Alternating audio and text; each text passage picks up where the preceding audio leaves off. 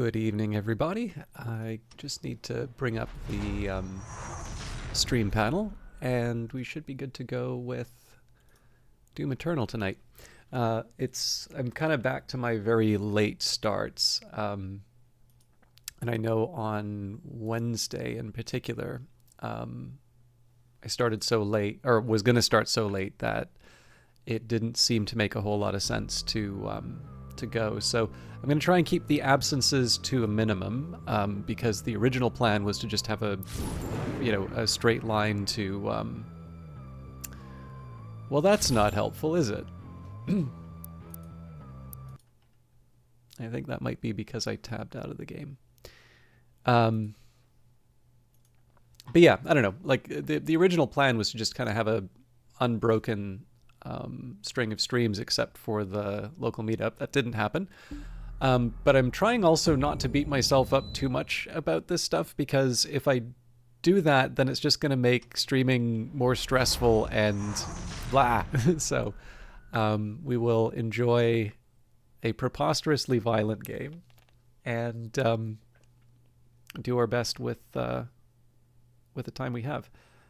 I'm also forgetting if I properly tagged this as Doom.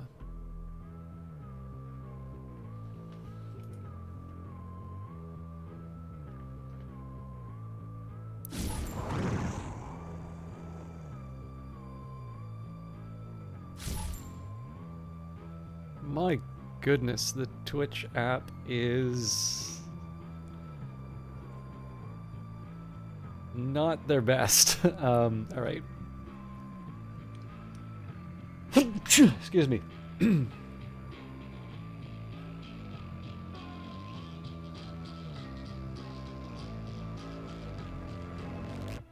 Okay, for me it says that it's Doom, so we should be good.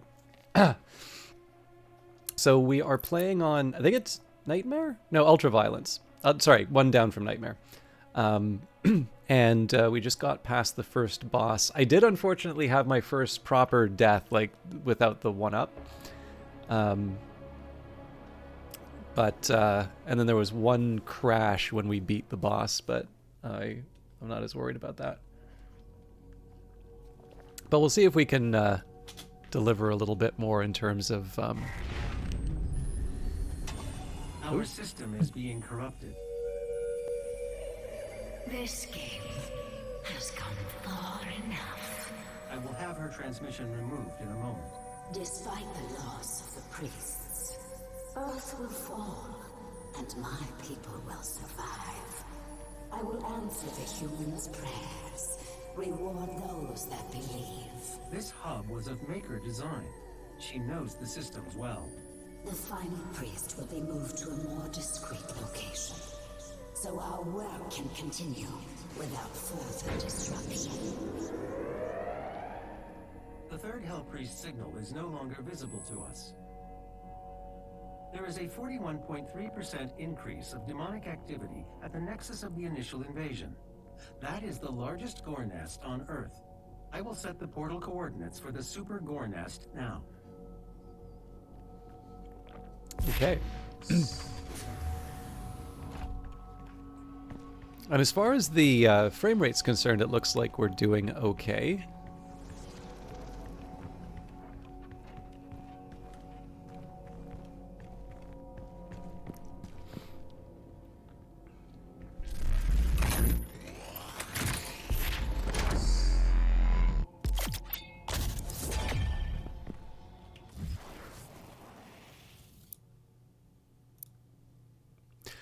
The Ballista, the weapon of choice for Sentinel marksmen. It is said in Sentinel battle lore that a single battalion of archers defended the walled city of Ilkana for 10 days and 10 nights, armed only with their ballistas.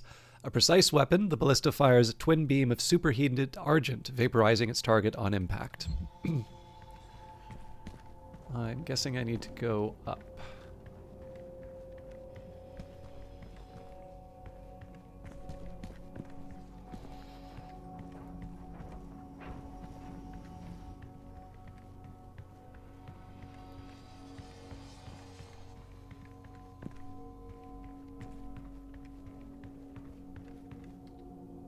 I'm not sure if the game intends me to run around the fortress a little bit more than I actually do, but pretty much I just go wherever... Oh, you have unspent Sentinel batteries in your inventory. Spend them in the Fortress of Doom to unlock Sentinel crystals, mod bots, and Praetor suit points.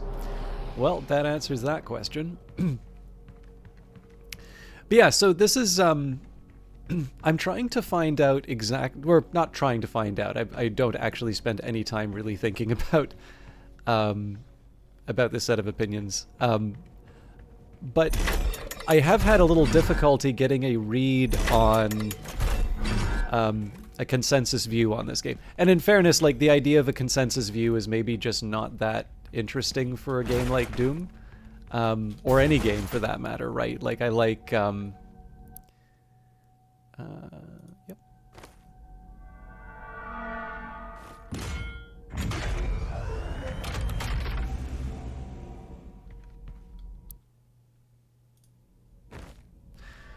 Hey, HA.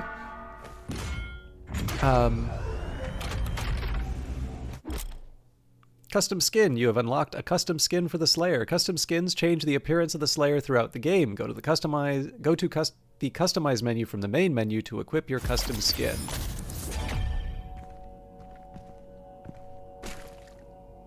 Yeah, so I don't actually pick these up.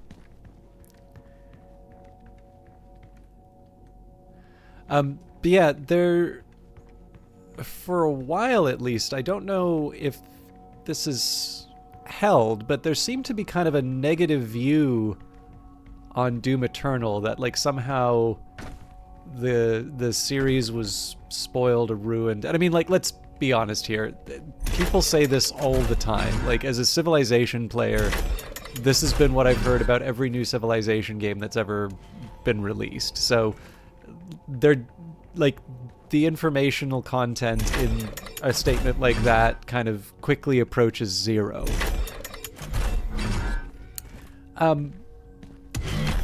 But having played this game for a bit now, I can actually kind of see where there might be, like, where you might be losing some people who really liked Doom 2016. I think you could actually almost say, to a certain extent, it's a bit like the decision to take Darkest Dungeon 2 in a bit of a different direction.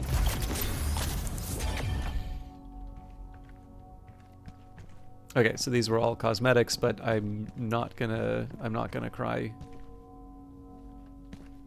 about using the batteries.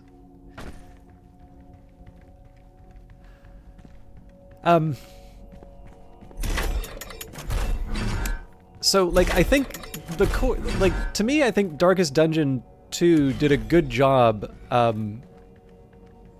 you know, making a game that was close enough to the original that you sort of felt like you were in good hands, but then I'm not quite sure what I wanted to do here.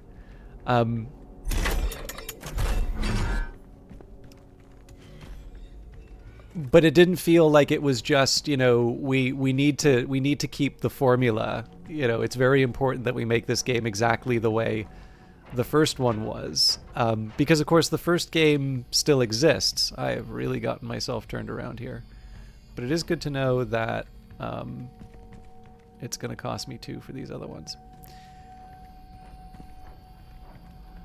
So yeah, overall, like, I think it's, to me, I think it's better when games have sort of the courage of their convictions and say, you know, I know you think you want this thing. Sorry, I know you think you want this to be. Wait, this is the comic room again. I know you think you want this to be to be exactly the same as the old one, just maybe with some improved graphics. But you don't actually want that, and you know, just trust us. You'll like this other thing better. And again, that's not an easy thing to do. I mean, you can see it in so many other games. There are definitely some. Wow, I've really gotten myself turned around here. There are games that very clearly do not want to mess with the formula. So I think this might have been a problem that Assassin's Creed ran shortly after, I guess it would have been Unity, because there was that time when the the series sort of went on hiatus and they thought about it again. Now the thing is, I haven't played enough Assassin's Creed to say that for sure, and I've definitely not played the new ones, so maybe they're sort of back to a certain formula. But in the case of Doom Eternal, there are some good things and some, like, I'm still not sure how I feel about them. So the core thing that you play the Doom game for, right? The gunplay, the running around, you know, all of that feels great. Obviously, they brought the composer back for the same composer back for the soundtrack. Of course, it does seem like there was a really bad situation that caused that relationship to fall apart, which I feel quite bad for. So all of that stuff is still there and still great. I'm sort of running around to filibuster. No, I'm sort of just going to finish the point and then we'll jump into it. But I will confess, it does feel a little weird to have this whole base section here. I'm clearly getting lost in the Doom Fortress.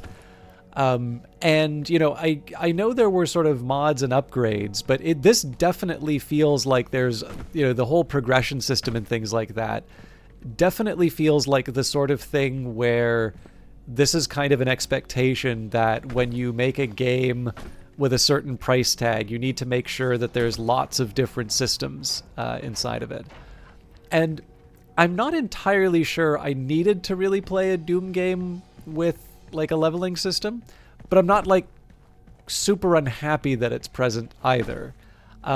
Because the other thing is like that's maybe the slightly more negative case. The positive case is that there's some actually really smart stuff that they've done in terms of improving the or enhancing some of that core stuff that we like. So a great example of this would be the flamethrower, right? So you've got the chainsaw if you need ammo, you've got the glory kill if you need health, and so, you know, the one part missing in that little trinity is the armor. And so now they've presented something that gives you another challenge for bringing in the ammo. There's, you know, even I'll confess that I feel like a moron when I do some of the platforming stuff, but like the fact that you have these dashes and the double jumps and things like that, obviously that allows you to do some neat stuff in the, you know, in the environment, and that can make for really satisfying gunplay. So I'm still trying to figure out exactly how I feel overall about Doom Eternal and some of the changes, but over, like, I would say my feelings on it are very positive. It just does sometimes feel a little weird when I'm like building up a base rather than killing a bunch of stuff. Okay, the Super Gore Nest. With the elimination of Degranek, only one Hell Priest remains. As you prepare, for the final encounter with the remaining priest, your plans are interrupted by the Khan Maker. In an attempt to ensure the consumption of Earth, she has hidden the priest and accelerated Hell's invasion of the planet. The increased number of demons overflowing from the Super Gore Nest threatens to overtake Earth. Gain access to the nest and destroy it before it's too late.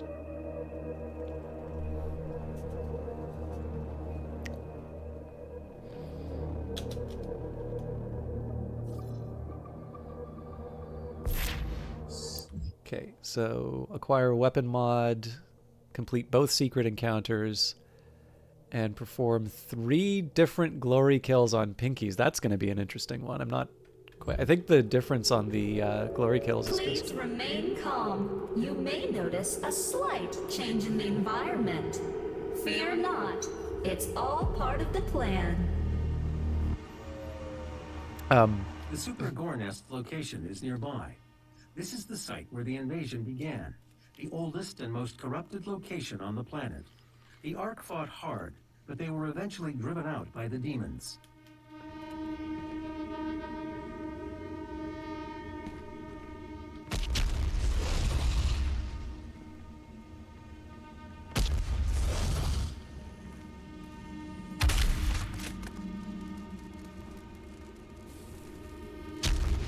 Oh, for heaven's sake.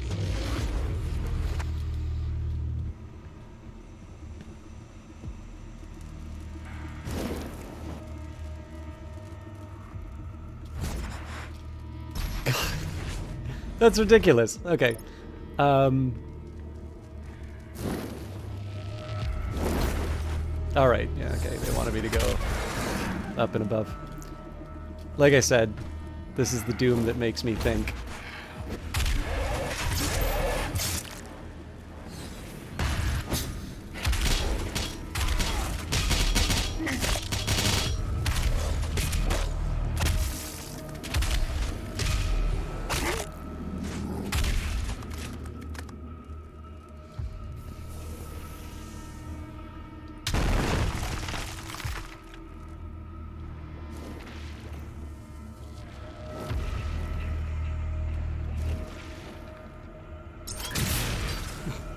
Okay. Shoot a sticky bomb or a frag grenade into its mouth to instantly stagger it. I haven't seen the Cacodemon though, so he'll show up, I'm sure.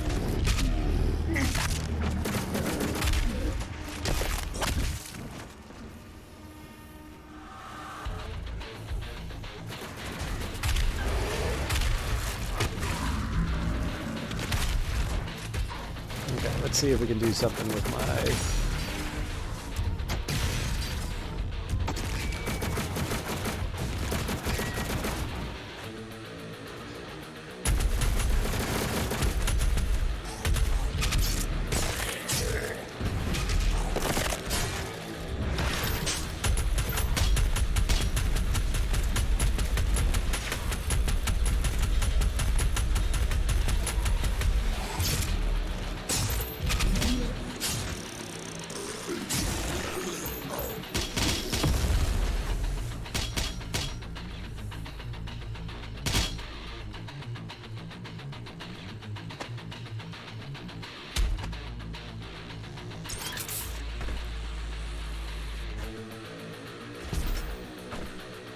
It's kind of interesting the way that they do the ruins, because like I'm trying to think of a way that I can hop up to the one up now, but there's clearly some things that they don't want me to be climbing up onto.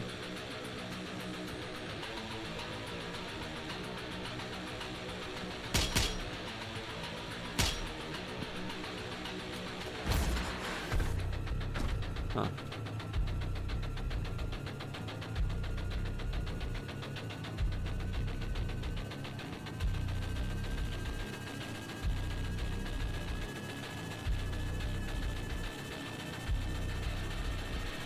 It definitely feels like this is the area that I want to find that at, but...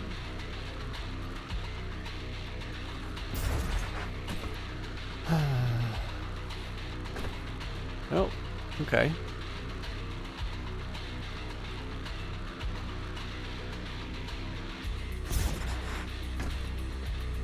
So I would have thought that you just like punch this thing open, but...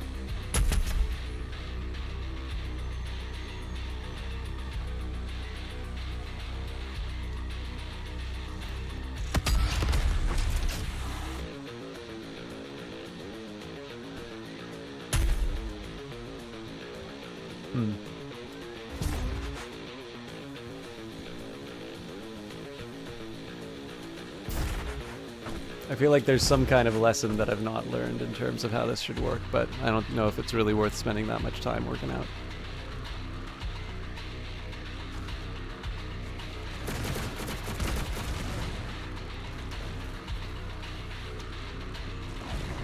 Okay, so big secret up there.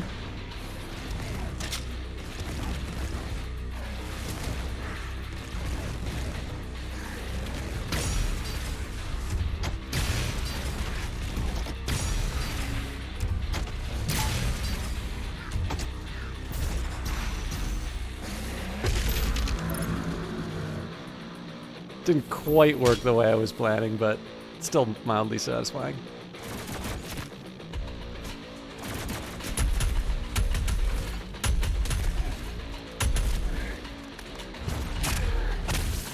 I also never realized those guys had jetpacks. Okay.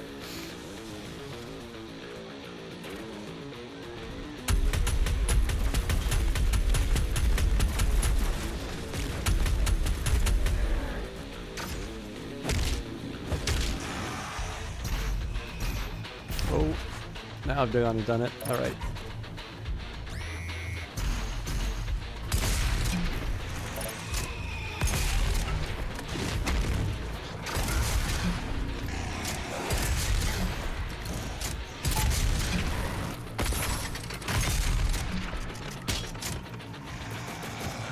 I was gonna say that wasn't even the weapon that I wanted.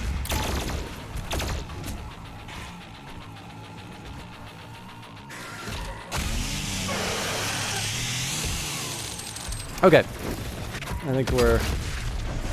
Oh god, I didn't even need to do... Alright. We'll work with this.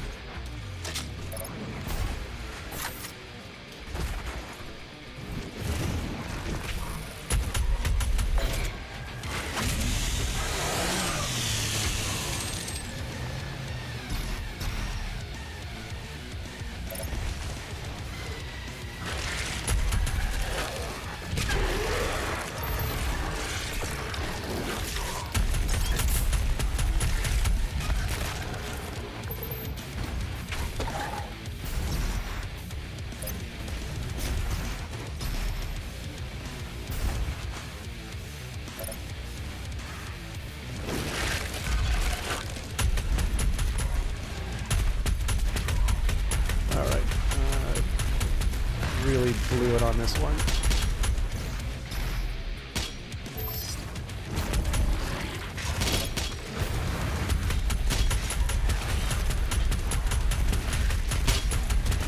I also mostly just need to stop spreading the damage across the enemies right now.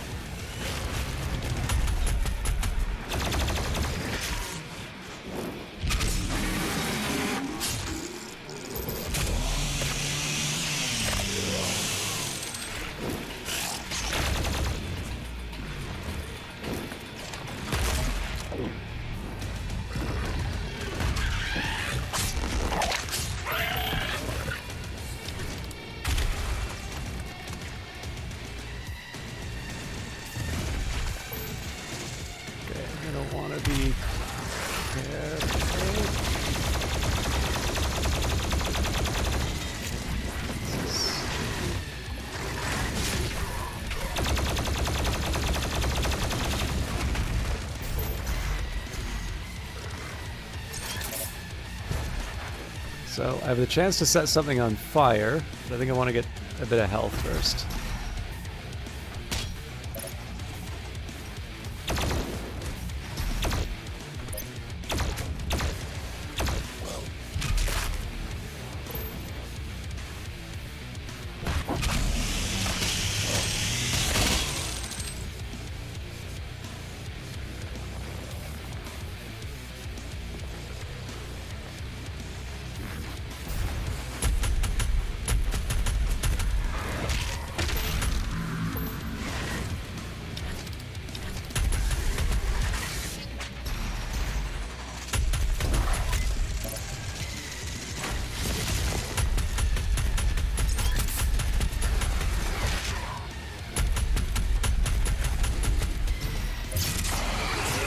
Obviously, it was a bit premature on trying the glory kill, but we got through it.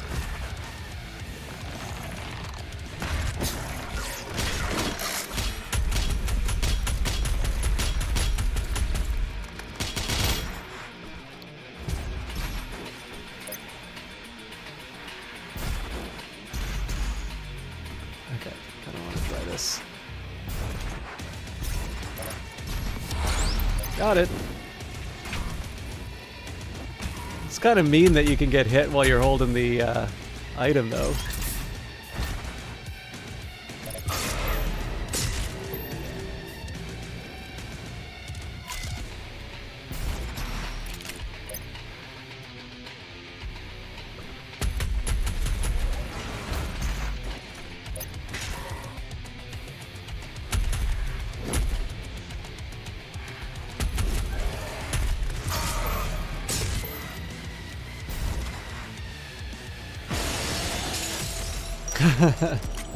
All right, well.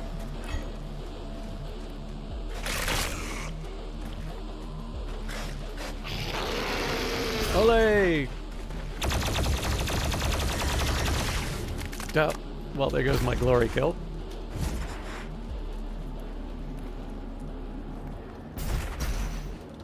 Clearly something's causing the game to chug.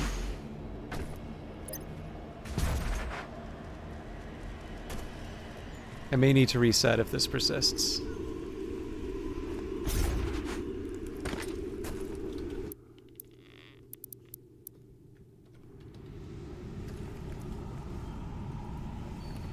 It's not really any better, is it?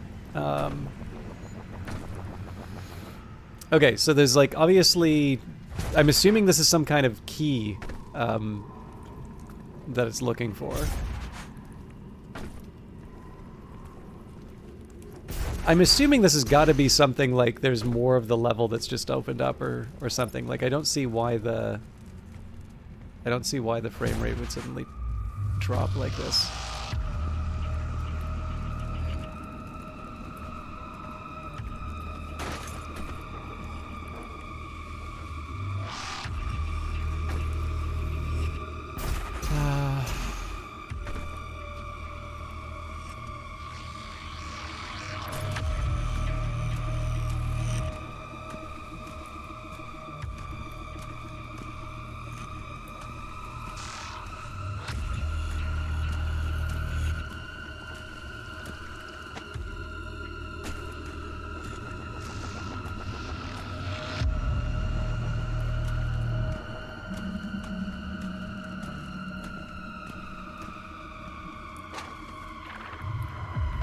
I'll try going to the next part of the level, and then, assuming that there isn't a sudden improvement in the frame rate, I will reset the game.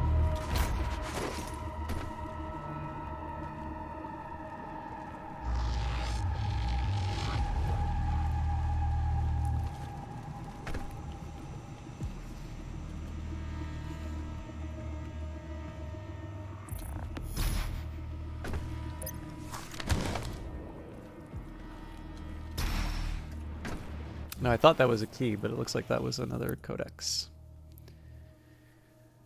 The Hell Growth Part 2, we apparently didn't get Part 1.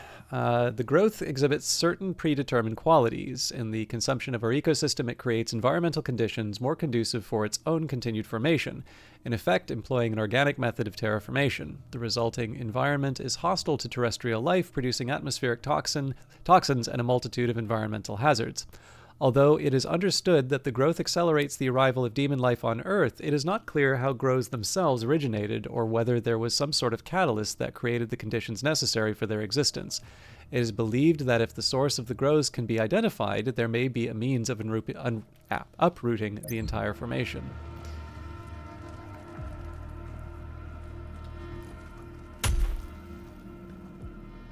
Okay, so I guess I'm gonna have to just hope that my checkpoint isn't in a weird spot. I'm gonna try going to the menu first and hope that that maybe solves the problem. If not, I will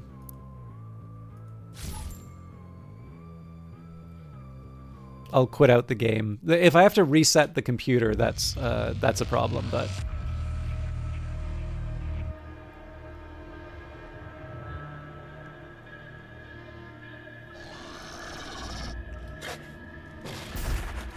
Okay, well, I welcome the chance to redo this, but clearly the frame rate hasn't improved, so just bear with me a second here.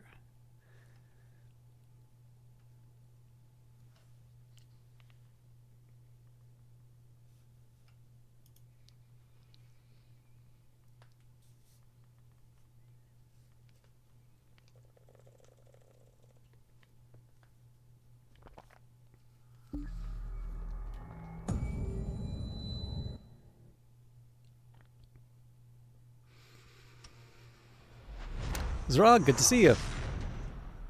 Having a little bit of technical trouble, but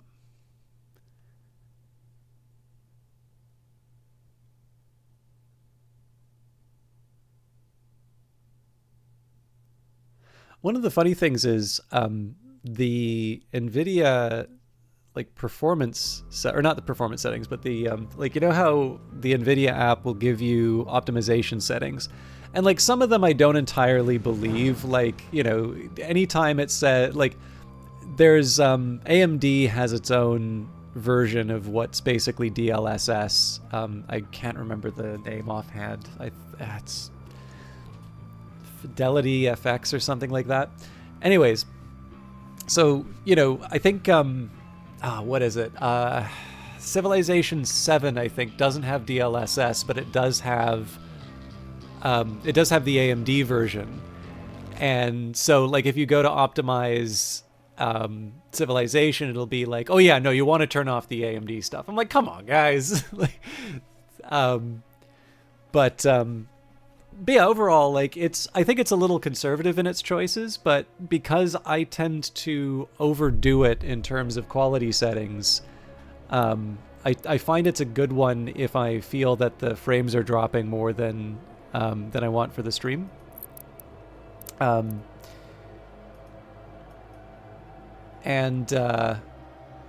yeah, it seemed to like kind of have everything at the top level, which makes me think there's something else going on.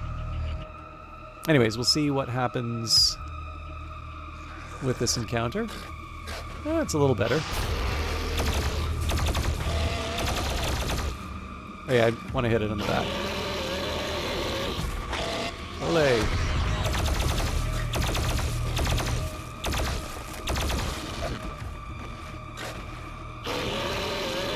Olé! Didn't even have a chance for a glory kill. Alright, well.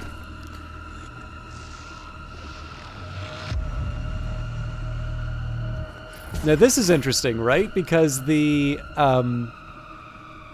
items picked up.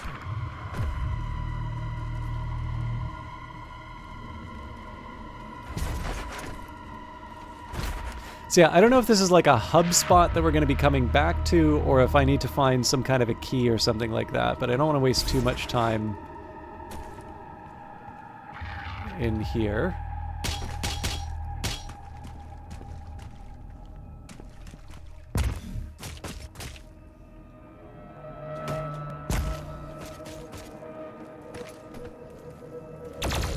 My brothers and sisters, let's hope to make our friends' transition into their new world a comfortable one.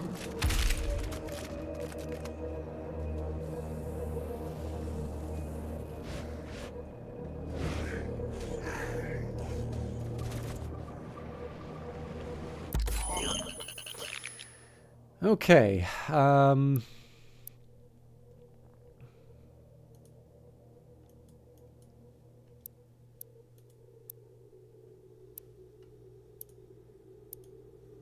Arbalist, hold right to charge up an energy projectile that embeds and then explodes, or Destroyer Blade, hold right to charge up and launch an energy blade that will cleave enemies as it flies.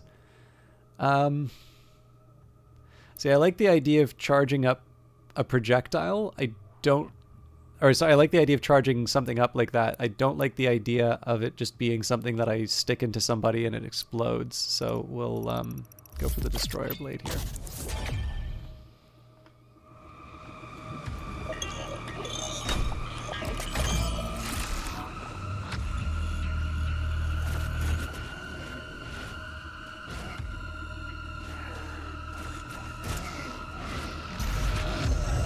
Hi.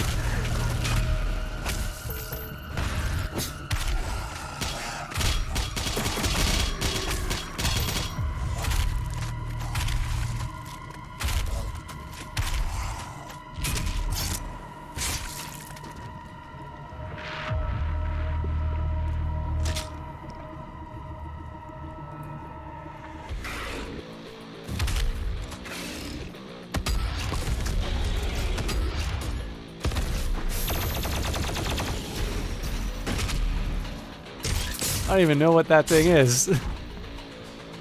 Dread Knight. Chain gun can quickly falter this demon. So I used all the wrong weapons. A variation of the Hell Knight's breed, the Hell Knight breed, the Dread Knight has been modified with and hardwired for aggression. Armed with exoprosthesis powering energy blade augments, the Dread Knight is the lethal result of UAC cultist engineering. Epinephrine regulators modulate the Dread Knight with an unbroken flow of rage-addled adrenaline, while its endorphin receptors have been synchronized to respond with the use of its arm-mounted blades. With each kill, the Dread Knight is injected with a flood of artificial dopamine. As a result of its augmentation, the Dread Knight is driven by a biochemically engineered state of pure, unbroken rage, a suffering for which respite can only be found in the act of the kill.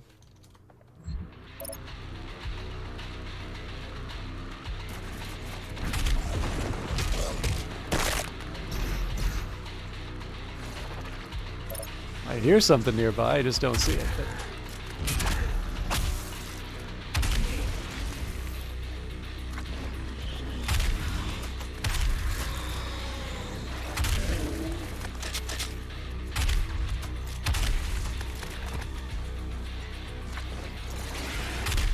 well, shoot.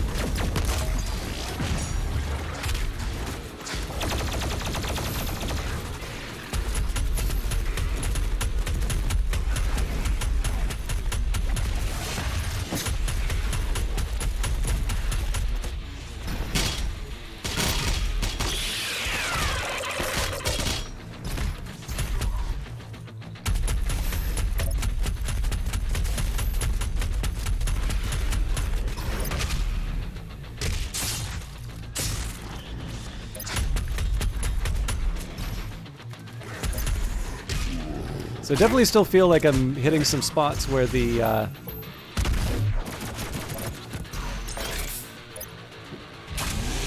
game's chugging a little bit, but I'm going to do my best to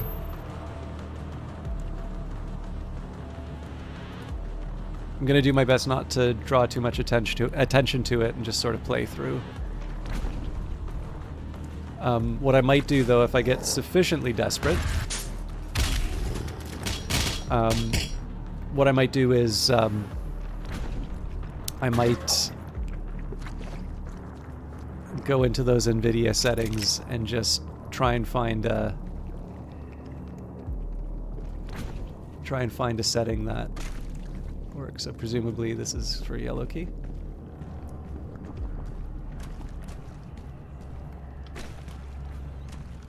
Look at it, mocking me.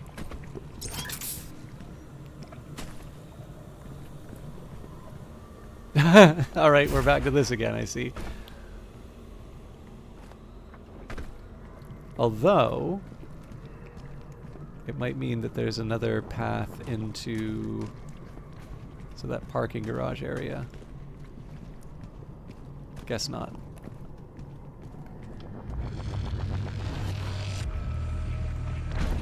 I am slightly curious about one thing. So I'm not planning on stopping Doom tonight, but if I were to do something different, are there any feelings one way or the other about what I play tonight? Because I do actually I did buy a couple of things off of the spring sale. Buff totems increase the speed and damage of nearby demons. Buffed demons will endlessly spawn until the buff totem is destroyed. Melee the totem to remove the buff on the demons.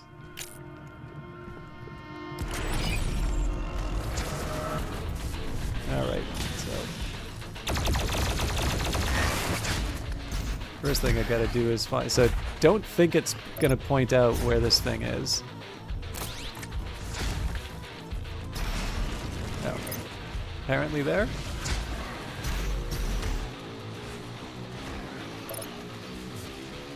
You kidding me?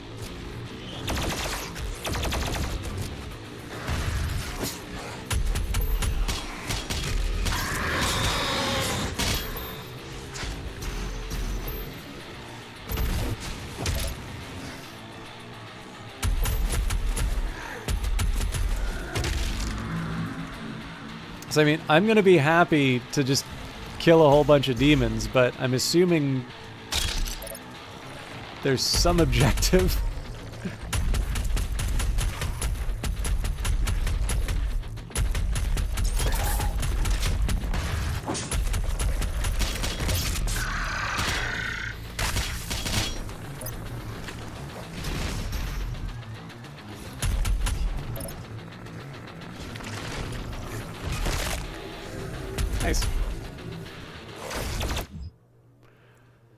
General tip, if demons are glowing red, a buff totem is active. General tip, if a buff totem is active, seek it out and destroy it immediately. A buff totem will continue to spawn demons until it's destroyed. In carnal manifestations of human suffering, these totems are formed from the tortured resonance of the once living, made flesh by the black arts of demonic psychomancy. A beacon of necroplasmic darkwave energy, the buff totem, once fully formed, radiates the surrounding environment with a dark cloud of hell magic. This energy possesses influence of great power for anything living caught in its wake. Demons, while in its presence, become adrenalized, their aggressiveness and bloodlust amplified. Inversely, these totems have become symbols of fear for humans who have encountered them, its presence tainting the mind with nightmarish terror. The propagation of these totems would ultimately necessitate the development of the Arc Mind Shield, a cyberneural implant which would immunize its soldiers from the psionic properties of the buff totem.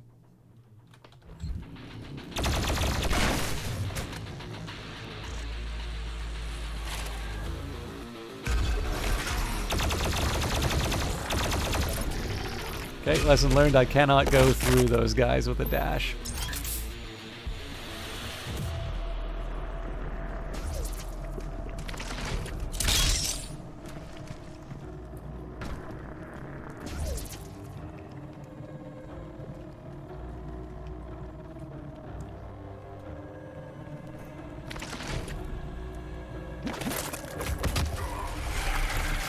Gotta remember that friendly fire.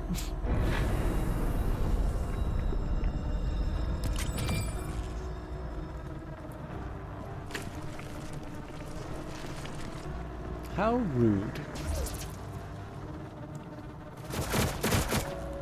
Remember, demon can be an offensive term. Refer to them as mortally challenged. God, this really is hell.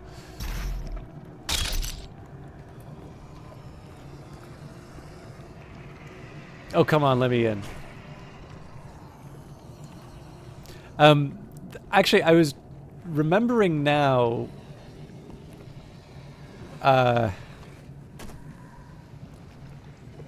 so I remember there was like a story that I had heard, and it was it was related to a game, and I was trying to get a read on what game it was and why I was thinking of Doom, and I'm trying to remember where I heard this story. It was in regards to... Huh. I'll take it.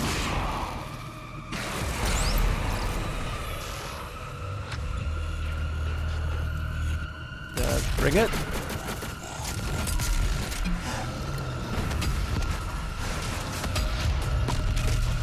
There's no way I'm gonna get this done in 10 seconds.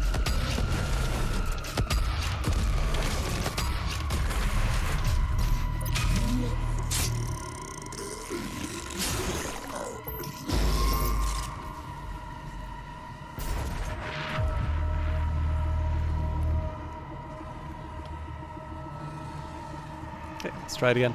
Anyway, so this is a story about, I think it was Diablo 3, and specifically the creation of like certain enemies and such. And it was actually one of the big ones that came up.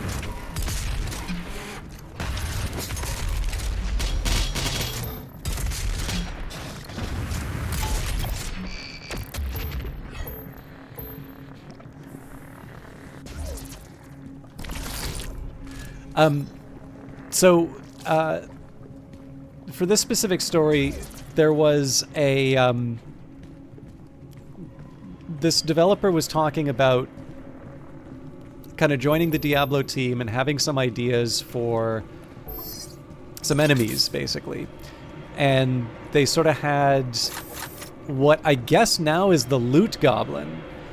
But they're sort of talking about the attitudes of the Diablo team at the time. Because, I mean, there'd been Diablo, which was a big success, and then there's Diablo 2. Again, very big success. A very specific type of game. And apparently Blizzard had a really good idea of what made a Diablo game. And, you know, to be fair, who better than Blizzard to decide what is a... or isn't a Diablo game, right? So like the idea of the Loot Goblin, I think the story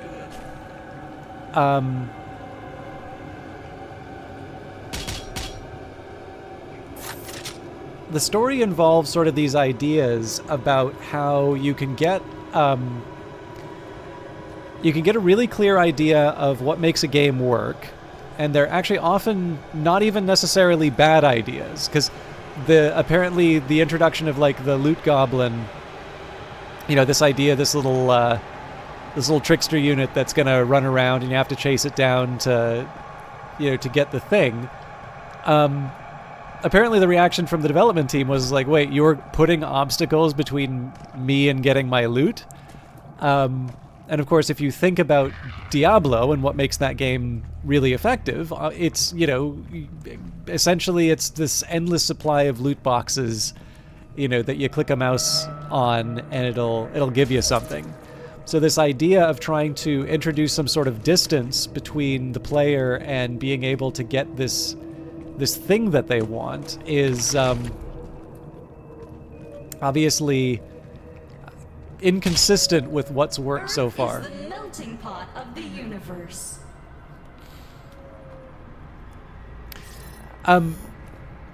But it would be fair to say that this enemy now exists inside of Diablo. And I think one of the reasons why that story came up was because there were a few other choices that the team needed to make for that game. And one of them was the way that the game would play on consoles. It's all well and good to have a big inventory system. I guess we need yellow for this, not blue. It's all well and good to have kind of an inventory system and a whole bunch of trash that you pick up and, can turn into gold.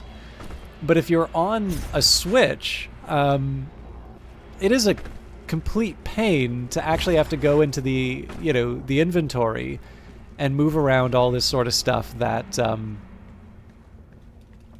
you're never going to use, right? Like, there's just a bunch of loot in Diablo that I don't think any player is intended to ever actually equip. But you fill up your inventory, you get your things, and you're happy. All right, let me see. Faster glory kills, further glory kills, speed boost after glory kills. I guess we can do the saving throw. I don't want to equip it, but...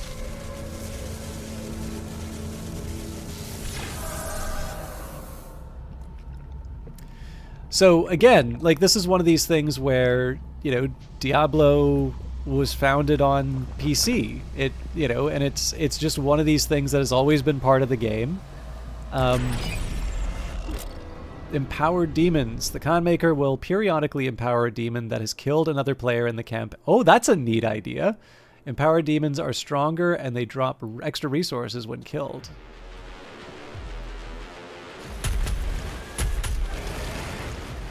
So it's not quite Dark Souls, like you don't have the shadows of old players running around, but this is a cool idea. Oh boy.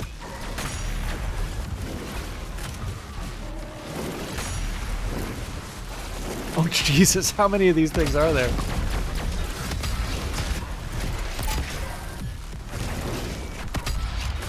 I'm gonna have to pop down in a little bit. Oh lordy.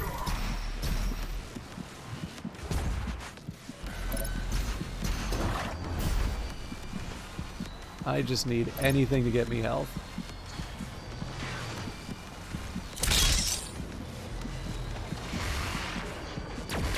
That Magupus is going to eat me for lunch in a little bit, but I see some health over here.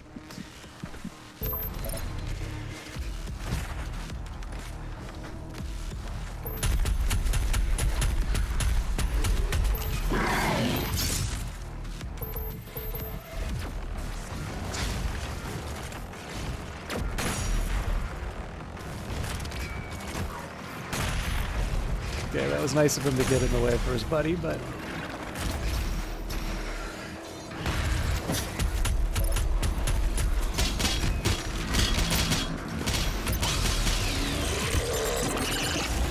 Also, I'm noticing the frame rate's chugging again.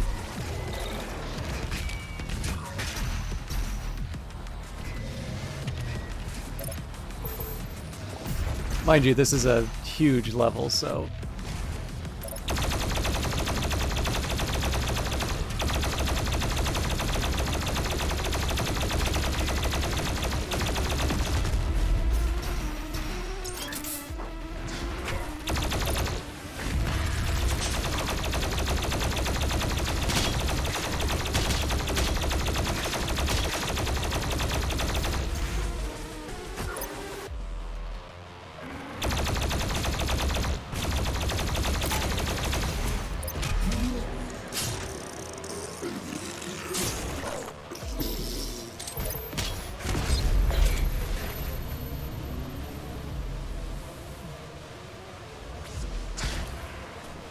Really want to chainsaw something.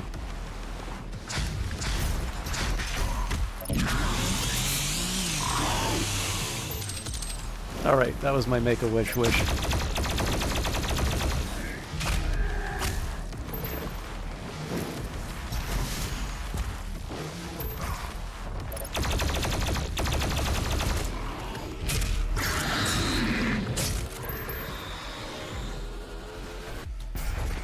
Hey, Josh, you met?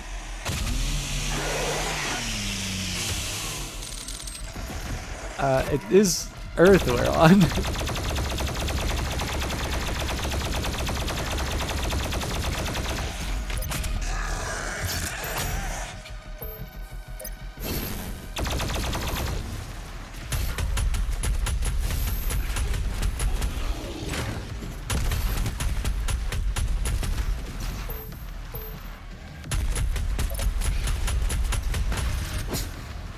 Not quite what I intended, but I'll work with it. Alright.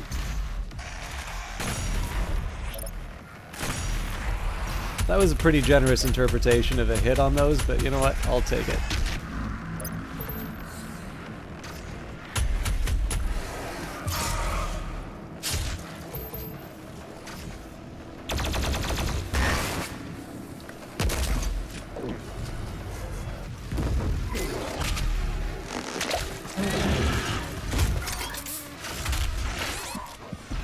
Damn it.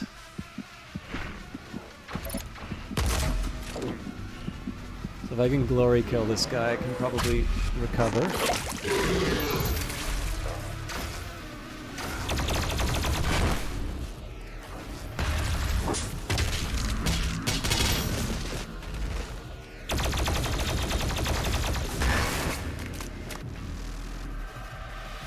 I'll take it. All right. Anyway, sorry. So I was talking about Diablo 3. So you've got you've got this attitude which sort of says the game is about collecting loot. Anything that's getting in the way of the player being able to collect their loot is bad. And the idea of getting rid of the trash loot is also sort of a heresy, for the simple reason that you want this, you want inventory to fill up. You want to have things that you can turn into cash, and then you want that to be special when you find something big. But again, that's an assumption that is great for PC, and it's just death if you want to play on console. So the end result for that particular problem was any of the trash loot was ultimately turned into gold. Basically, it's equivalent for gold. So you would be running around. I think that was also where they introduced picking up the gold when you just run near it rather than having to click on it and pick it up. Again, you can see how that would be something that would be helpful for console players. But that involved sort of questioning the idea of what a Doom game, or what a Diablo game was. So the reason why I was thinking of that specifically was basically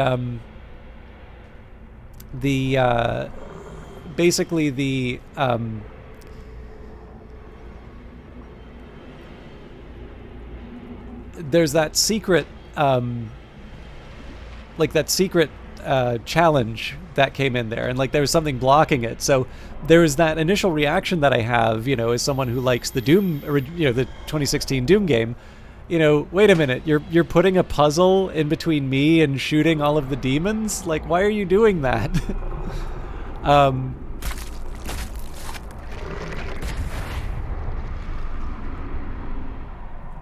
Two more keys will be required to open the passage.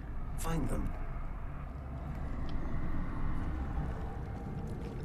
But again, I have that tension between what I sort of think I need, and then the idea that my default assumption is going to be... Evolution just needs a little push.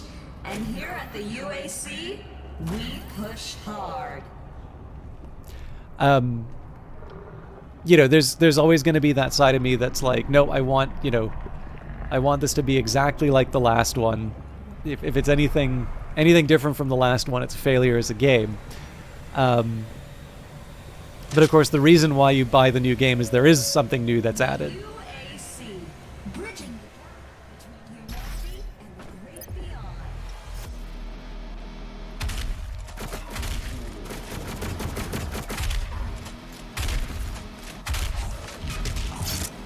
Should have gone for the armor.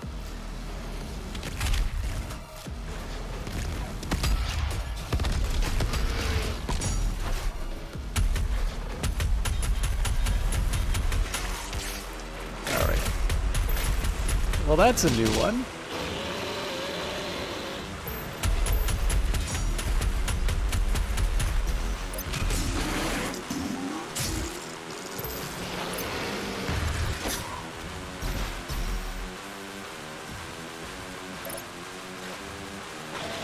A close quarters pinky is not an easy thing to deal with. Oh god. Or I guess it's a shadow pinky. Spectre.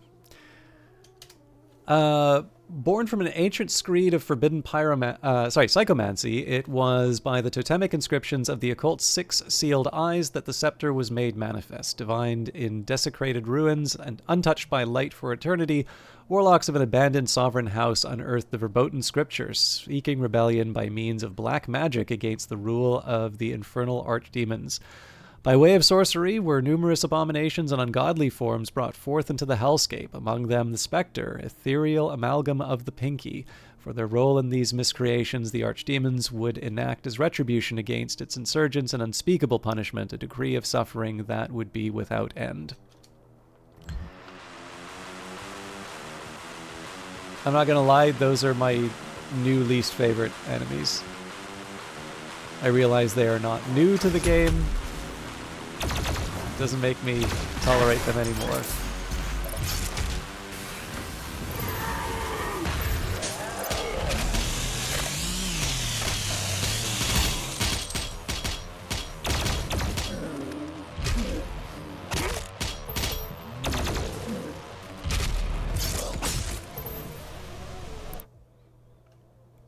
Okay. So generally I prefer going for ammo.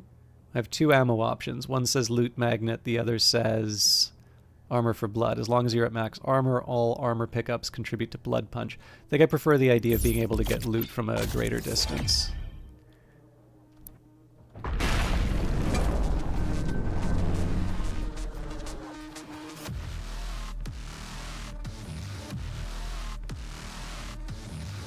I also thought that was the blue key for a second. I was a lot happier than This is the I heart should of have the been. nest. It has taken root in this facility's main power generator. Reactivating the generator will destroy the nest.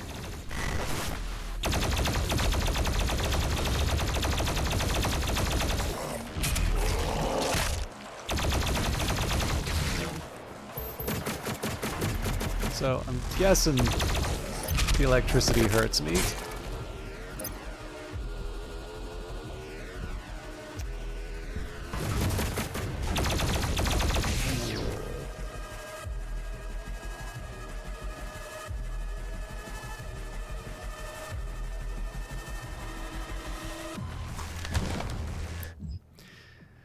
Supergore Nest, Vega data entry, report file, ARC AAR C37, ComSec Red, Analyst T Washington 43. Report starts. Operation Lock AAR follows.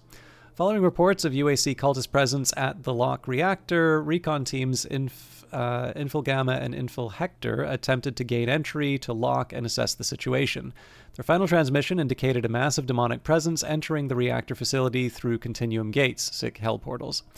An emergency Global Council meeting approved an immediate ARC response to the situation at the Locke reactor. The assembled coalition strike force included 4 U.S. battle mech divisions, the Con-Ur long-range naval artillery barrage fleet, 27 U.S. Nightbird Apaches, 3 NATO shock troop battalions, 2 Con-Ur rapid response levy tank divisions, and 18,000 coalition special forces units. The initial bombardment from the LRNAB was met with immediate response from invasion forces.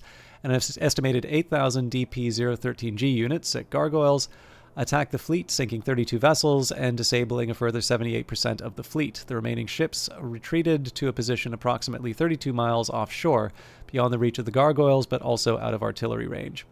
With the fleet out of action, the battle mechs and Apaches initiated a danger-close salvo against the reactor. As shock troops and special forces attempted to rearward infiltration, several platoons made it inside the reactor, where the demons had already established a DP-136 nest, 6 Super Gore nest.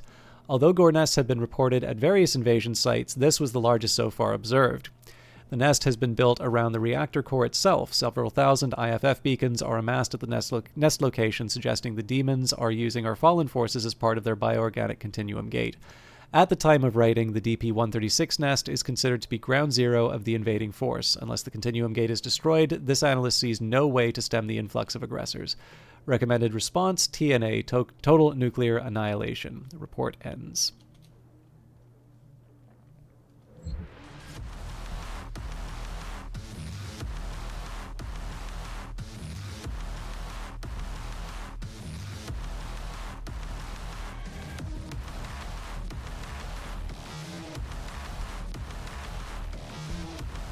Pretty sure I don't have the red key.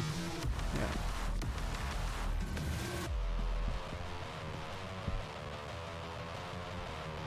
I'll be honest, I kind of wish they didn't direct me here.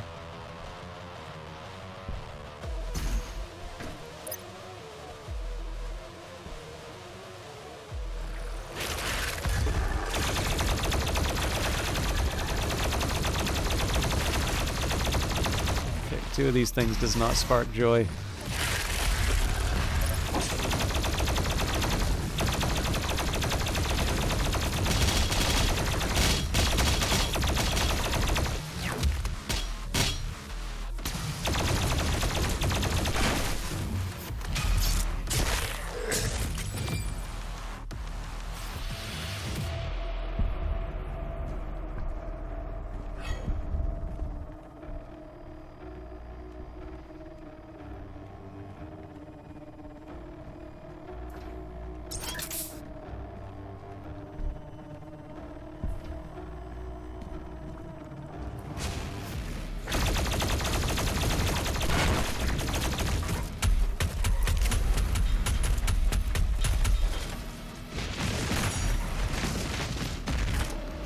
Not a great spot to be in, but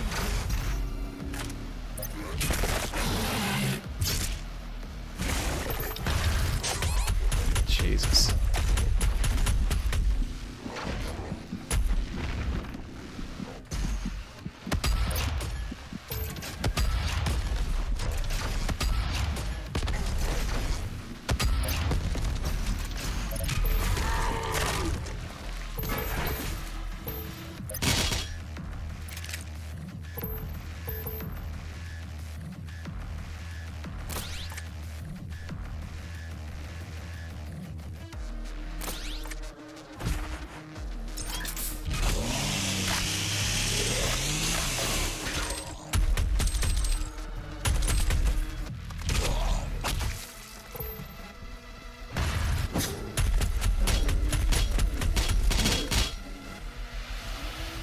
So I'm wondering if yeah, it looks like that's to save me from radiation.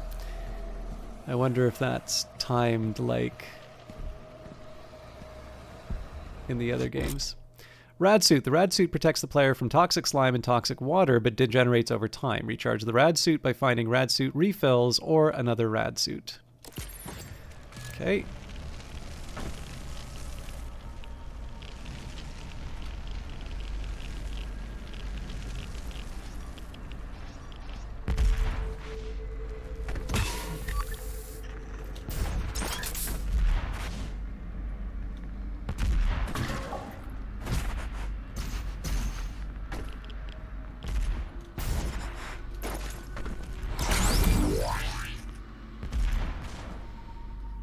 Probably not where I was supposed to go, but you know what? I'll take it.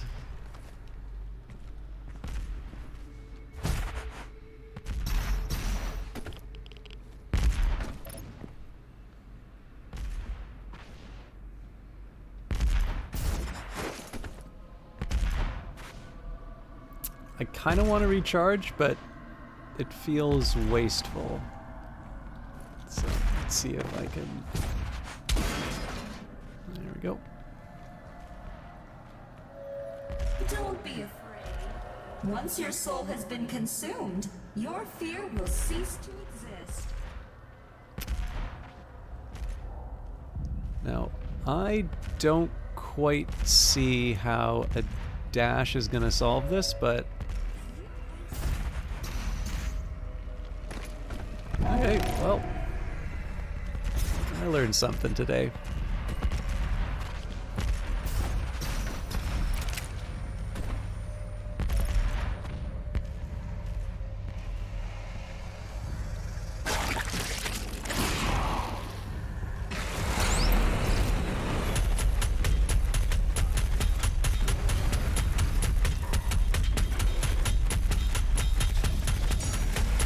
This is so not going to work on this timeline.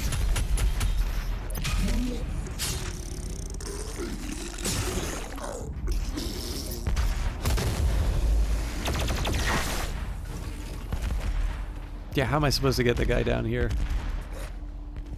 I think I'm just going to have to accept the loss and...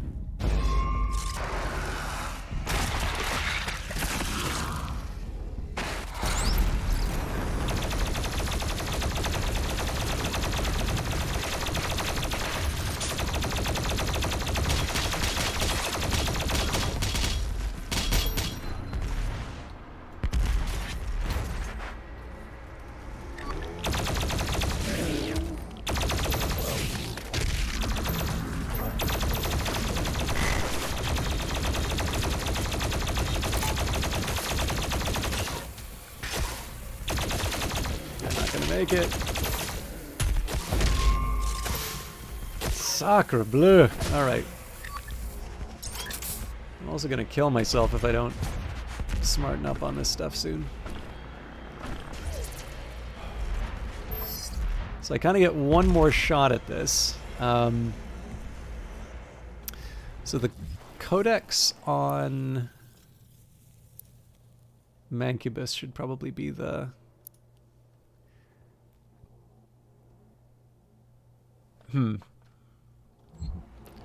Doesn't quite tell me how to handle them, but I have an idea.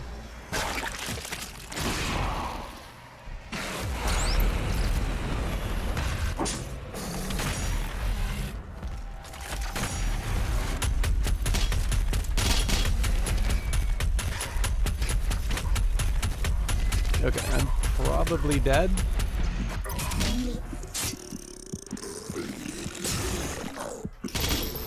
At the very least, it's going to be really hard to...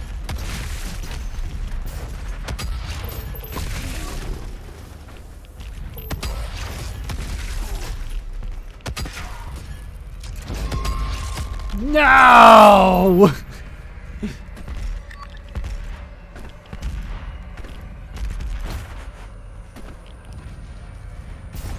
I think do I really want to do this one more time?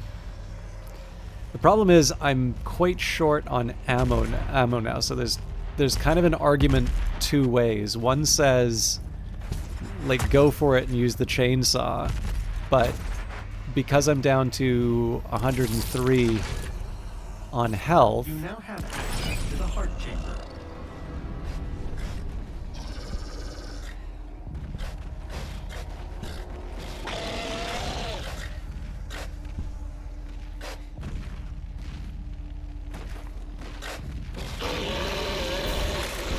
Olé!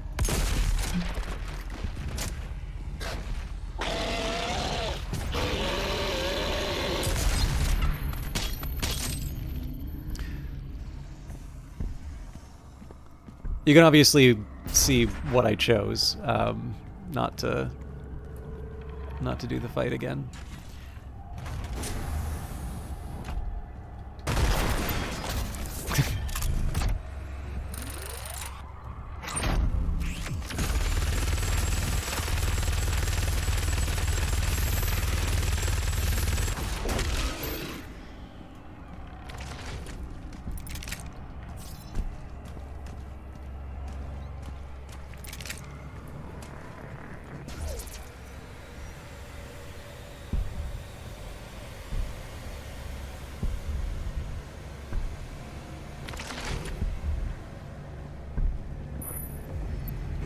generator is in a dormant state.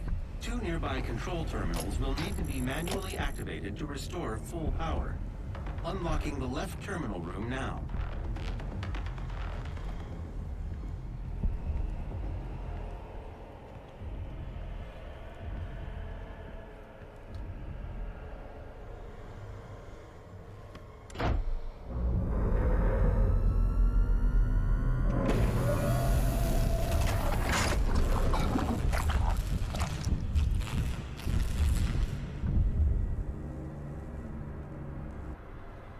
% of power has been restored. The second control terminal still requires activation to destroy the nest.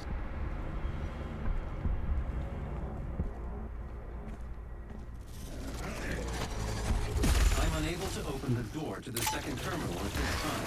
You'll need to find an alternate route.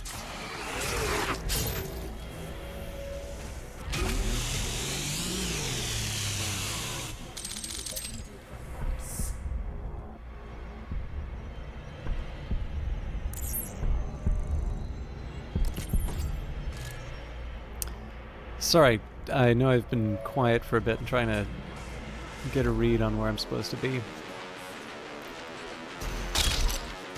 Well, I tried.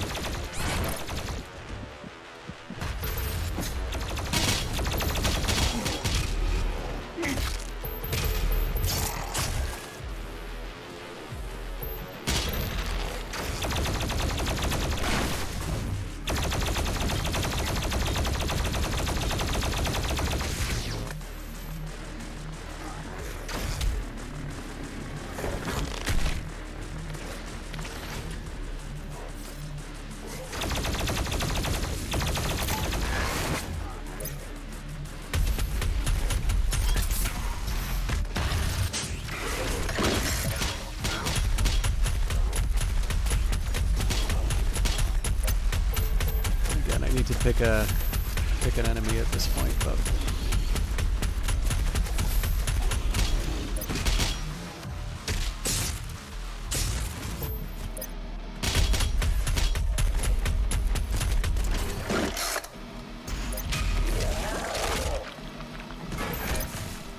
so what I obviously need right now is something fragile enough to be able to do a chainsaw attack on.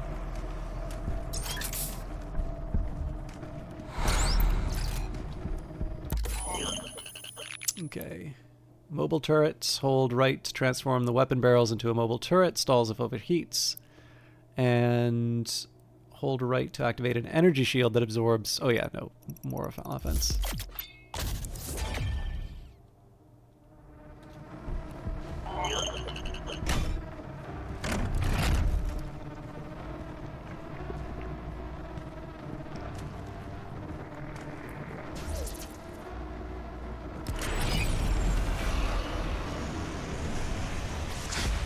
Okay, I think that means there's a totem nearby.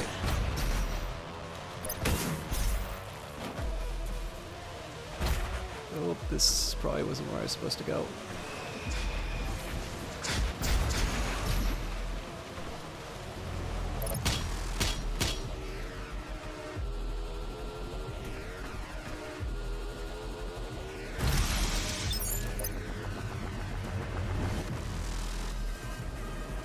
Okay, I am nowhere closer. There we go.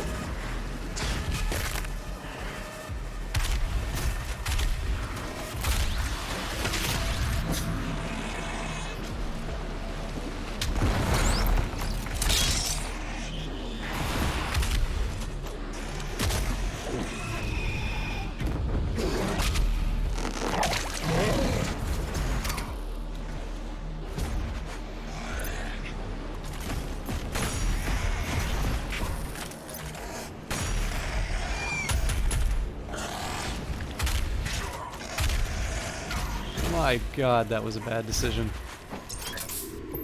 Okay.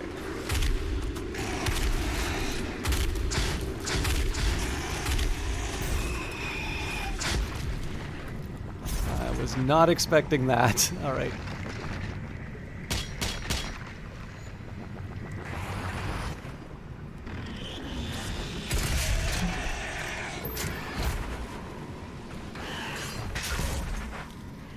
The big problem I have here is I only have these little platforms to jump on. But clearly all the demons are good melee attackers, so... Anyways, we got through it. Now I need to figure out how to get where I want.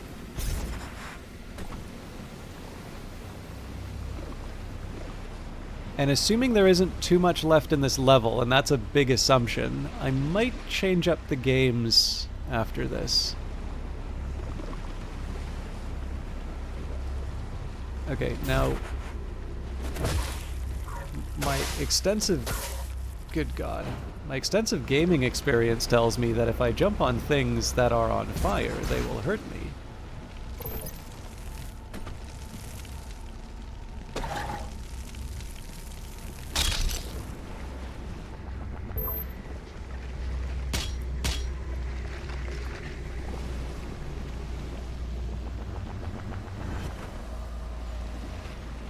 Okay, that just took me back to the old spot.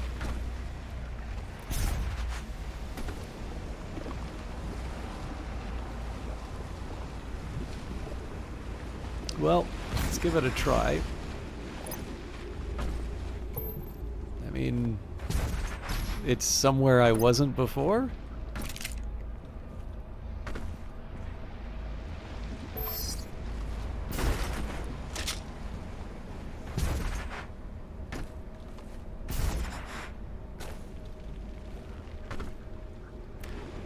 Okay, now if that's just intended for me to go back over...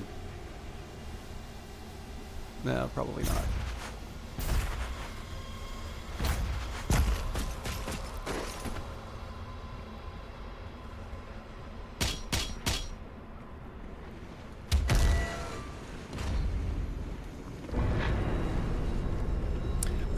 The totems are... Hey, Knight, how are you doing? Just answering Joshy Man's question. Now, I've learned that if I tab out of the game, bad things happen, but I can... if you could just give me a second, I will go to the Twitch app. Hello, Raiders. But to answer your question, Joshy Man, so this was introduced in this level. So a totem basically gives a buff to all of the enemy units, makes them faster, makes them I think do more damage. I don't think it gives them more health. But anyways, it's a buff to the enemy. You can detect it with sort of the red glow that they have, but it seems like it doesn't give you any direction in terms of where the totem is, so you kind of have to search the level. Oh, sorry, and it also basically gives an endless procession of enemies. So it's something you want to deal with. Anyways, how are you doing tonight? Night 97. And what were you playing? And Young Nasty Man Live, thank you very much for joining along in the raid. I've been, I started late, and I'm quite absorbed in the game, which is nice, but the problem is that the original reason why I did Doom was because I really liked the 2016 Doom. I still like it.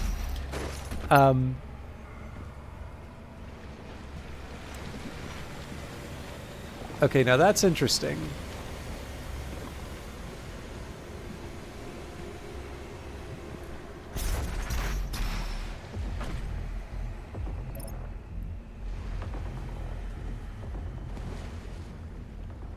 So normally the green kind of tells me I should be moving over there, but it seems like it wants me to be going through this whole thing.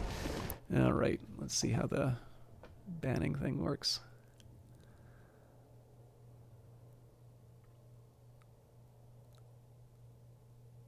But yeah, anyway, so the reason why I first did it was it's sort of been on my to-play list for a while, and you know, I like the 2016 Doom. But my main reason for the specific day that I chose it, so I'm gonna have to climb up on that, but I want to see if there's anything else I can do.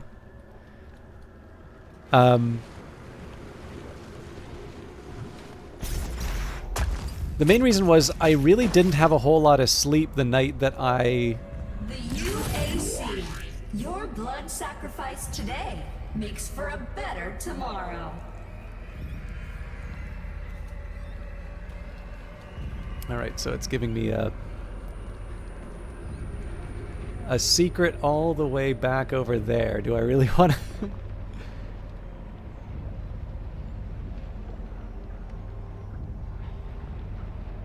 We're going for it. No! Damn it!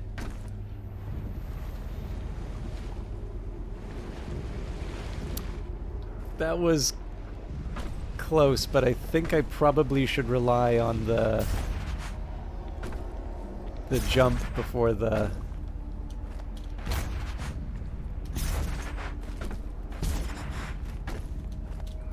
Just let me up here. Ooh, the WoW of Warcraft. But yeah, so anyways, I was quite tired the day that I did it, and like the idea was, it's like, okay, I can just play something a little, you know, a little mindless. Like obviously the combat sort of expects you to be on your toes, but it's not like, it's not the crazy strategy games that I normally like to play. I sort of like, okay, this is something that's sort of low pressure for me to play on a day that I'm not feeling 100%. But they do seem on this one to have really embraced sort of the old kind of the old style level design where you're looking for secrets and, you know, things like this. And just sort of generally... Alright, let's see if I can pull this off. Cool.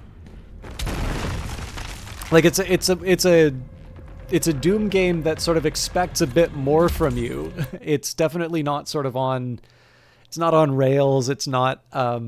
It's something that, you know, in addition to having the really good combat that made the 2016 one really memorable, you do actually kind of need to look around the levels and see what's going on. So it's different. It's actually quite different from what I was expecting. But it's possibly the worst choice for a sleep-deprived broadcaster who was just looking for something calm. It's not like I'm going to be equipping the... let's go longer distance first. Now, out of curiosity, and I kind of know about some of the changes to WoW, but I haven't been keeping track. So there's like two WoWs now. There's like or so far as I can tell, there's like the classic, where you sort of relive the old content. And then there's sort of the main progression, the progression of sort of the main series. Is that right? And if so, which of these are you playing? Alright,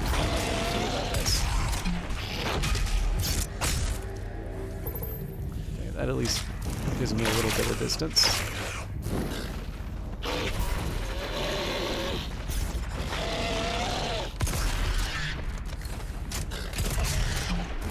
Okay, this is my first glory kill on a pinky.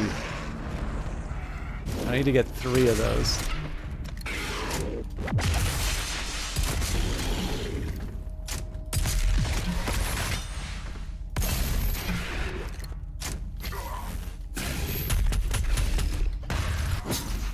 Not great.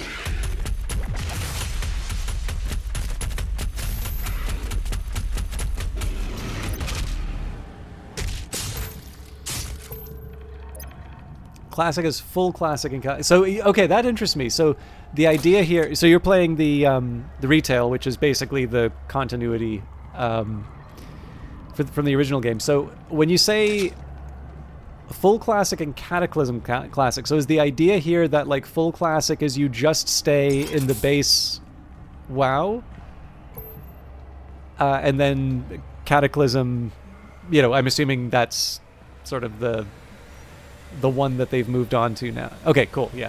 Because, like, there's a couple of fun There's actually a couple of fun details in terms of WoW for me. I've not played it in such a long time. I really feel like I don't think they'll ever add World of Warcraft to Game Pass. I think that game is just too profitable on its own to sort of merit that choice. The real problem for me right now is that I enjoyed the time that I spent in World of Warcraft, but the price of the subscription to me is the thing that keeps me from being able to commit to a Oop.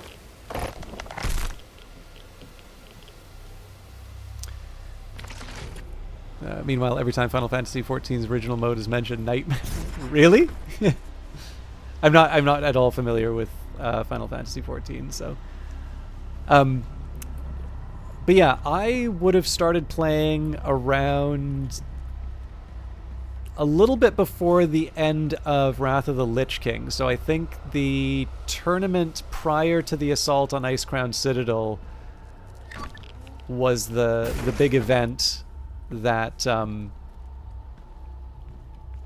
that it unlocked, and then there was the actual, assault on Icecrown Citadel, which started being unlocked. All right, I'm gonna finish the thought before I move into what promises to be a taxing encounter. Also, I really want to see if I can find out what the deal with this is.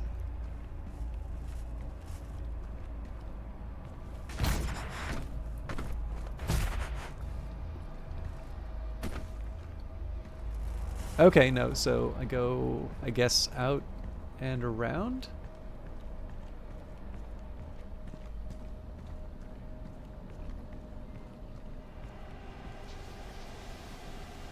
So yeah, in theory, there would be some way for me to get through those walls. But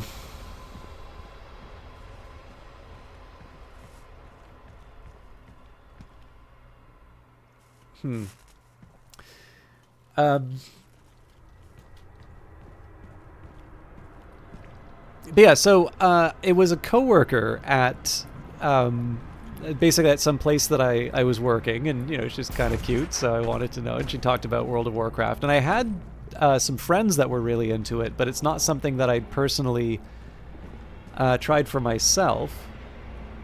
I wonder if I'm supposed to go somewhere on the outside. I don't think unless I can actually see a path, I don't think I want to go through this little song and dance again. So I think I might just have to accept that I'm not going to get every secret. It definitely feels like it's guiding me more along these lines, though, right? Like it says, okay, get into this room and you can bang it open, and get into that room. You know what? Hey, Vesper Fortune, how you doing? Folks, Vesper is also another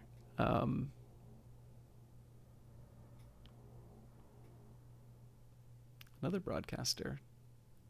He's the one who gave the very nice Be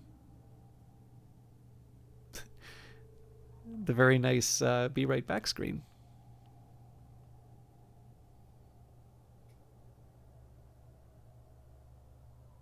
The Cultist Simulator one, obviously not my text. That's a me thing, putting as little effort as possible in. Oh, I really blew this one. But I'll see if I can make it. Okay, so yeah, and for all of that, well, sure looks like you're able to get down to that area, doesn't it?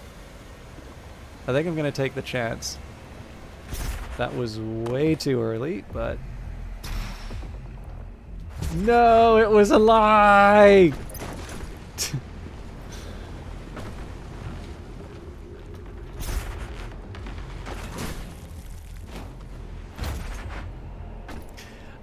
Okay, anyways, yeah, so, it's a good excuse, it's not every day that you see an attractive coworker who's into gaming, right? And I think I decided to go for like a trial or something like that. But, you know, was introduced to their guild, went along well, and like, I guess the first quote unquote date was going to like all of the different places in like Burning Crusade and all of that. And you're not talking about Stellaris, are you?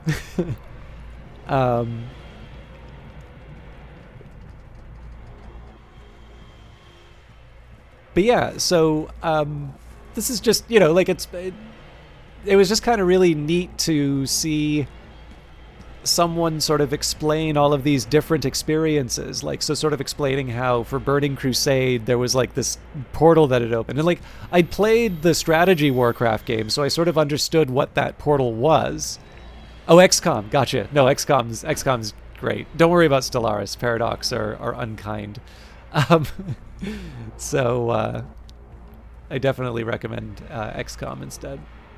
There's actually a couple of XCOM-like games that I've got on my to-do list, which I think you might be pleasantly surprised by. So if you like that sort of thing, there will be more of it in the semi-near future.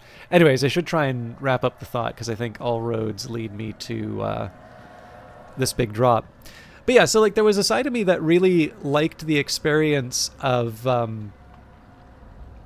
you know, like to me, all of the old World of Warcraft material. So I guess that would have been like Cataclysm, or sorry, classic Burning Crusade. Was Wrath of the Lich King the third one? I feel like there was another expansion that I'm forgetting. Anyways, you know, these were things that I blasted through as quickly as possible so I could have the experience that everybody else was having, right? Like, you know, it seems like the effort is to try and max your character level and your gear, so that you can enjoy the endgame content with everyone else. But it was really neat to just have this coworker that I was sort of getting to know better, kind of not just take me through these different places, but explain them. And of course, because these are areas that are not important to leveling anymore, like we got to just sort of sit and watch the virtual sunset in this area where there's like nobody around. I thought it was a really nice little moment. So the thing is that they eventually moved, and then, you know, I actually haven't heard from them since. But the Cataclysm came out, and I was like, okay, I'm interested enough in Cataclysm. You know, I found a new guild, was able to kind of keep going on. But I didn't quite have the same strong ties, so I didn't really go beyond the you know, just some of that initial leveling. I didn't really hit any of the endgame content. And then I think, like a lot of people, it feels like Cataclysm was a real point where there was sort of a drop-off for the game. But everything after, I guess there was like Mists of Pandaria and War for Azeroth and a few other things. I remember gifting an expansion to someone who really liked World of Warcraft, but it was never that thing that I never quite got to that point where I was really... I really had the same attachment to the game. But I remember when they announced Classic, like I was always a little disappointed by the idea that people are always going to put on the rose-colored glasses. They're always going to, have this nostalgia, and they're going to forget like how they would not have tolerated any of the original features of the original release, you know, like the bugs or some of the things that were balanced out.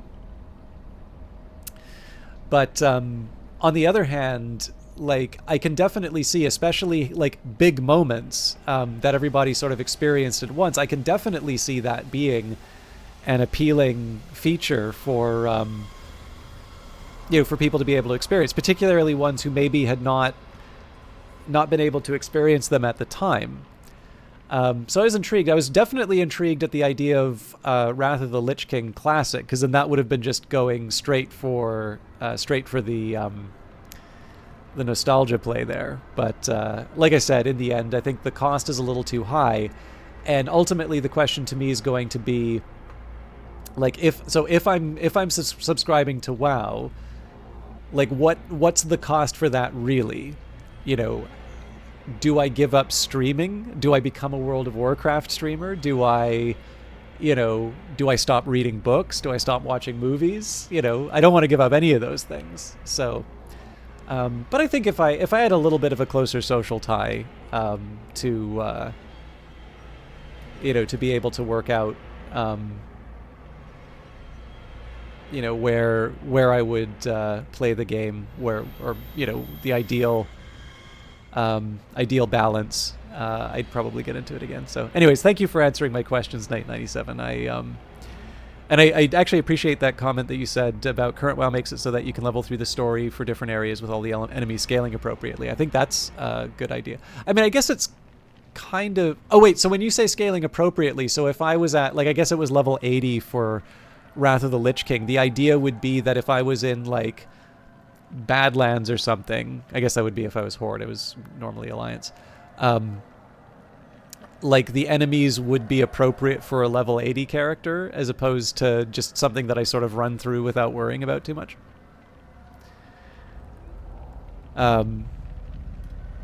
But yeah, anyways, I appreciate you answering all those questions, because I know you're here to watch a stream rather than hear me talk.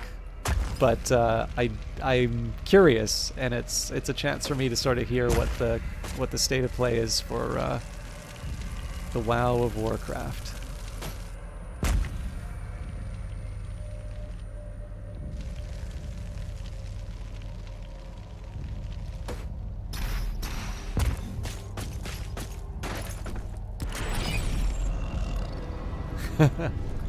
All right then.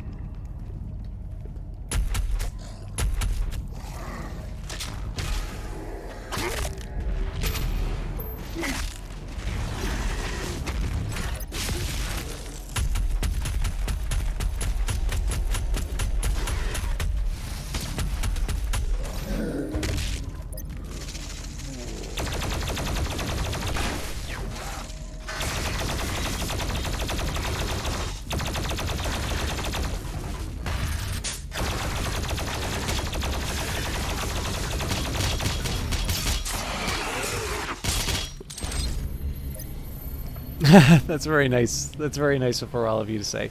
I do wish I was a little bit better at balancing gameplay to the game, but I do also appreciate the chance to kind of catch up with everyone. Not sure if all the areas are updated that way, but you level your druid from 10 to 68 in the Dragonflight area, second newest expansion. Cool.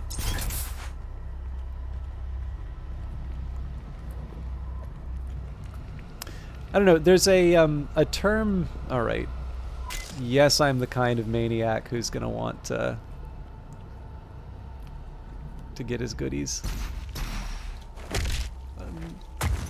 Okay.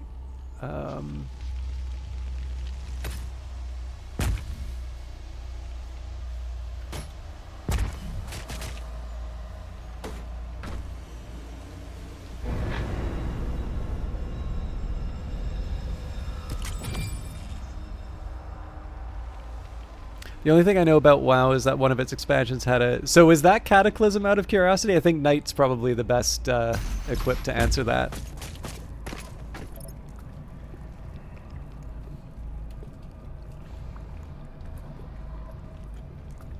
Okay, I don't think I have the... Oh, apparently I do. Oh yeah, it's right up in my monitor. They did squish levels back down to where the max level is 80. Okay.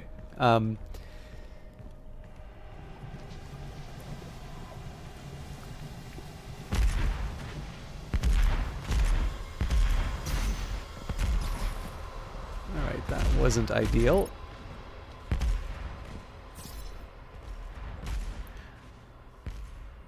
One thing always struck me as a little weird about druids was, like, I was a human warrior tank, right? Like, highly specialized. It's the sort of thing that works well for me.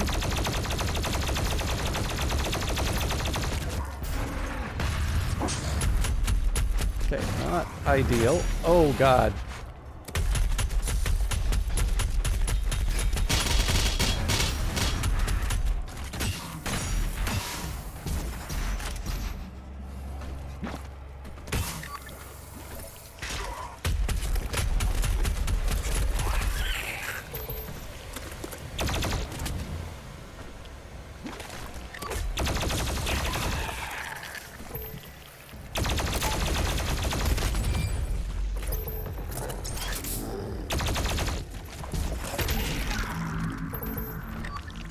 Need to reset my, or recover my health first.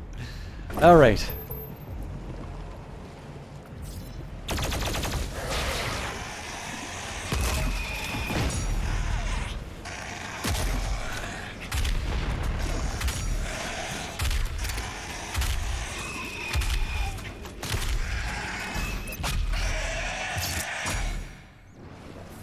But yeah, so I always found it a little annoying that you'd have this class where it's like, no, I want to be the tank now. I'm just gonna go to bear. Oh no, I'm gonna be the healer now. Time for me to become a tree. You know.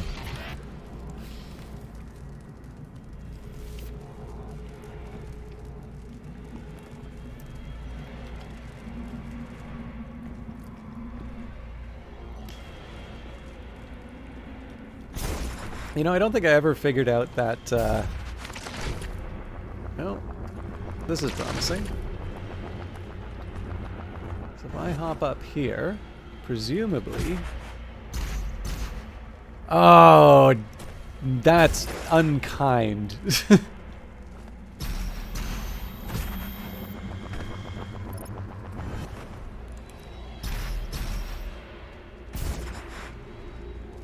Listen, you can't just put an invisible wall there.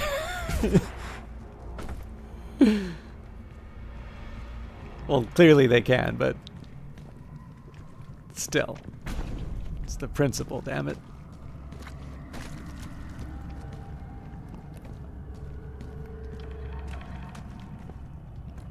Or are they trying to...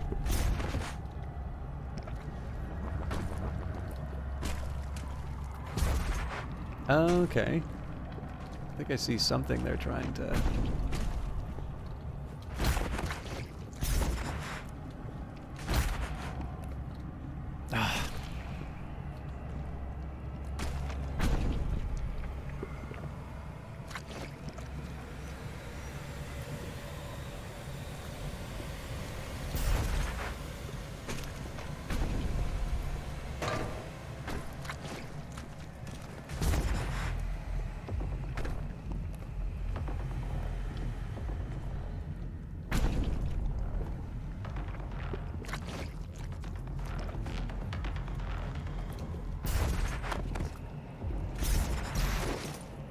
I think I already went up here, though.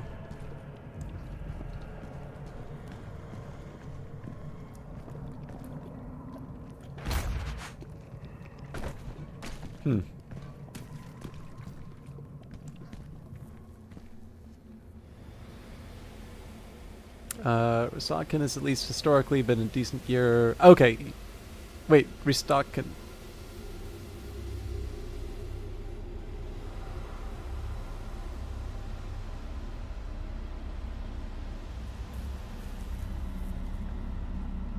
Oh, yes. Okay, I got it.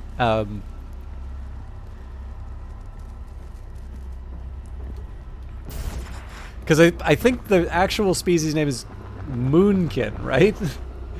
So it took me a while to appreciate what Boomkin was. You're joking. This has become personal at this point.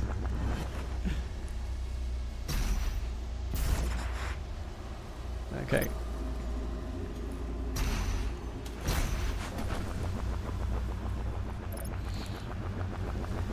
So, up, forward.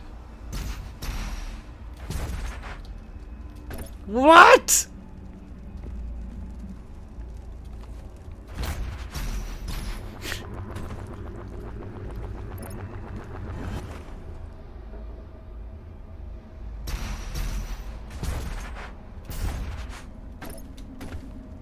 I'm clearly standing on it. All right, so let's see if we can angle this around.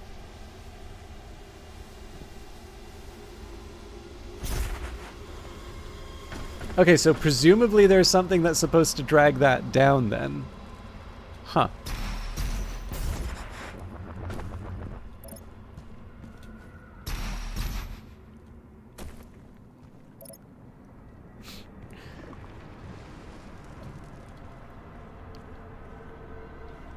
Yeah, actually, so the worst part about this is I've completely forgotten where I'm supposed to be going now. Oh, right.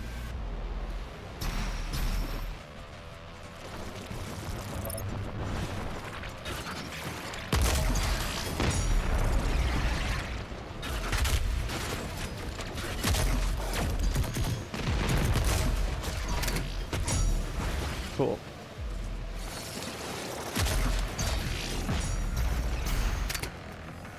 Oops.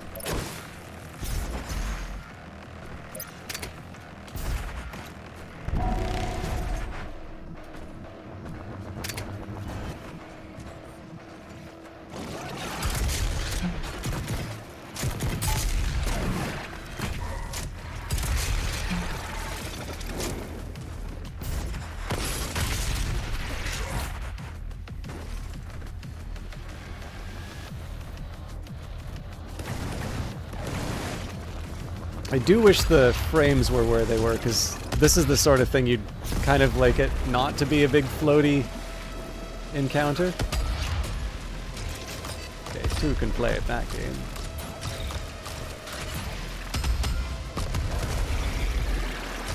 Whee!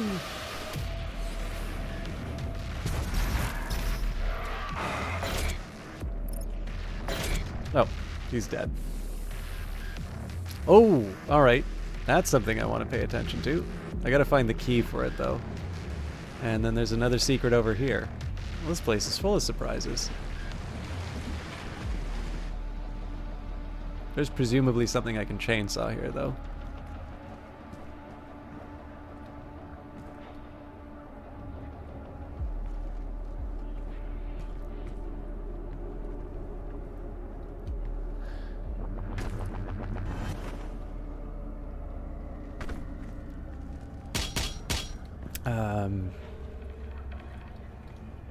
Okay, apparently the imps just vanished, or they died to something I couldn't see.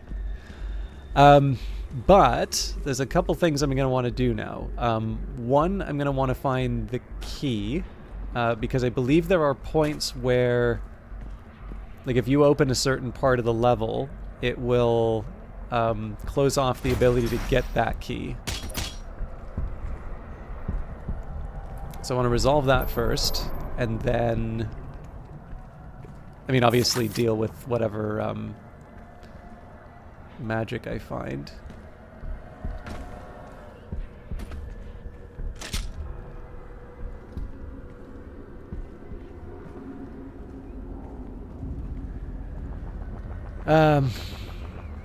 God, sorry, there's gonna be something about WoW that I talked about, but I'm losing it. Sorry.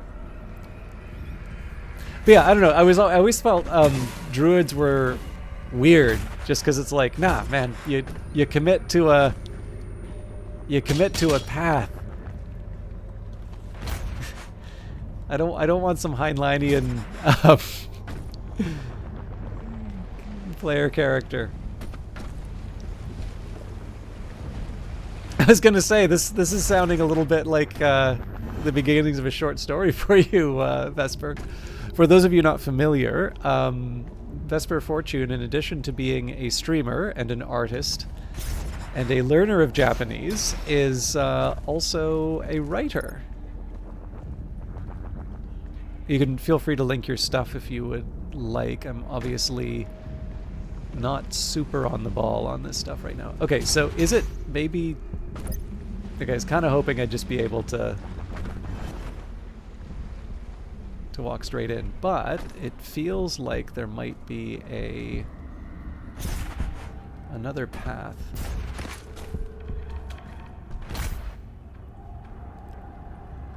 Your average Renaissance bat of fortune.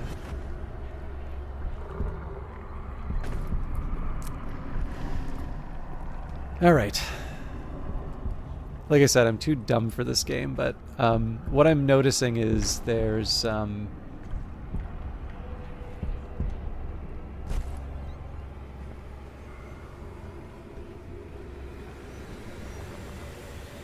so I think there's something I should pay attention to with these bars. Usually those are a signal that I should be looking somewhere.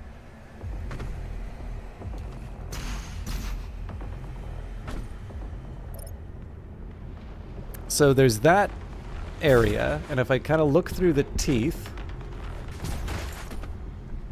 right, I can kind of see an entrance just off to the side there. But if I try to go to the roughly equivalent position, so I've kind of got this wall of flesh to the side. Oh, actually, I think I found it.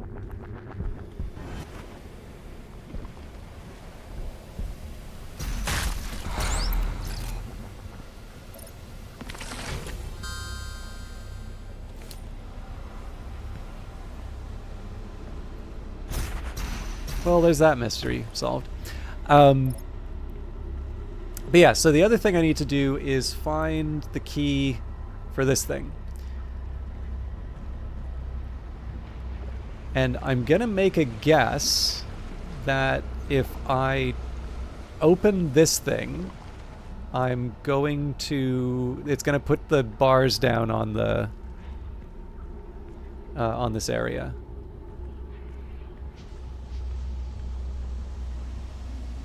I'll maybe double check. But yeah, basically, there's usually some sort of hidden area, so that might be it over there. That holds the key. So I think the problem here is that if I open this thing up, what's going to happen is there's going to be a bar that, like a gate that's, you know, the funny thing about the whole save icon thing is that I can sort of believe it, but I've only ever heard, like, old people,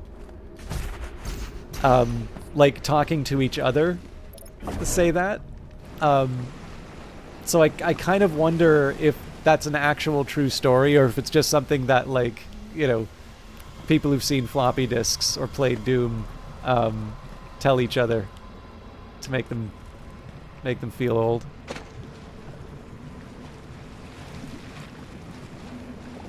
Actually, when I was working at my old job, we had to move out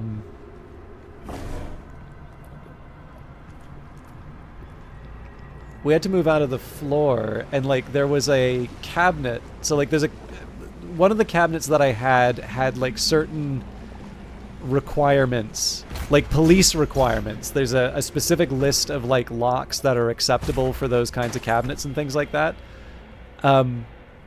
And the thing was, like, I am not nearly important enough to have to deal with stuff like that, so I, you know, like I just never used it. It's just a thing that was in my area. It was huge, like it was person-sized, and it was just this big locked thing that I had in my sort of office, and never looked at. But like we're getting ready to move, right? So like literally everything needs to go. And they're like, okay, yeah, no, we'll find you the combination for this thing, and and you can clean it out. And like it's really clear shortly after that I'm like, I have no idea what some of this stuff is, but this like obviously looks important, and I really should not be the one determining like, some of this stuff I'm assuming has like a special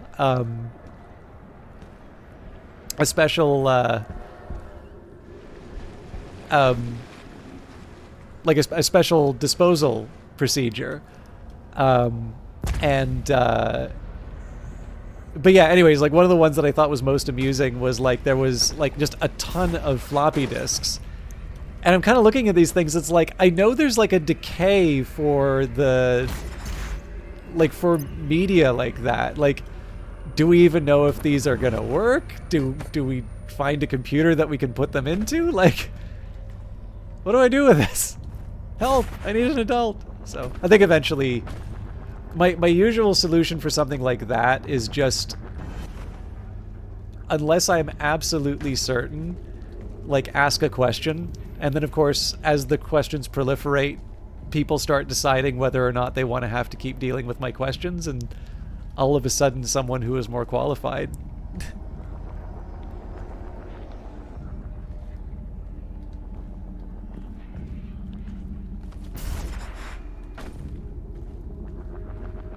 Mind you, like, it's weird because I've seen a very odd combination of I've seen a very odd combination of old types of media. So I was in a building once. It was in it was like a city hall, and I can't remember why we needed to talk to the IT department, but we did, and like they had backups that were on cassettes, which is fascinating to me. Don't forget the UAC Mortally Challenged Appreciation Parade today. There is a side of me...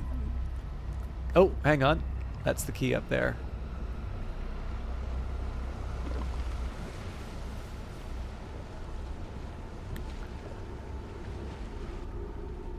Now the thing is, I don't see any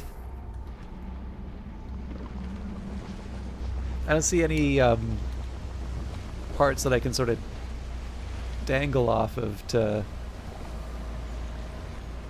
get up there.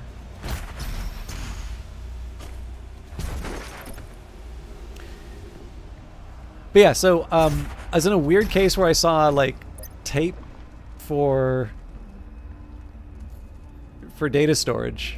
Well, okay, like obviously audio cassettes also are technically tapes for data storage, but I think you get what I mean. Yeah, it was worth a try.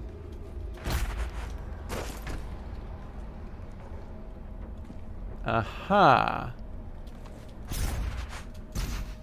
No. Okay.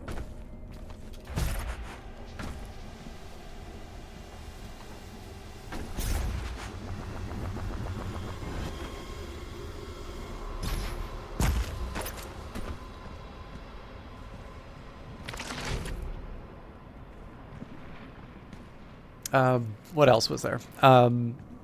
So then another situation that I'd been in when I was in school, I knew I wanted to go into film. And I felt a little bit bad for the program that it turned out this way, because I clearly was not one of the intent... Like, what I wanted to do was... Oh, crap. Ole!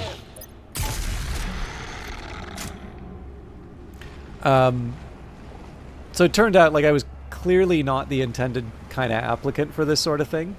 God, I don't have ammo for anything.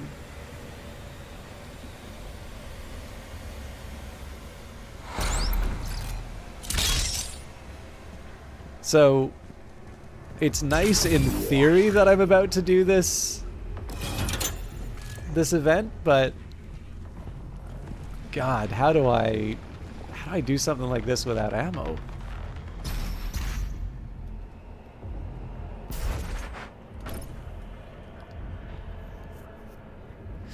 Yeah, but you can't, the game actually specifically says you can't use the glitches in these, you can't use the glitches on the Slayer challenges, so good thinking, but yeah, so anyways, I knew I wanted to go into film, and there was like this trades thing that they were working on. So we had a local TV station. It's now bought as like part of a bigger group, but at the time it was sort of a locally owned and run station, and it was kind of like an electrician sort of apprenticeship sort of thing, and I sort of went along, and I was interested in what I was seeing, but like they sort of detected that what I was really interested in was like production, and so, you know, they sort of said, it's like, okay, well, you know, this isn't you don't have to like do that, because like they were busy like working on the transmitters and things like that,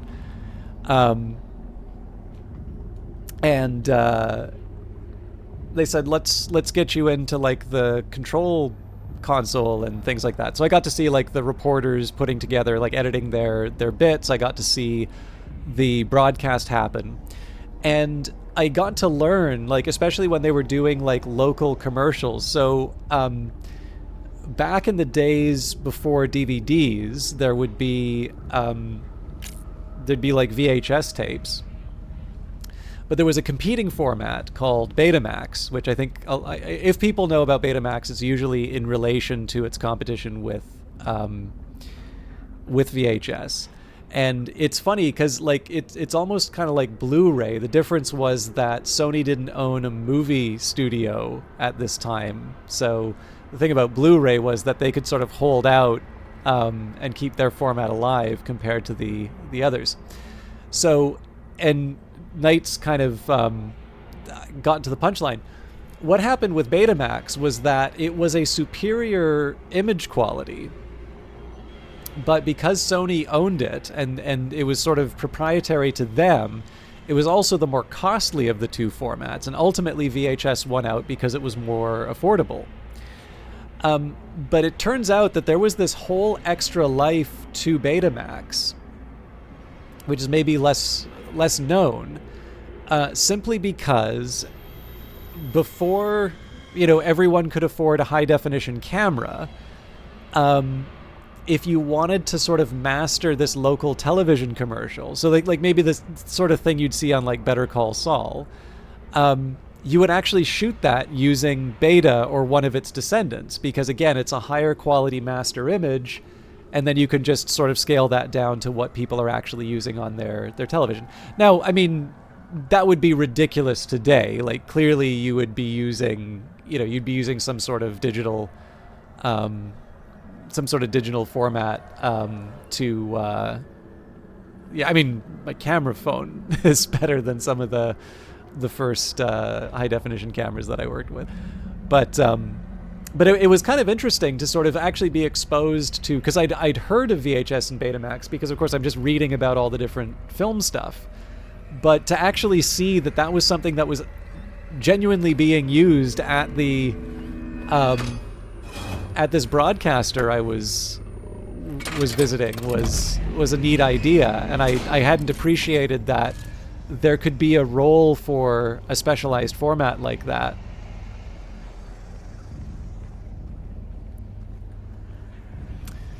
I mean, I think anybody who's watching Twitch has to accept that they're a nerd. I'll take whoever I can get, right?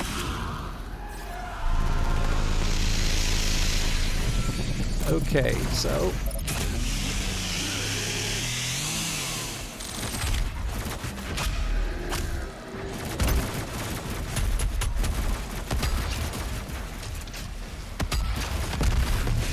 ooh, that could have gone bad.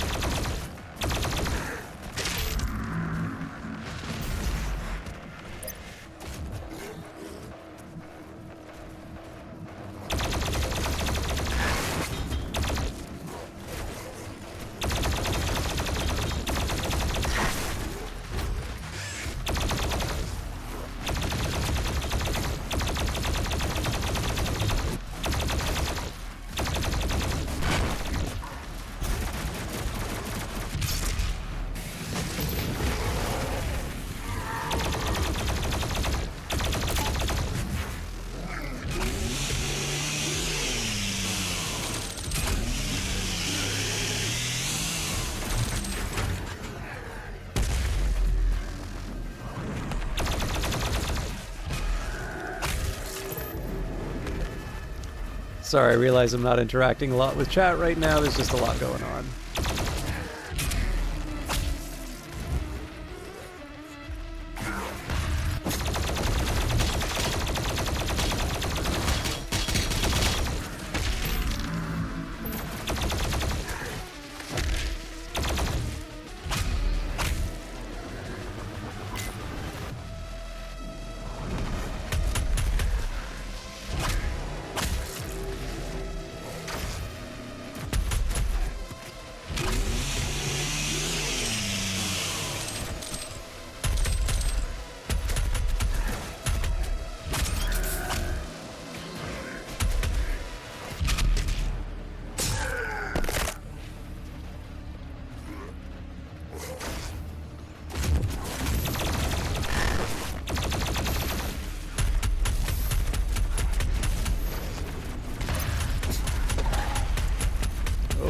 Pinky's gonna be a problem.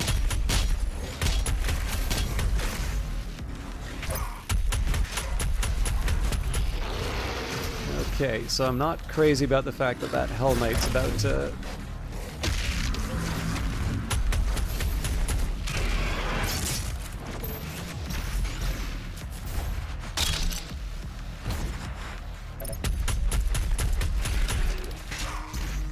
Alright. Unwise.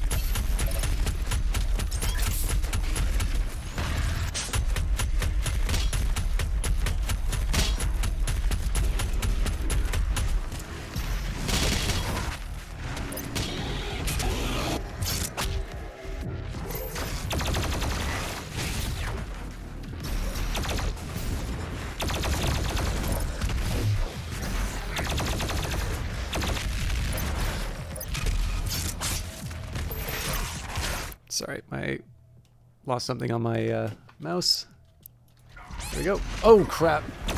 Yeah, that's not good. Not good, not good, not good. I was doing so well, and that just turned on a dime. All right. So as long as I can get a couple of the little guys. They may not be little guys anymore.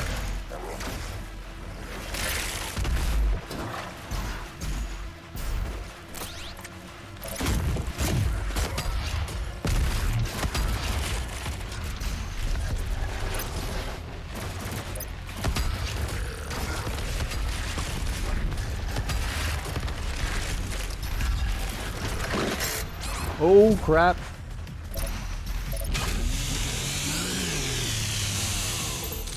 Okay, that gives me a little lease on life.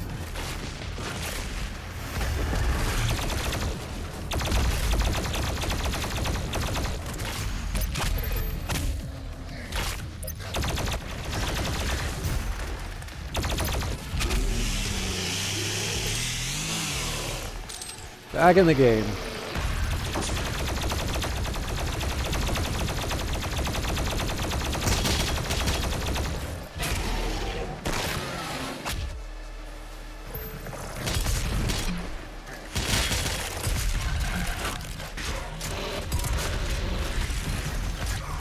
Let me kill this thing!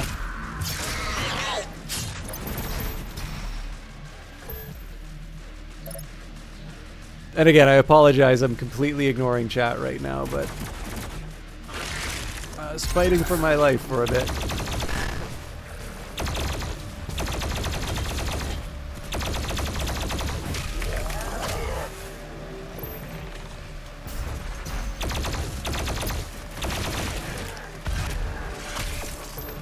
Okay, now if I can set a bunch of those guys on fire...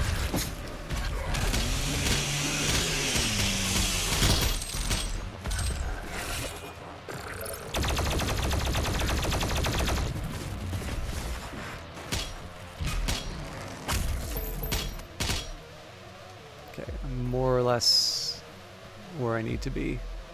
I assume there's going to be a couple of horrible things waiting to pounce on me, but...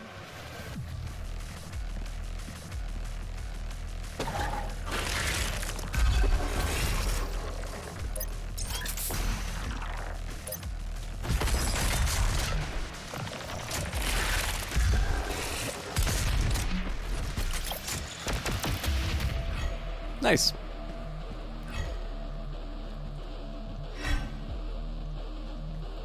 So I'm not sure what anime you're talking about.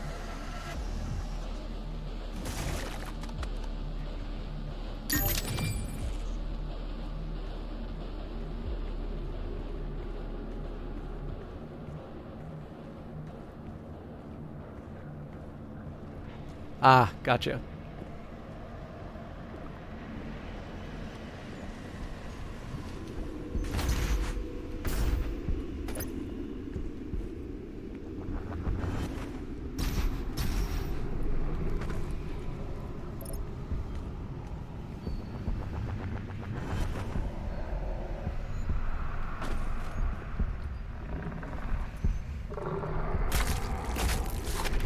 I'm just going to enjoy a little coffee before I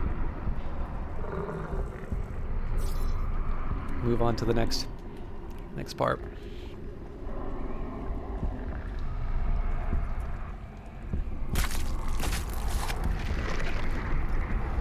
You know, the funny thing is, I feel like I should like deck build. Codified barrier has opened.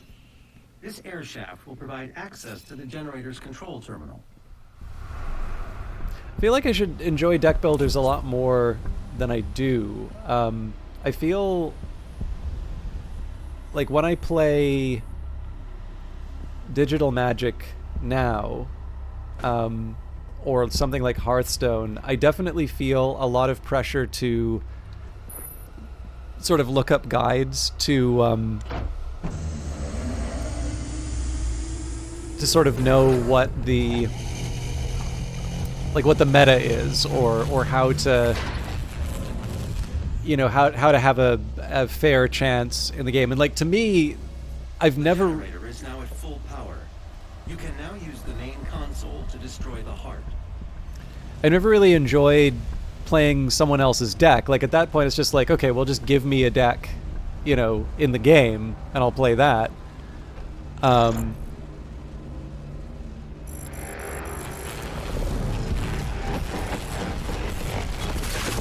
But again, like, sometimes, especially with just the sheer number of cards, like, it can sometimes be difficult to sort of get a grip. Like, it's something that I sort of need Generator is to overloading. Oop. I have marked your exit portal. get to the Champa. All right. Well, yeah, marked it, but I don't know where to go. There we go.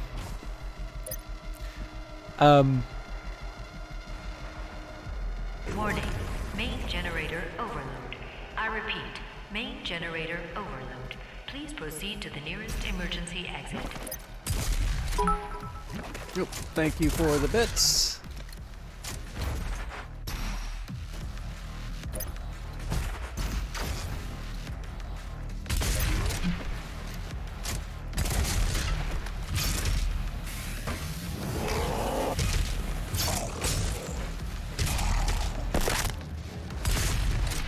Probably not the most important thing I can be doing right now, but alright, how do I get up there?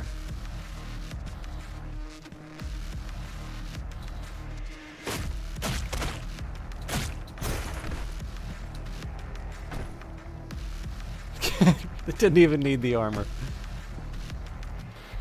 This facility will self-destruct shortly. Please save your work and walk calmly to the nearest exit.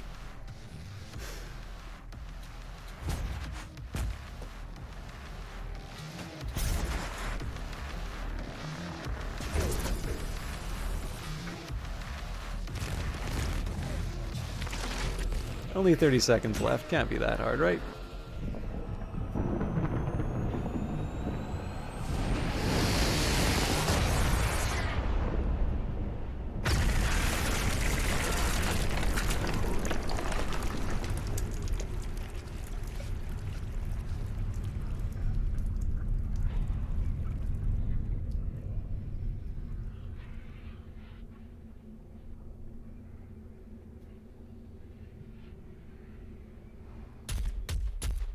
Hermitcraft? I don't think I've ever heard of that knight.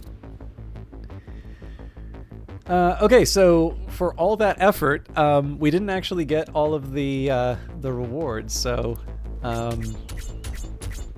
all the combat encounters. I potentially could have gotten all 10 for the weapon points. I didn't do the last secret combat encounter just because I wasn't sure I could finish it off.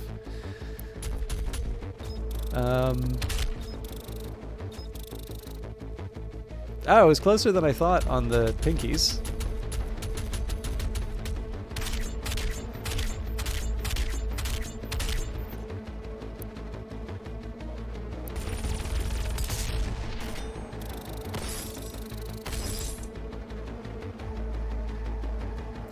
But yeah, so I haven't done a break yet. I think the thing is that with the time that I have available, I think there's like only 45 minutes to do the next level, so I'd rather just do a full level like I did tonight. But tell you what I will do, I'm going to put some thought into something quick that I can do, sort of, you know, is maybe not a one-off, but like just something sort of fun to close out the night with. If anybody has something they'd like to... Actually, I think I had an idea. But I'm going to take a minute to just have a small break, maybe finish this coffee, and otherwise, sort myself out. I'm not going to spend too much longer, but I actually had an idea. I had an idea about what I'm going to do, so I wonder, tabbing out causes a problem.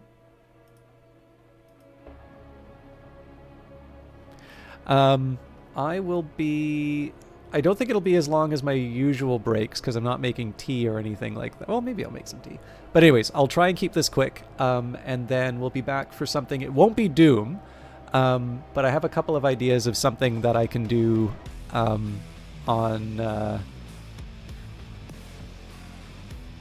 to close out the evening, and I think it'll make some of you quite happy. So I will be back in just a moment.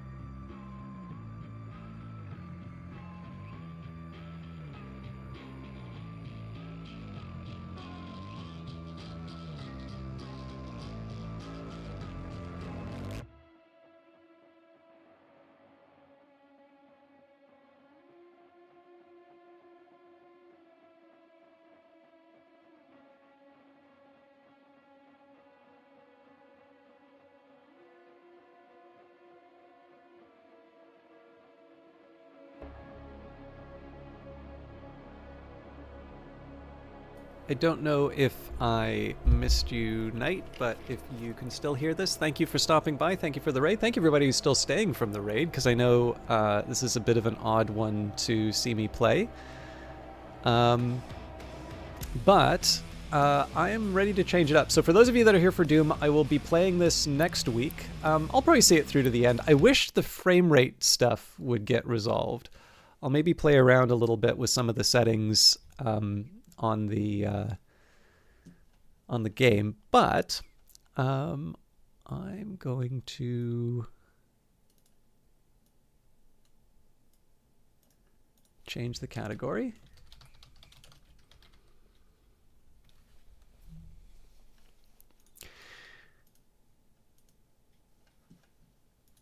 So hopefully this will work as soon as I open it, but I was wondering what the reaction might be. But Vesper Fortune, this was quite a while ago, so I was feeling a little guilty about how long it took me to do this. All right, it's telling me to press enter, so I'm going to give an introduction. I know there's nothing on the screen right now. But yeah, so quite some time ago, Vesper Fortune gifted Phoenix Wright Ace Attorney. I feel like you gifted... What was the second game that you gifted? The name is always... It's like in my library of like, hey, you recently got this. Do you want to play it? Danganronpa Trigger Happy Havoc. Yeah, sorry, I'm still never going to be able to pronounce the name. Anyways, so there are two games that that Vesper has gifted to the stream, and this always is a little awkward for me because I usually like most things that I play. I had someone who was very insistent on giving me what was sort of these zombie survival battle royale games. And like, it's really not my type of game. And I kind of know it's not my type of game, but they're very insistent that I take the key. And it just did not appeal to me at all. So I always feel like Vesper kind of knows my taste a little bit better. So I wasn't so much worried about that.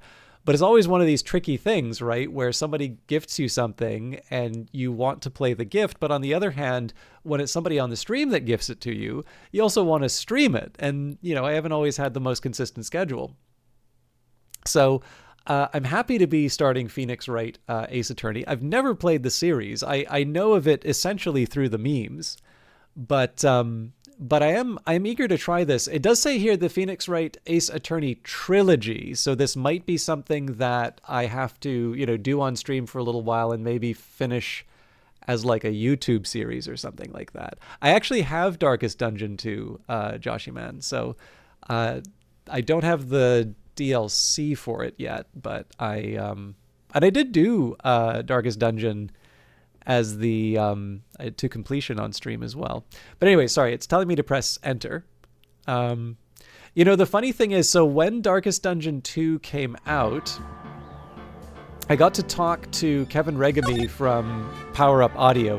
I think I'm probably being drowned out a bit by the game, aren't I? That'll probably work.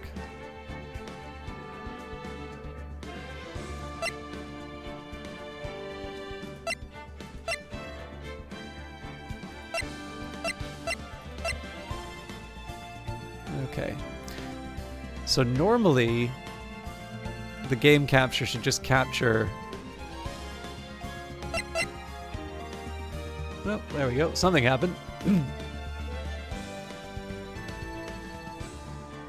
Oh yeah. No, I was trying to get that. So I didn't want to worry too much about the capture first there, Vesper, just because it was in window and the resolution was wrong. So I wanted to make sure that I had that. Is the game to voice volume okay? But yeah, to your point, Joshy Man. So I got to talk to Kevin, who I sort of knew in another context, and I happened to be visiting Vancouver around the time. That was just after Darkest Dungeon 2 was released in its early access period on Epic. And I kind of had to confess to him, it's like, you know, I bought it, I want to show the support, but, you know, I never finished Darkest Dungeon 2. And he's like, that's fine. Almost nobody finished Darkest Dungeon 2. It's like we made this thing saying, it's like, you know that game that you really liked playing and then you didn't even finish it, but like you just had a good time? Well, we're going to give you more of that. And that was apparently what sort of drove the decision making. They fully understood that they were making a game that most people didn't finish and that it didn't matter because, you know, what mattered was that they absolutely loved the time that they had playing it. And I know a lot of people who play Darkest Dungeon who say, like, it just, like, losing the team, having to build it back again just asks too much of them. And so I totally get that. I'm kind of stubborn, so I don't, like, I usually just go all the way and you know. You know what? No, I can't do defaults because then I'd lose my resolutions. Yeah. Anyways, so I don't know what to expect. I am familiar with the objection, but I am looking forward to this. And the only thing is that, like, if they divide the game among the three, I don't know if I'm going to be able to go through all of them. But let's enjoy a little time with Phoenix Wright Ace Attorney while I have the time. Okay, cool. So I get to... This will be nice, so I can sort of break them up into more bite-sized pieces. Ace Attorney is the first one. So if I'm not mistaken, Vesper, it's Ace Attorney, Justice for All is number 2, and Trials and Tribulations is the third one, right? I don't think it's a bad thing to want to go back to playing Darkest Dungeon, Joshy Man. I actually think... Okay, cool. The last thing I'll say about Darkest Dungeon 2, there's someone who just kind of really seems to like hating on games, so it makes me wonder, like, why they're a gamer. But they're talking about, it's like, oh yes, the mobile aspects of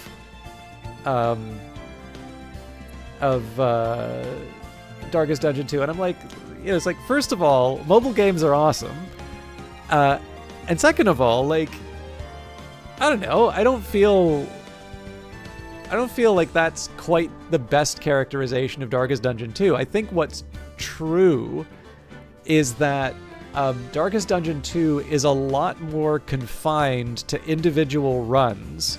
So rather than having this like long-standing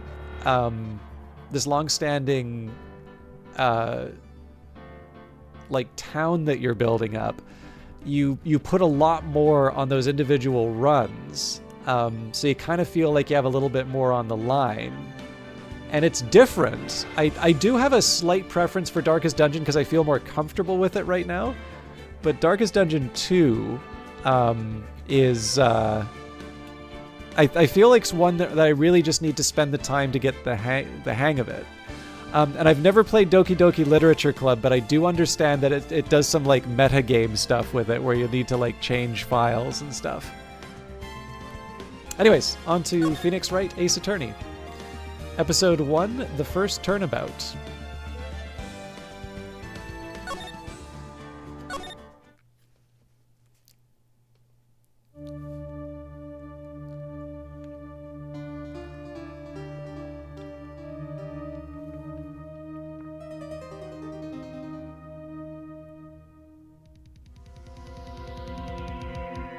Damn it! Why me? I can't get caught. Not like this. I gotta find someone to pin this on. Someone like him.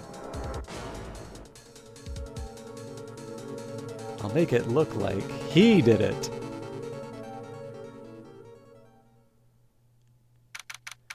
August 3rd, 9:47 a.m. District Court. Defendant Lobby number 2. Boy, am I nervous. Right! Oh, hey, Chief. Whew, I'm glad I made it on time. Well, I have to say, Phoenix, I'm impressed. Not everyone takes on a murder trial right off the bat like this.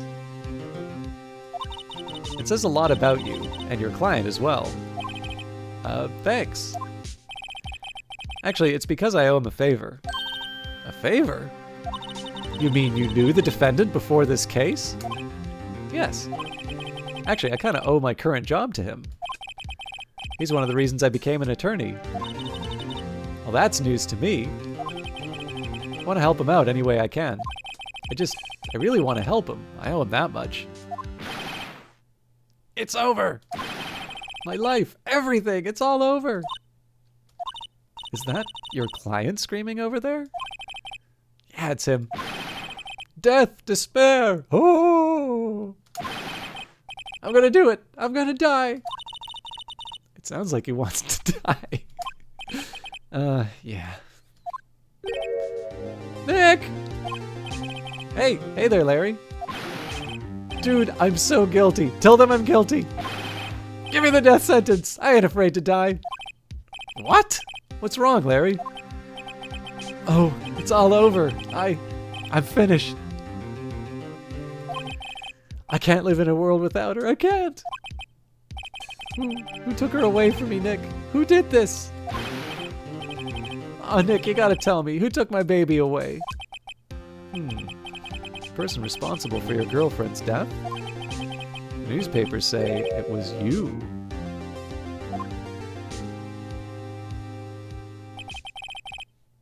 My name is Phoenix Wright. Here's the story.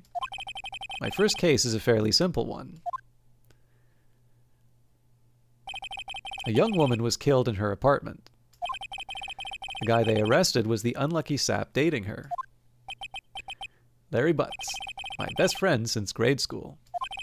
Our school had a saying, when something smells, it's usually the butts. In the 23 years I've known him, it's usually been true.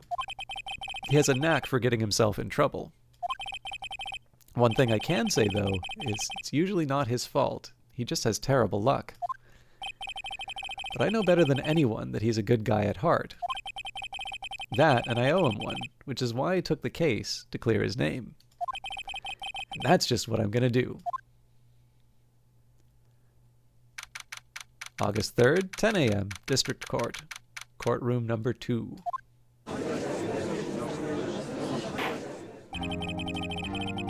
Court is now in session for the trial of Mr. Larry Butts. The prosecution is ready, Your Honor. The defense is ready, Your Honor. I am actually going to say you've got a cat, or possibly a dog.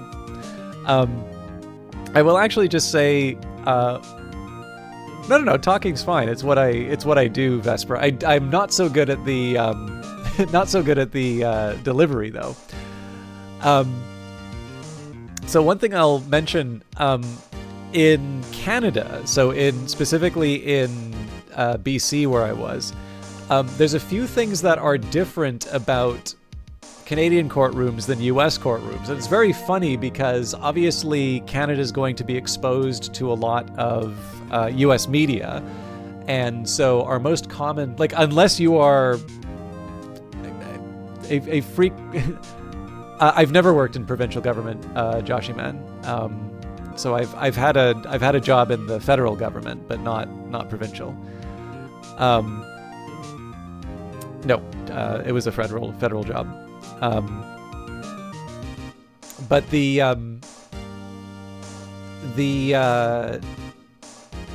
but yeah, it's like, so unless you're basically, unless you are regularly in a courtroom, which means you are either you're either a lawyer, a judge, someone, doing the associated services, or someone frequently accused of crimes, to be diplomatic about it, you're not going to know, right? You're probably going to draw from your experience, which is going to be the result of a lot more American culture, especially because, of course, like cop and doctor shows are just a mainstay of television.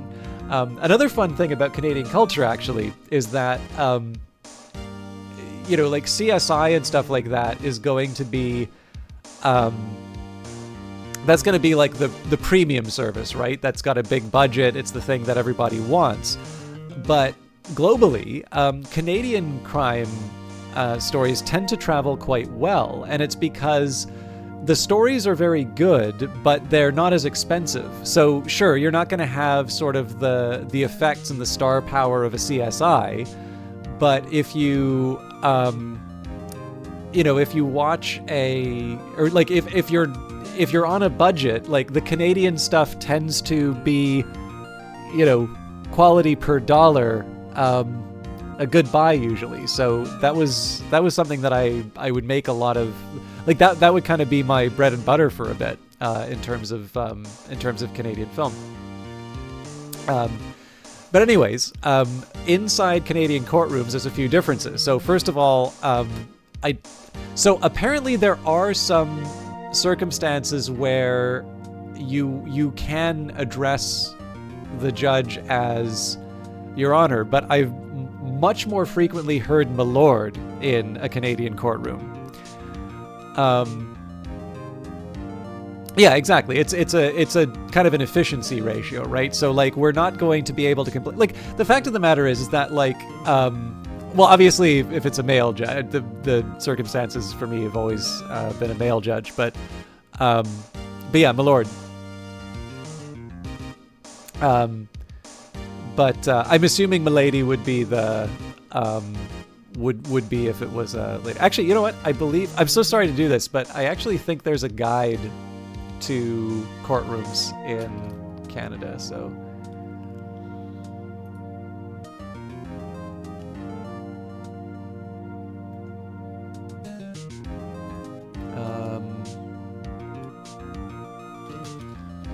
I'll look at the one specifically for, well, that's just it, because like frequently people, like you can tell someone is sort of new to the situation precisely because they refer to the judge as Your Honor.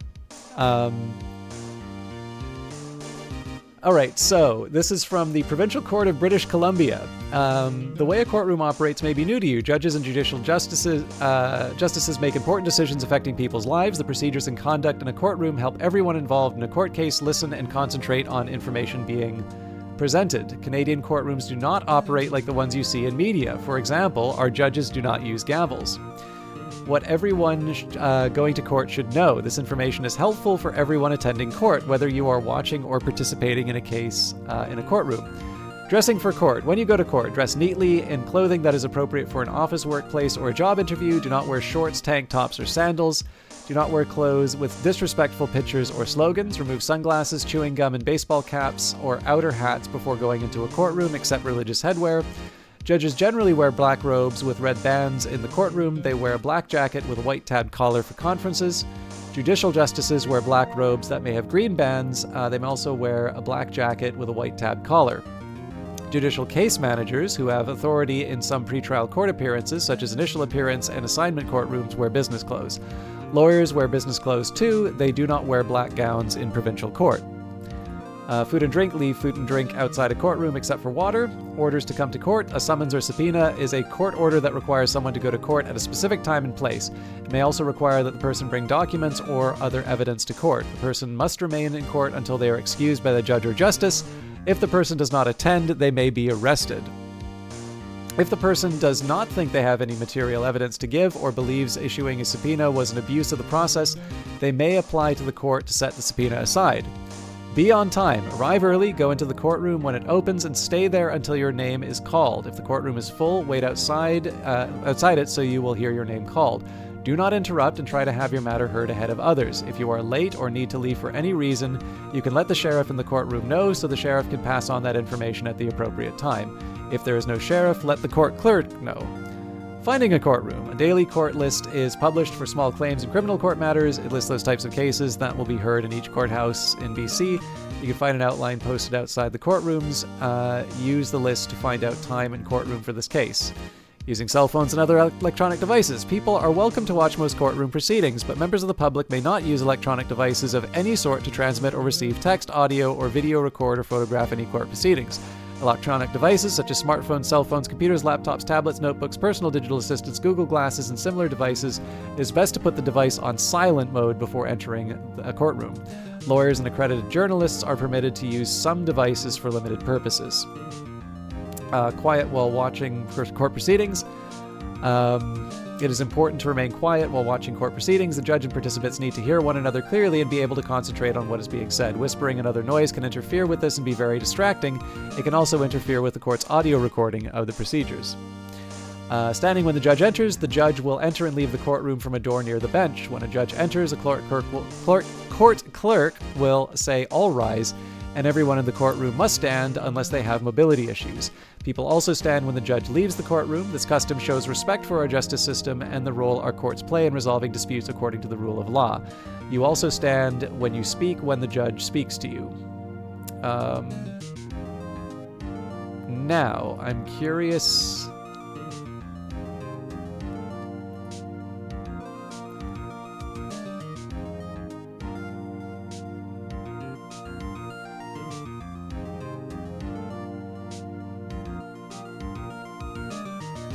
So interestingly enough, this one did mention Your Honor. Oh,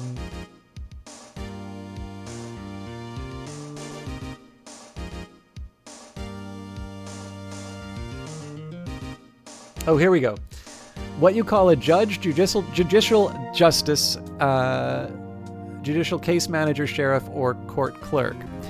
When you speak to provincial court judge in court, call them Your Honor. Outside court, they are addressed as judge, followed by their surname. For example, Judge Smith. So interestingly enough, Your Honor was apparently correct. So perhaps it was a different level that I was working with. Call a judicial justice or judicial case manager Your Worship in court. If you are not sure what type of judicial officer is presiding in your case and what to call them, you should ask a duty counsel, lawyer, or court staff. BC Court Services has asked you to say deputy sheriff and court clerk when you speak to a sheriff or a clerk. So notice form of address for judicial justices. To clarify the form of judicial justice, this is a notice from Provincial Court of British Columbia. In addition to provincial court justices who serve in the court, there's complement of judicial justices is appointed under Section 32 of the Provincial Court Act, the Act.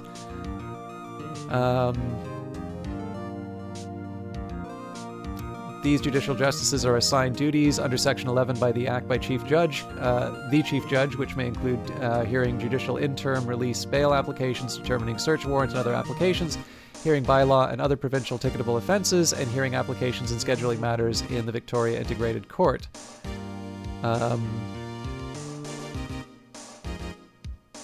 Okay, here we are. Section 5. Judicial justices have been referenced over the history of the court in a variety of ways, including justices of the peace, judicial justices of the peace or JJPs, and court referees. Pursuant to Section 30.2 of the Act, the correct title for a judicial officer is judicial justice, and the correct form of address in court is Your Worship.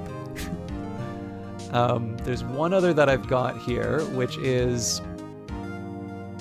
I'm curious if this is still true. So, form of address for parties and lawyers. To clarify how parties and lawyers can advise the court. I believe this is actually changed looking at the date.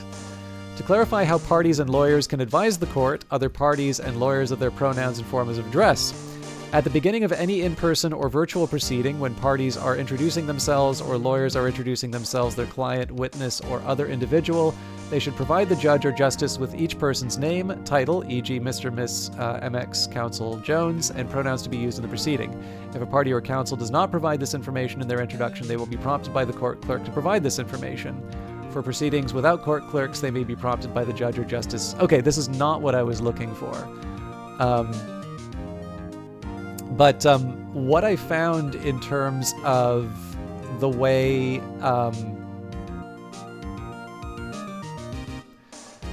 the lawyers addressed at each other, they referred to each other as my friend. And like, I thought it's like, oh, weird. The two, like the prosecution and defense know each other. And it's like, no, apparently that's just a convention that the counsel will refer to each other as my friend. So yeah, Vesper is probably going Probably got more than he bargained with this gift, but I figure it's very Canadian to have my lord, your worship, and my friend as court terms.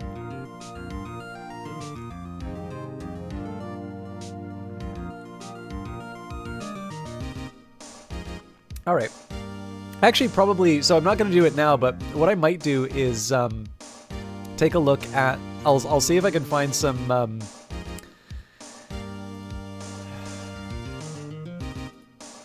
oh, actually, okay, there's, I'm going to do a couple more, I'm going to do one more section here, well, there's two subsections to it, but because it's my chance to sort of share a bit of Canada, I'm actually going to share this layout that they have. This looks very different than the one that I was in, so I'm going to guess this was not a provincial court. Who and what you may see in a courtroom. Courtroom layout. The photograph below shows labels for different elements you may see in a courtroom. Explanations for each label are provided below. Not all courtrooms look exactly the same. Coat of arms. The coat of arms on the wall of BC courtrooms is the Royal Arms of the United Kingdom. The two mottos featured on the coat of arms are Dieu est mon droit and On y soit qui mal y pense. Judge's bench. The large desk in the front of the room is called the bench or the judge's bench. The judge or judicial justice sits there during court proceedings. The desk has room for a computer and a notebook that they may use to take notes. There's also room for books or binders containing laws or legal reference material. There is no gavel because Canadian judges do not use gavels. Court clerk. In trials conducted by a judge and in many other court proceedings, a court clerk sits in the lower desk in front of the judge. Court clerks have many important responsibilities. For example, they make sure that everything that is said in courtroom is audio recorded so that transcripts can be produced. A digital clock on the clerk's desk displays red numbers that show the digital recording equipment is operating. A court clerk also takes care of digital paper case files for cases being heard in the courtroom. Court clerks use a computer to make notes about what happens, including all orders the judge makes. If a litigant offers something, a document, photo, or object as evidence in a trial, the litigant must hand it to the court clerk, not to the judge or witness. The court clerk maintains custody of exhibits of evidence during the trial and hands them to the witness or judge when necessary. The court clerk also has a variety of responsibilities for setting up, connecting, and facilitating virtual proceedings being held by telephone or video conference. In some hearings, such as those dealing with traffic ticket offenses under BC laws, judicial justices preside without court clerks. Court clerks are employed by the Court Service branch of the BC Ministry of the Attorney General. Witness box. This is where witnesses testify in hearings or trials. The witness box is usually located beside the court clerk's desk. It usually has a seat with a ledge in front of it to hold papers that the witness may be asked to look at. Counsel table. Counsel is another word for lawyer. The long table in front of the court clerk's desk is called the counsel table because the lawyers involved in the case sit there. However, the lawyer's clients and people conducting their case without a lawyer also sit there too. Lawyers, as well as people representing themselves, stand by a small podium on the counsel table. They can put their notes on it when they are questioning witnesses or making submissions to the judge. Participants' chairs. There are usually chairs at the counsel table for lawyers, parties, and support persons. Gallery, closest to the entrance of a courtroom. There are often rows of seats for spectators and people waiting for their case to be called. The seating area in a courtroom is called the gallery. Bar. The bar is a barrier separating the seating area, the gallery, from the rest of the courtroom. The bar has an interesting history. In medieval Europe, courts were held in different locations, including churches, halls, taverns, and even outdoors under trees. A wooden barrier, called the bar, identified the space being used for court. When courthouses began to be built in England, they were constructed with a bar dividing the public gallery from the rest of the courtroom. BC courtrooms followed that tradition with a wooden or bronze railing separating the gallery from the body, the open space of the courtroom. Some courtrooms have chairs along the front of the bar where lawyers sit while waiting for their case to be called. The use of the word bar refers to the legal profession. Lawyers, as a whole, is thought to be related to the idea of lawyers passing the bar. Only lawyers and people involved in a court case may pass through the bar to the working area of the courtroom. Prisoner's dock. An accused person who is in custody sits either in the glass-enclosed prisoner's dock, which is located in the corner or at the center of the courtroom, or with the judge's permission sits beside their lawyer at the counsel table. An accused person who is not in custody sits at the counsel table. Sheriff. Sheriffs are provincial peace officers responsible for ensuring that courts operate safely and smoothly. Their responsibilities include prisoner security and maintaining order in the courtroom under the judge's direction. There is usually a table in the courtroom for a sheriff. Native Court Workers. The Native Court Worker Program supports people of First Nations, Métis, and Inuit descent both in and out of court free of charge.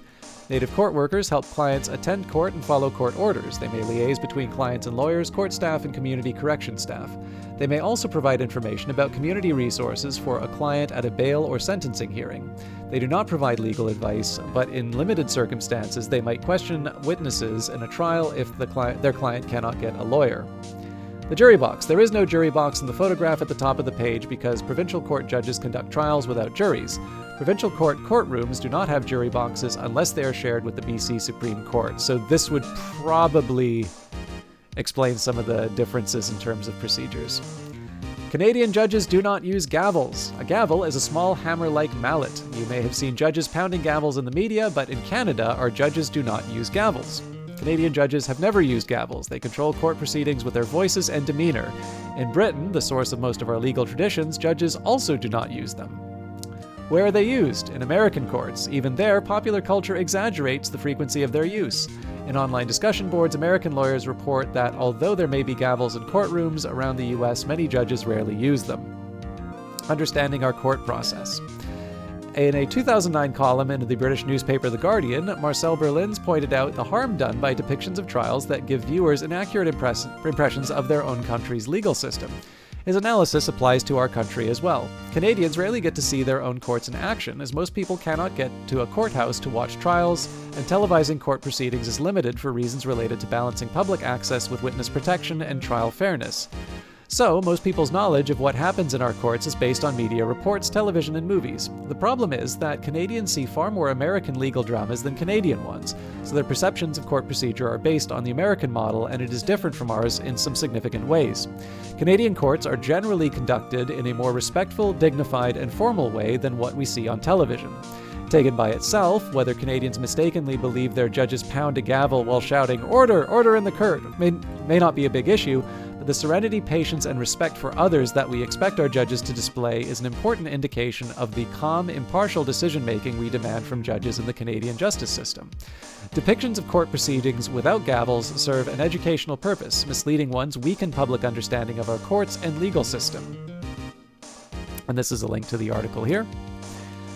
Finally, why Canadian judges wear robes. Canadian judges wear long black robes with trim color and design that varies according to the court.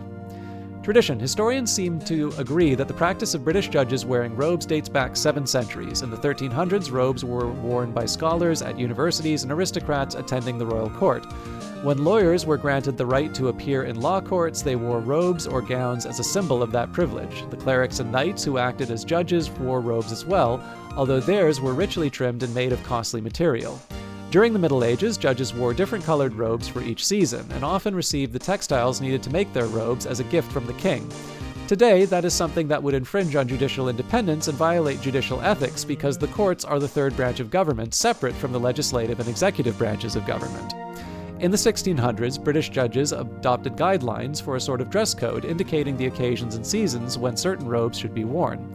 A decree issued by the judges at Westminster in 1635 established summer and winter garb.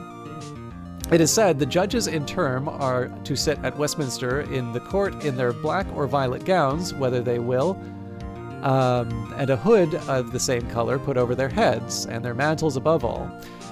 The end of the hood hanging over behind, wearing their velvet caps, and coifs of lawn and cornered caps.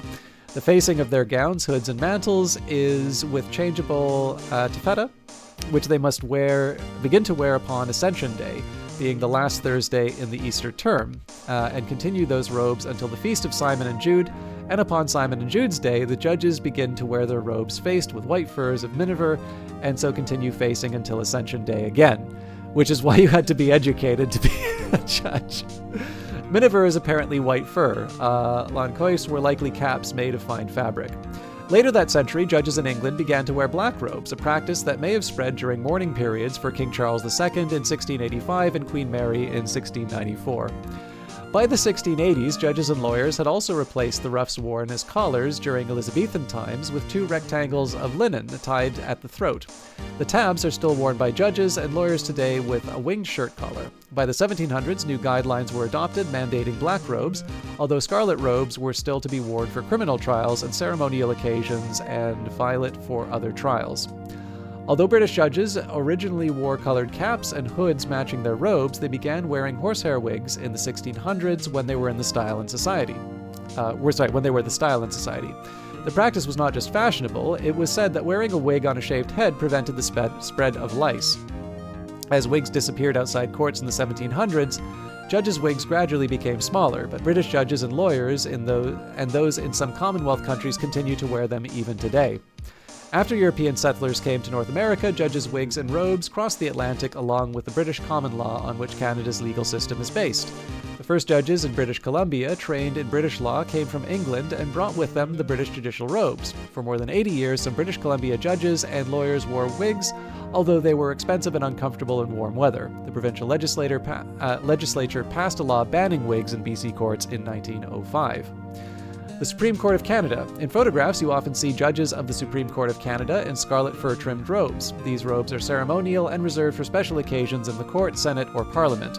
In the video, inside the Supreme Court of Canada, the robes, Justice Andramash, maybe? Sorry, I really don't know how to pronounce this. Karakatsanis confides that they are hot and heavy to wear, with 2 or 3 layers of fur in some areas. Just to answer Joshima's question, Chot, have you ever been a teacher? Not that I mind, but I think you do more teaching than gaming. You're the only male streamer I follow, and I come back because I enjoy your rambling. So Joshi, I've never been like a proper teacher. I have taught courses in the context of work, and I've been a TA in cases. In fact, I kind of had to fight to become a TA because usually I'd have profs who wanted me to be a research assistant, which is wonderful, and it's definitely like the more coveted of the 2 jobs. But I do like teaching, so. And yeah, I mean, I try to find the balance between these 2 things. But I wanted to take a minute here because I was talking about the differences. It's sometimes nice to kind of do the deep dive on this stuff, because a lot of this stuff is just public, right? Like, this is one of the things I always find kind of interesting is that there are, whether it's your, like, in your municipality, you know, you can often go, like, the common idea, right, is you go out of town to go on vacation, right? And that's fine. Like, you know, I've had many wonderful vacations, not in the city that I live in. And yet you would be shocked at the number of things that you can see inside your own municipality.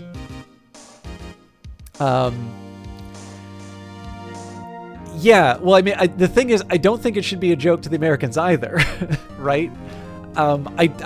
I think when I look at the polling on this stuff, I don't think they realize how much long-term damage that is going to do to the country. But it's a topic maybe we've kind of already covered it, so I'll focus on the courts this time around.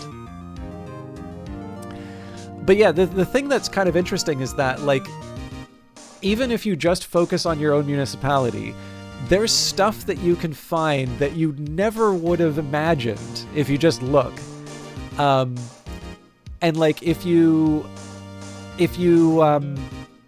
likewise, like, if you sit down and ask the question, right? Like, most people are never going to set foot inside of a Canadian courtroom, particularly if you're not Canadian, right? Actually, you mentioned Law and Order, so like there's a Law and Order Toronto now, and one of the things I'd like to do, I wonder if it's on CBC actually. I'd actually kind of like to take a look at it and see what their depiction of Canadian courtrooms are like, because there's also a Law and Order UK, and it would be interesting to see how the judicial procedure is presented. But the thing is that, like, there's Law and Order Toronto.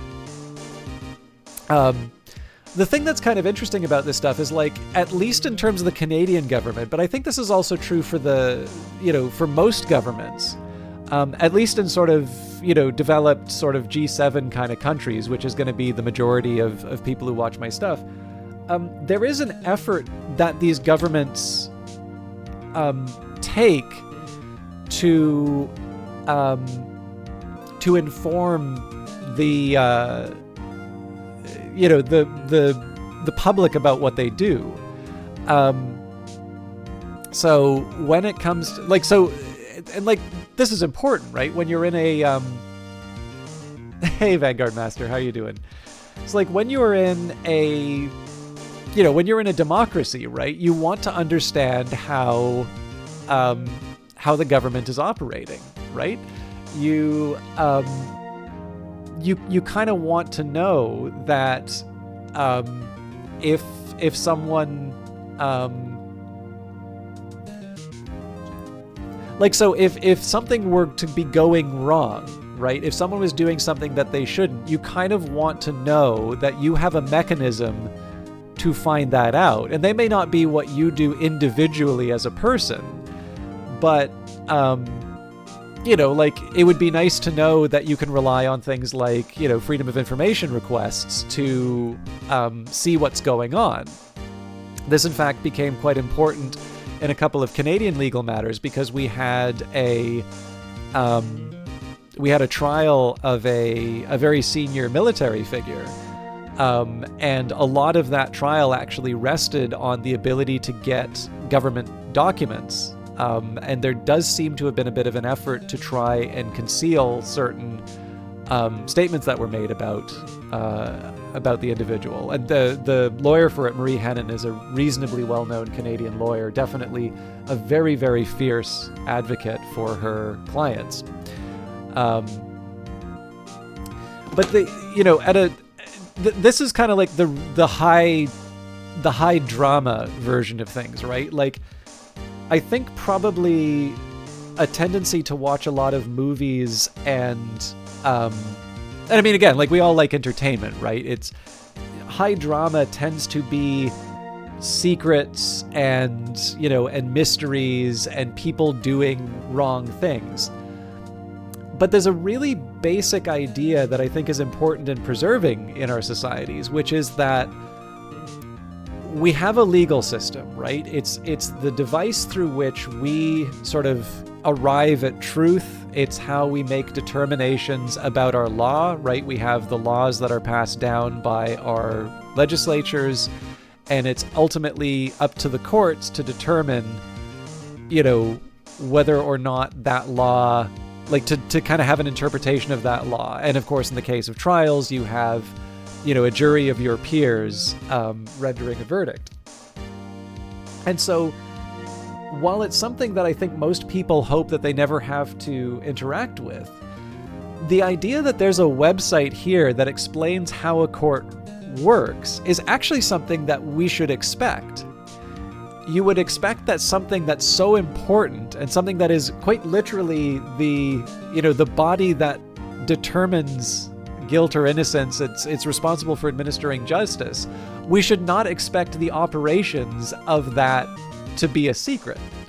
Now, whether or not we seek out this information is a whole other question. I think this is one of the drawbacks, is that very often we can get into situations where we all just kind of assume stuff works. But of course, this is where we get into things like participating in elections and voting. And like, the whole idea here is that for most of the time when I've been voting, the candidates and parties that I vote for very rarely get into office.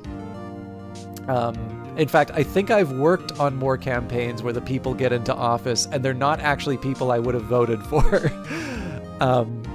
But the participation's important because somebody is going to have to do that job, and it does matter who is in that role. And some of the stuff that winds up having the largest impact on our lives tends not to be the really dramatic federal stuff, but it's usually actually the very boring municipal stuff that people don't pay attention to, right? The stuff that sets property taxes or decides whether or not, you can pay a parking ticket with a credit card or something like that. So to a certain extent, I actually think it's like really good whether or not you actually avail yourself of these resources. It's one of these things that we should actually kind of expect in democracies, that we, like, if we wanted to know how a court works, we should expect that there is a website to explain every single thing that goes on. Yeah, no, absolutely. Like, in terms of just day-to-day stuff, I mean, like, it's like the best analogy I can think of, and then I'll get back to the provincial court thing and then do Ace Attorney, because I feel like I've trolled Vesper by opening up Ace Attorney and then talking about the Canadian legal system instead. But yeah, so it's like plane crashes, and obviously I don't really want to make. I think Vanguard Master would actually appreciate an analogy of federal government being compared to a plane crash. But the thing is that, like, when there is a plane crash, everybody pays attention, right? That is a rare and big event, and obviously there's some people who are quite afraid of flying. But statistically, even now, right, where there's all this conversation about the crash that happened in DC and some of the issues with the with air traffic controllers keeping those staffing levels and that, it's still statistically the safest form of travel, even if it doesn't feel like it, right? But again, it is completely natural to see, the news of some kind of a crash and to feel really nervous about it. Or another example, right? Something like 3 Mile Island, right? This would be a U.S. Power plant, or Chernobyl, of course, in Europe. In the case of Chernobyl, that would be a really big disaster. But even 3 Mile Island was something alongside a few other developments. That is something that has actually made it very, very difficult to Fukushima. Although I feel that the worry about it, like, I kind of feel that the worries were already present. I actually don't know if Fukushima, I think it had an effect, but I don't know if it was as intense as some of these other ones. But either way, right, like, there are these very rare events, but they're ones that really scare the hell out of people. And it's enough to, like, cause these big changes. Now, federal government is important, right? There's a reason why we want to pay attention to that stuff. But the thing is that, like, the big dramatic events usually aren't, like, those are relatively rare. The federal election is going to be something that you see lots of reporting on because it affects everything inside of the country. Right? There's really no way of escaping it because it's the highest level of government. But again, in terms of the basic things that you're going to do, a perfect example of this in terms of my own life, when I was living in Vancouver, I had a car. Now, the car had been crashed into, so it was looking very rough, and I didn't use it very much. And it was towed away as a derelict vehicle, despite the fact that I had insurance for it, I had my license for it, I had my parking. Like, I paid, even though I wasn't using it very much, I made sure that I had all the stuff sort of paid for and up to date. But there was apparently some bylaw which allowed it to be towed as a derelict vehicle, even though it was something that, I'd spent this money sort of maintaining all of its material for. Apparently there was just some bylaw that allowed that to be taken away. So not only am I out the cost of sort of maintaining this, really shoddy vehicle, but now I've got the ticket for the derelict vehicle. I actually thought the thing was stolen originally. So that's not something that gets settled at the federal level. That's not even something that gets settled at the provincial level. That's something that, was a local ordinance, probably a sensible one in the grand scheme of things. You probably want something to get rid of, like, an eyesore. But the thing is, like, that was my property, and that was something that I'd spent money on maintaining. So the idea that I even had to pay for the thing to be to be impounded was an extra kick in the nuts. You know, the rent that I pay is going to be determined by the property tax. The municipal government is going to have a lot more to say about whether or not there is a transit system for me to take because, you know, I don't have a car anymore, right?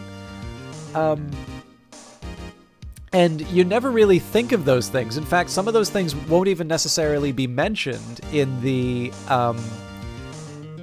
campaign.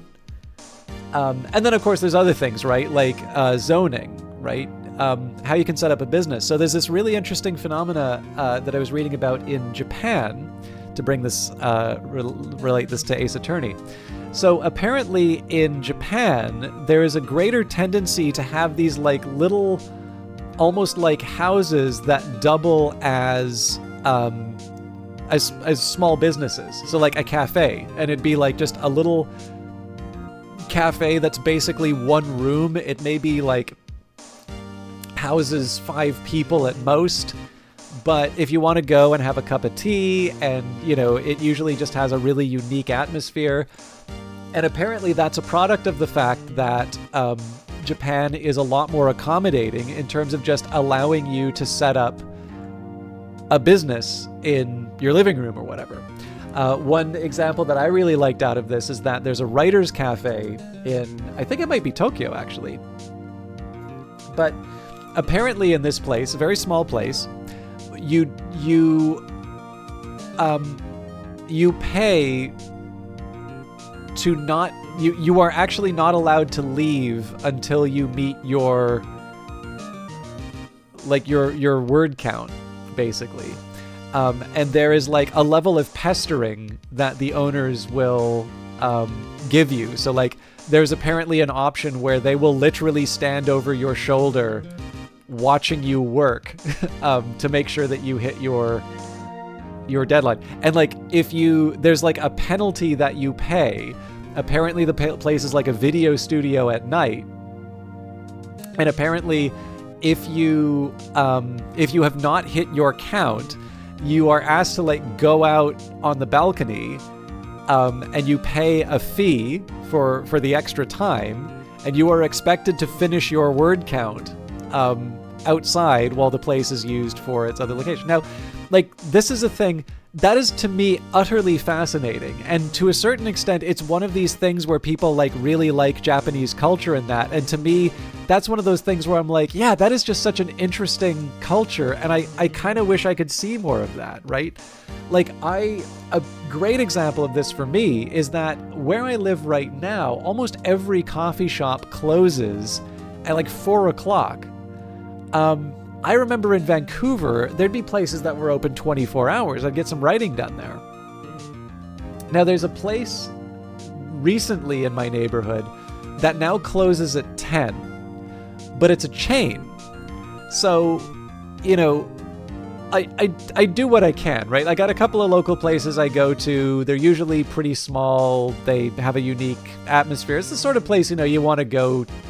It's the sort of place you want to go to, right? If you have the option, you know, you can go to something, you can go to a chain, you can go to something that's sort of commoditized, and, you know, you get what you want. I've done time in Starbucks, right? I've worn the green apron. I know how to make the Starbucks versions of lots of different drinks.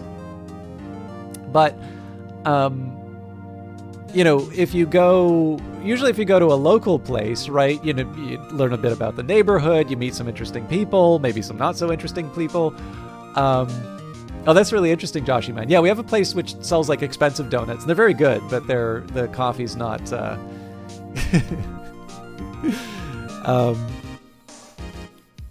What, you haven't put on the green apron, Vanguard? But yeah, like, this is the sort of thing where, like, in general, going to like a local place is,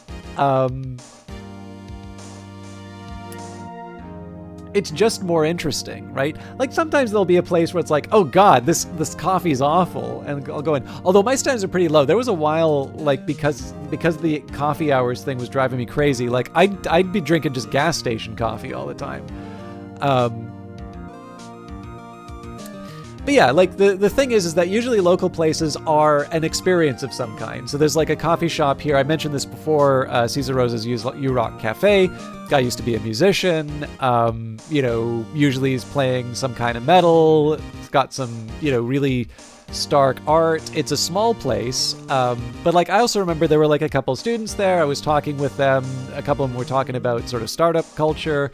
Another one, wanted to work for Whole Foods, and, you just get to meet some interesting people, right? And also places like that. So like, I know for a while at Starbucks, there was like, you can't have any like, obvious like tattoos or piercings.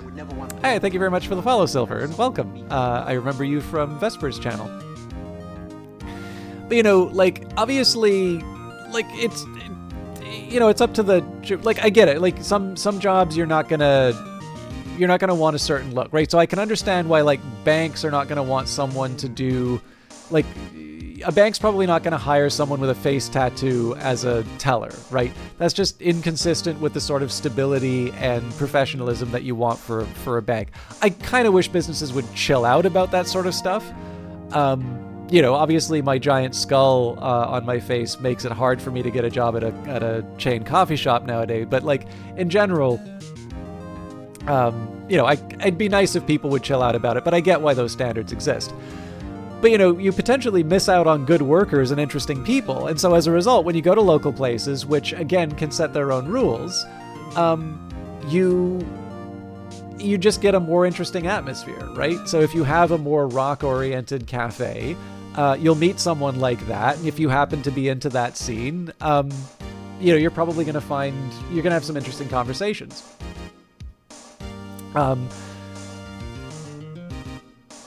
So all of that to say, right, we're coming back to this idea of municipal government. It's not like, Justin Trudeau, now Mark Carney, has decreed to Canada, thou shalt not have interesting little coffee shops in, what would normally be a residential area like Japan has. That's almost certainly going to be a municipal government choice. And in some cases, there might even be very good reasons for that. But the cost of decisions like that is that you don't have these interesting little cultures of people making small businesses, on a lark, having something that's really easy to set up. And, as a result, we've kind of collectively decided, if nothing else, just through sort of our ignorance of local government, not to have these interesting little places. And that's kind of what I tend to mean when I sort of say that municipal government tends to have more of an effect on our day-to-day lives, is that it's like the accumulation of either daily conveniences or inconveniences, right? Is the police force funded? Are you able to get around, right? Is it, do businesses find it easy or difficult to get started? And that's probably not going to be affecting chains. That's more going to be affecting whether or not you have interesting local places to check out. Do you have, like in the case of Vancouver, there's a neighborhood called Granville Island, and like that's where like you'll see a bunch of artists hanging out and like small breweries, and there was a camera shop that I went to, and that's where I always bought my like weird film to just try and shoot 35 millimeter with. And like, it was always kind of fun to go to that place because the atmosphere is such that you're just going to run into some interesting things that maybe you wouldn't see anywhere else. So that's, and again, those are usually not going to be the sorts of things that you hear about in a federal campaign, but those are going to reflect individual decisions made at the municipal level, and usually over successive governments. And I mean, in the end too, you can just do the whole civics thing and just say like, well, yeah, you're participating in, you're in a democracy, you should be participating in it. It's one of the expectations, if you get the benefits of it. But anyways, so Joshy Man here says, about a decade ago while working at Home Depot, we do have those in Canada. There's a Chick-fil-A across the parking lot, so you'd occasionally go there for lunch. There was a girl with a protective sleeve over her arm, so I assumed it was a burn. You eventually asked her about it after seeing it on her arm over the course of several months. And she's like, oh, it's a tattoo. We're not allowed to have tattoos here, so I have to cover it. Interesting. Yeah. And again, I get it. It's, you know, it's the standard set by the employer. I don't necessarily think that the employer shouldn't be able to do stuff like that. But obviously, like, I remember applying for a coffee shop, and they were pretty clear about the, like, they had actually brought someone in for an interview with, like, facial piercings and things like that. And then they brought up that rule, and, you know, she's like, there's no exceptions. It's like, no exceptions. And, like, she got up and left, and I didn't blame her, because it's like, why the hell did you bring her in for, you know, why the hell did you bring her in for an interview? She's clearly, you know, this is someone who's not going to satisfy that rule. Like, ask them before wasting their time. So anyways, yeah. And I mean, again, like I said, it's, you're going to attract a certain clientele, or you're potentially going to push away a certain type of clientele. So I get why those rules are there. But the cost is that you are also potentially cutting yourself off from good workers, because very often, right, you know, I am the most straight edge person in my social circle, but, you know, the people with lots of tattoos, the potheads, the, you know, the people who pirate movies, they're all the interesting people that I get to talk to. It's you know, I'm not going to do any of those things. But I definitely have enjoyed more conversations with them, and I get more perspectives than, you know, than hanging out with people who are like me. So, anyway, Provincial Court of BC. In BC's early days, its magistrates, the non-legally trained predecessors of provincial court judges, did not wear robes. They traveled the province on horseback or whatever transportation was available, dealing with civil disputes at varying levels and summary conviction defenses, and they dressed for their lifestyle. In Magistrate Judge, the story of the Provincial Court of British Columbia, Alfred Watts, QC, described one magistrate who served from 1864 to 1888 as wearing Irish tweeds, coat and riding breeches. By the 1950s, magistrates in Vancouver and Victoria were wearing robes, and in 1967, magistrates throughout the province were issued with robes, which some, but not all, wore. After the creation of the Provincial Court in 1969, some judges robed, and some wore business suits, while others dressed casually. Seeking consistency and dignity, reflecting the court's role in the administration of justice, in 1975, the BC Provincial Court Judges Association passed a resolution adopting the style of robe worn today. Since then, BC's provincial court judges have worn black robes with red facing down the front and around the cape collar when they preside in court. Under their robes, they wear a white shirt, black vest, and white tabs for a decorative collar. For settlement and family case conferences, provincial court judges sometimes wear business clothes, in keeping with the less formal conference setting. Some BC provincial court judges still travel extensively, carrying their robes by float plane, boat, or SUV to the remote locations where they hold court. As Alfred Watts QC wrote about their predecessors, one must have considerable admiration for those who constantly travel in difficult areas, but always ensure that the dignity of the court is so upheld.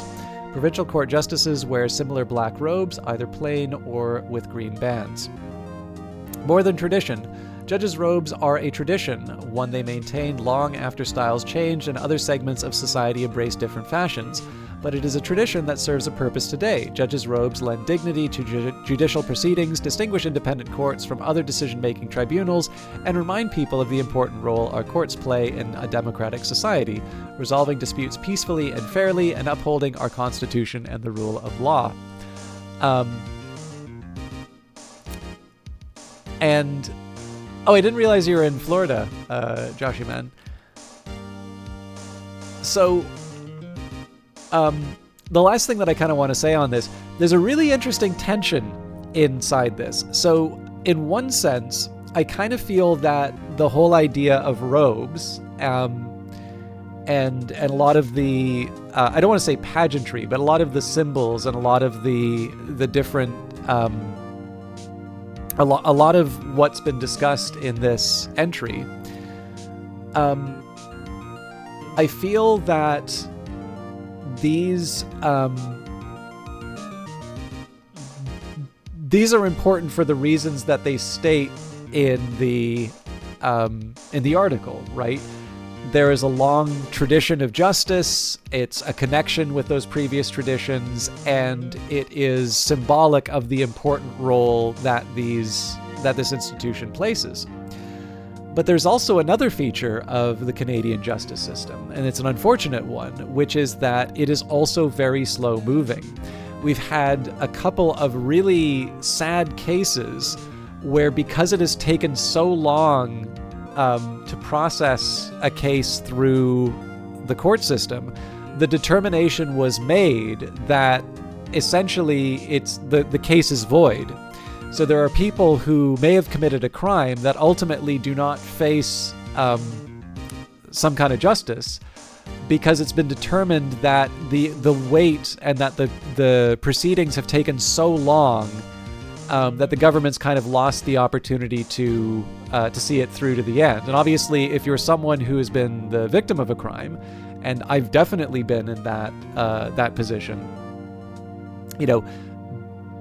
feeling like the person who did that to you has now gotten away with it on a kind of technicality, or because the justice system took so long, that is going to feel terrible, and you're going to feel like the system is not working.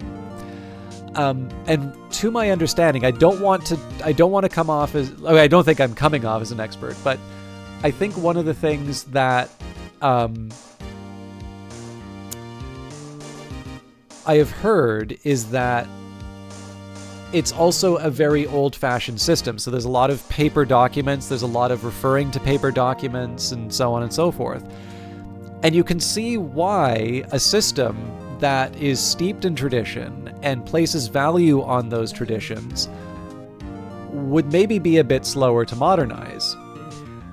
But on the other hand, there are some things that probably should be a question of electronic record keeping and should be a matter of, creating efficiencies and such. And I imagine that there are probably people working inside of it who do want to bring those changes about.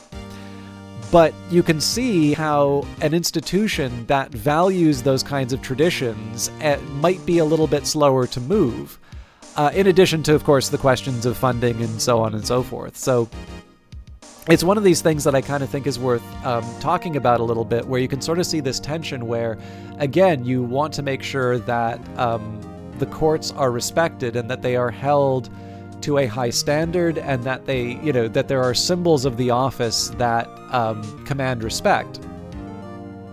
Well, at the same time, you don't want those traditions and that culture of respecting tradition to get to a point where efficiencies that are clearly needed are not necessarily being brought in. Now, that's a hypothesis. Obviously, I'd like to have a greater understanding of how Canada's legal system works, and maybe where there are opportunities for those efficiencies. Because again, I think the administration of justice is something very important, and it's something that we should care about. But it's a chance for us to, sort of take a game like Ace Attorney and use that as an opportunity to learn a little bit, at least in my case, learn a little bit more about my country's legal system. Although, of course, as Vesper pointed out, that this is going to be dealing more with Japan's legal system. So, Josh Man says, Chalk, thank you for streaming and chatting with us and educating us. Also, it's sad the course is so slow that the guilty cannot face judgment, especially as both of us have been victims where the perp got off. Well, that didn't happen in my case. I believe, in my case, the person was caught and convicted. I didn't attend the trial. But yeah, I was just going to say, like, I would have a lot of sympathy. Like, knowing that this person did this thing, and that, if I had found out that actually it took a really long time to work through the justice system to a point where they didn't face consequences, that wouldn't feel great. I would definitely feel that there was something wrong, and I would feel that, that Canada's system had failed me in that case. So, anyways, I definitely owe Vesper. I think I'll probably just do this event. Hopefully it doesn't take too long, because obviously I'm already half an hour over.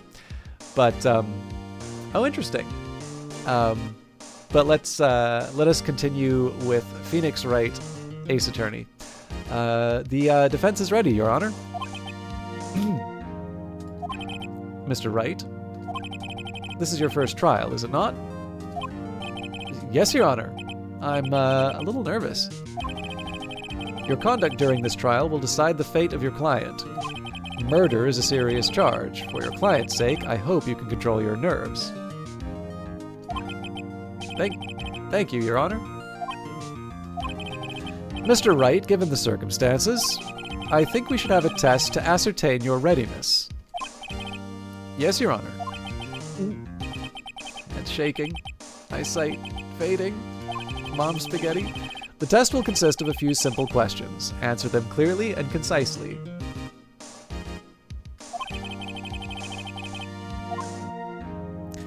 Please state the name of the defendant in this case. The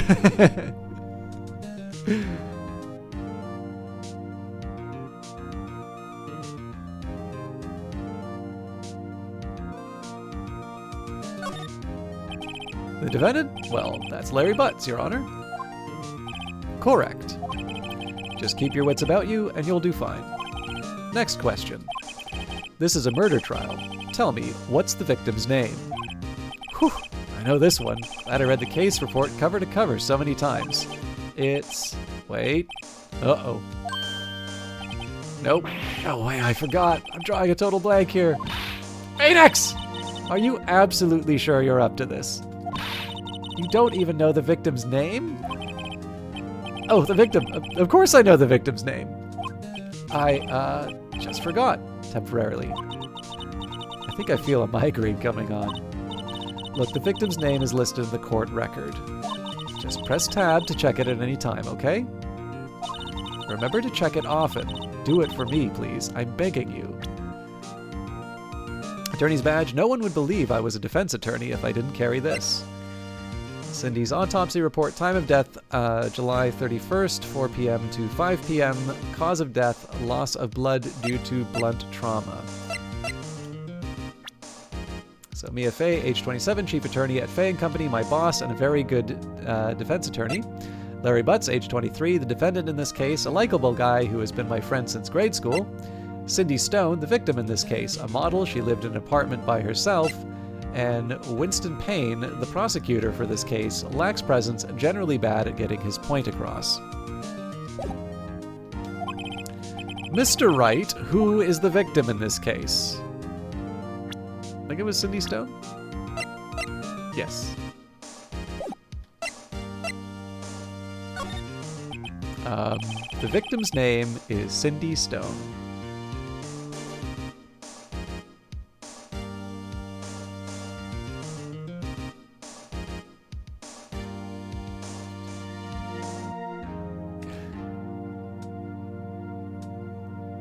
I don't think deceased is defendant.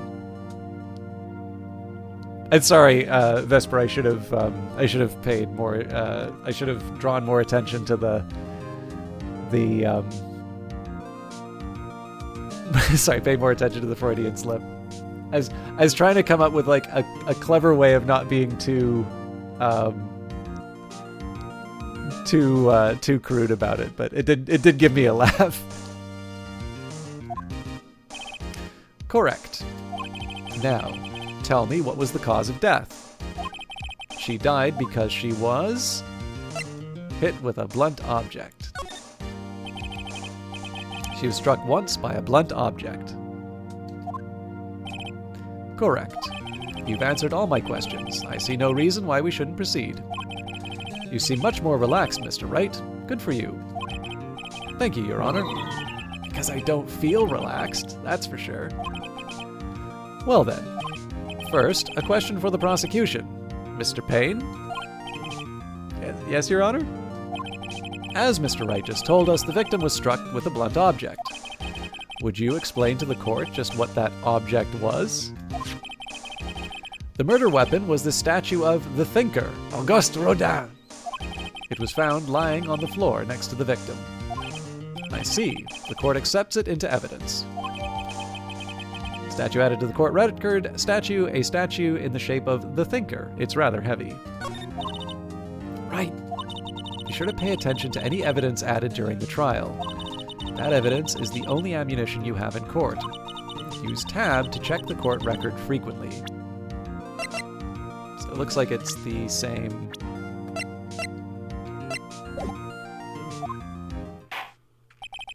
Mr. Payne, the prosecution may call its first witness. Now, here's a question for you, Vesper. Do Japanese courts use gavels? I would imagine yes, because I would suspect that the Japanese legal system would be heavily influenced by the U.S. occupation. But oh, that's really cool. There was a presentation on Rodin in Vancouver, so I got to see some of his works, and I definitely got to see some material on sort of his Gates of Hell project, which he never completed, but was the inspiration, including The Thinker. So my understanding is The Thinker is supposed to be Dante, who's sort of imagining all of the other, all of the Inferno. The prosecution calls the defendant Mr. Butts to the stand. Chief, what do I do now? Pay attention. You don't want to miss any information that might help your client's case. You'll get your chance to respond to the prosecution later, so be ready. Let's just hope he doesn't say anything unfortunate. Uh-oh. Larry gets excited easily. This could be bad.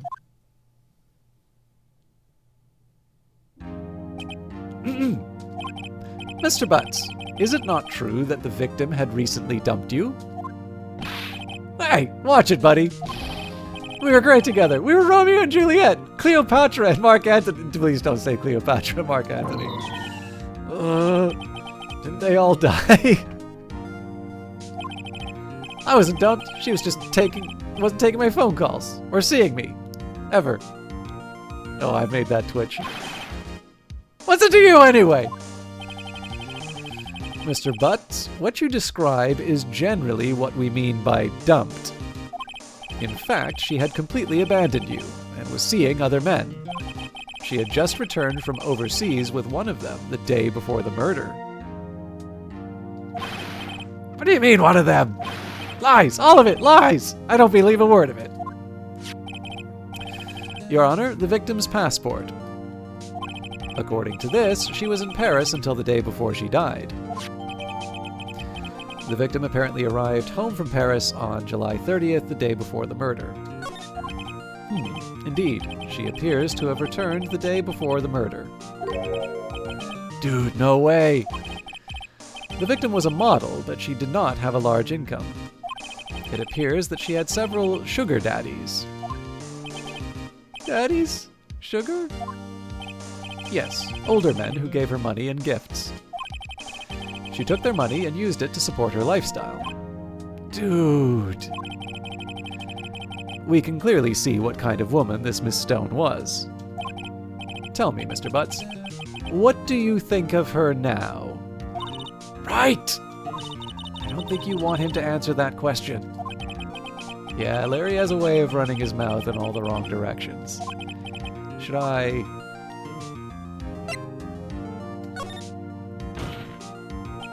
My client had no idea the victim was seeing other men.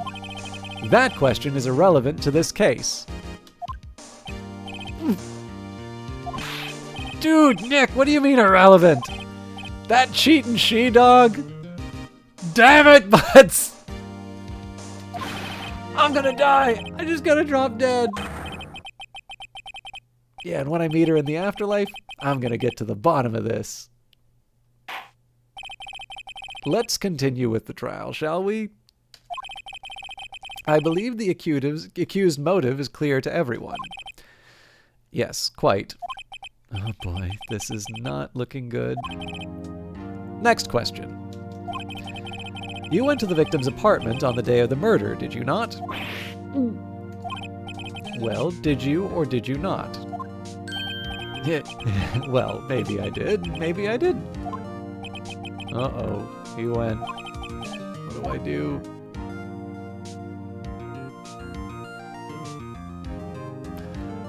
I don't see why I would...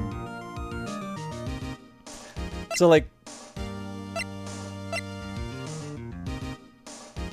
Well, okay, so this is where, like, the material that I've seen doesn't help. I understand that, like, the role of the defense is to get the best outcome for the client.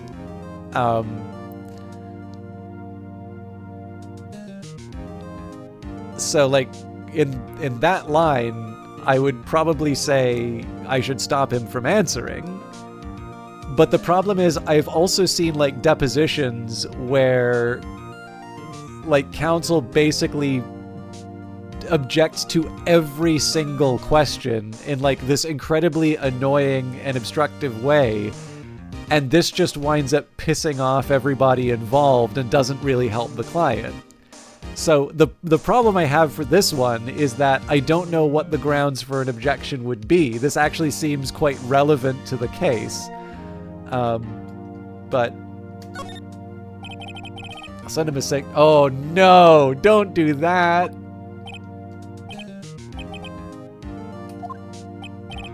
Well, see, it's like this. I don't remember.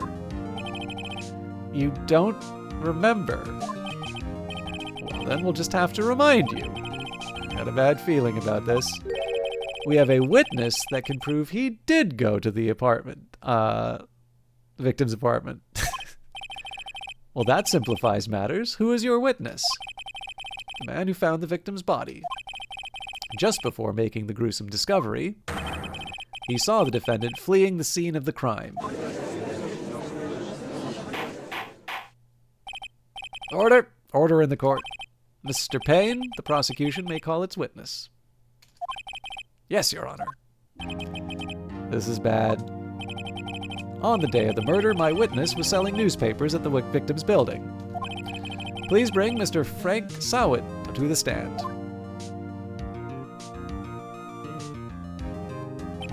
Mr. Sawit, you sell newspaper subscriptions, is this correct? Oh yes, newspapers, yes. Mr. Sawit, you may proceed with your testimony. Please tell the court what you saw on the day of the murder.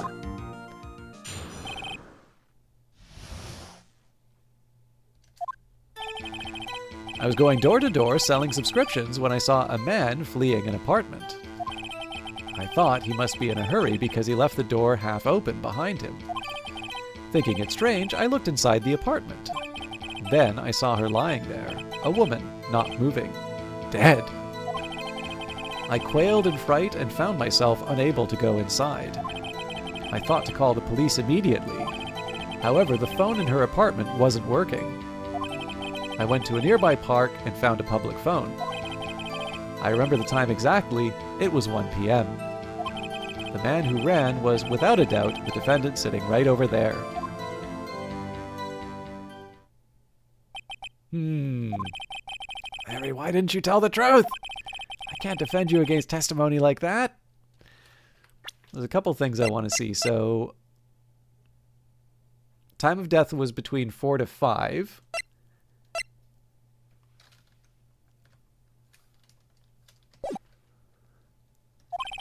Incidentally, why wasn't the phone in the victim's apartment working? Your Honor, at the time of the murder, there was a blackout in the building. Aren't phones supposed to work during a blackout? Yes, Your Honor. However, some cordless phones do not function normally. The phone that Mr. Sawit used was one of those. Your Honor, I have a record of the blackout for your perusal. Electricity to Miss Stone's building was out from noon to 6 p.m. on the day of the crime. Now, Mr. Wright. Yes. Yes, Your Honor. You may begin your cross-examination. Cross-examination, Your Honor? All right, Wright. This is it. The real deal. What exactly am I supposed to do? Why, you expose the lies in the testimony the witness just gave. Lies? What? He was lying? Your client is innocent, right? And that witness must have lied in his testimony. Or is your client really guilty? How do I prove he's not? You hold the key. It's in the evidence. Compare the witness's testimony to the evidence at hand. There's bound to be a contradiction in there. First, find the contradictions between the court record and the witness's testimony. Then, once you've found the contradicting evidence, present it and rub it in the witness's face. Literally. Okay. Open the court record with tab, then point out contradictions in the testimony.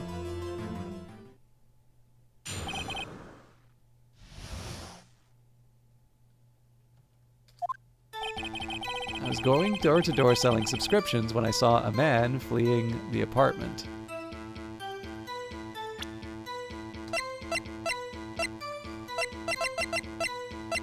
So yeah, I don't see how I would be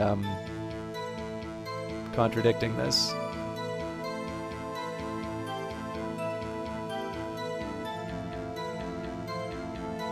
Although, I mean, I suppose the question would be, do you normally do,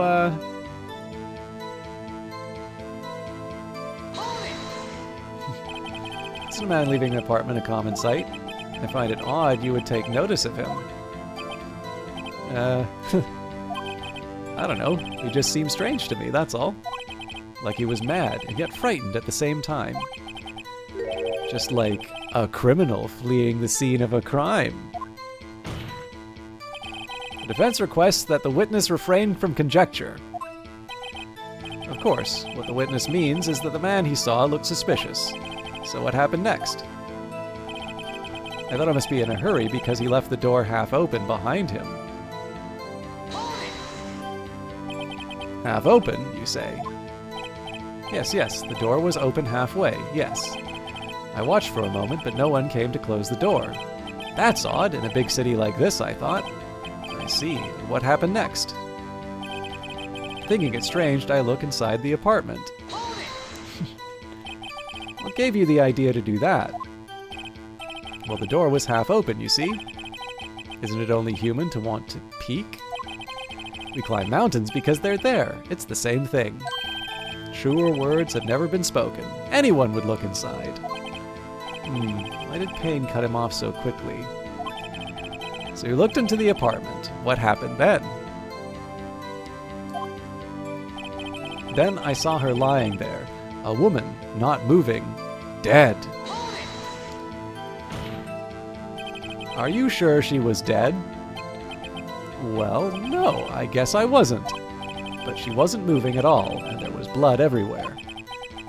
Guess that would look fatal to anyone. Very well, what happened next?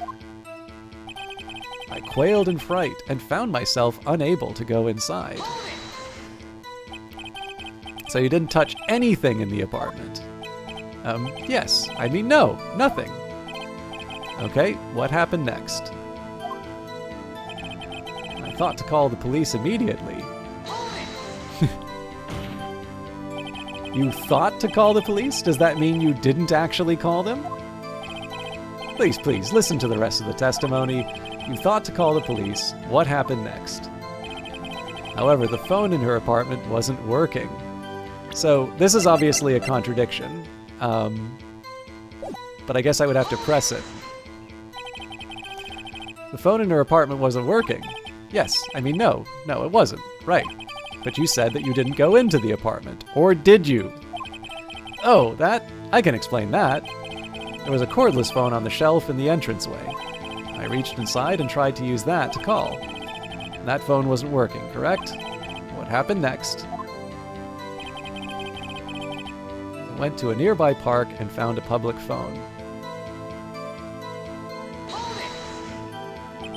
Why use a public phone?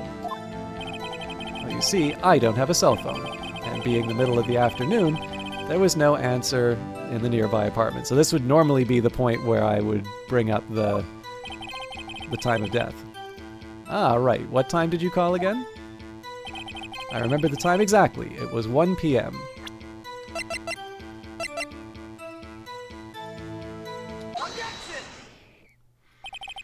You found the body at 1 p.m. You're sure?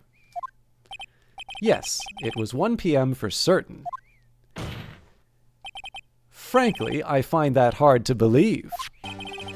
Your statement directly contradicts the autopsy report.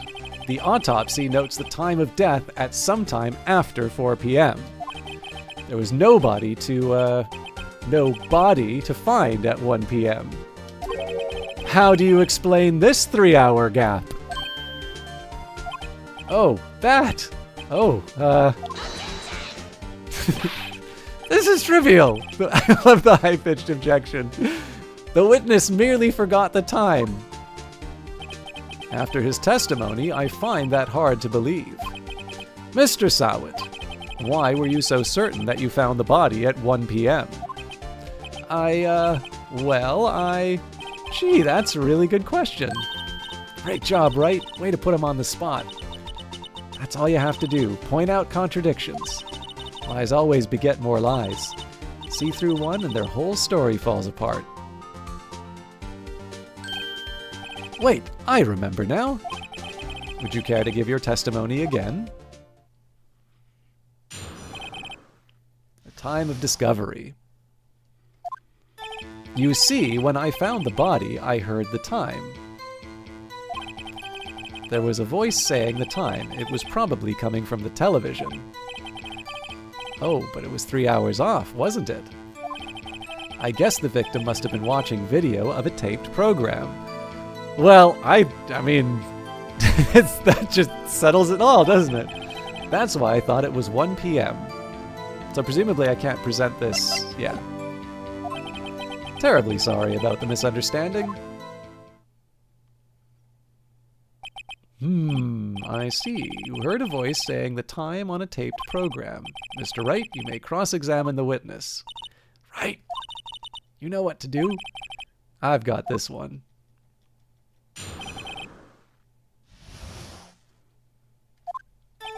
You see, when I found the body, I heard the time. You said heard, not saw? Yes, heard. All I saw was the body lying there.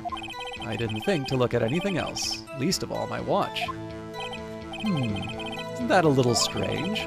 So you're saying you heard something, but if you were so shocked by the body, you wouldn't hear anything at all. The witness did say he actually heard the time.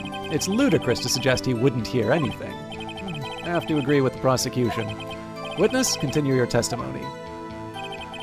There was a voice saying the time. It was probably coming from the television.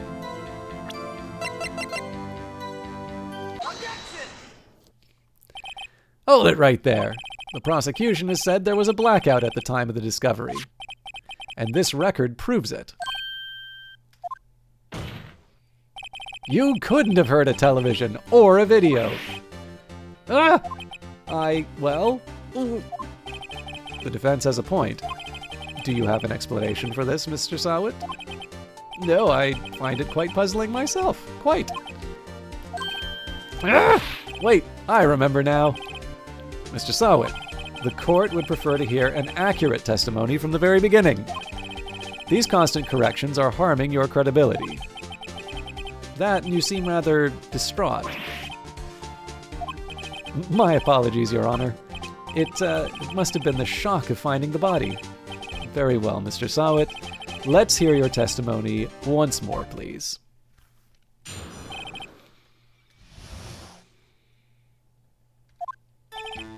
Actually, I didn't hear the time. I saw it. There was a table clock in the apartment, wasn't there? Yeah, the murder weapon. The killer used it to hit the victim. That must have been what I saw. You saw a clock. I guess that would explain it. The defense may cross-examine the witness. Gladly.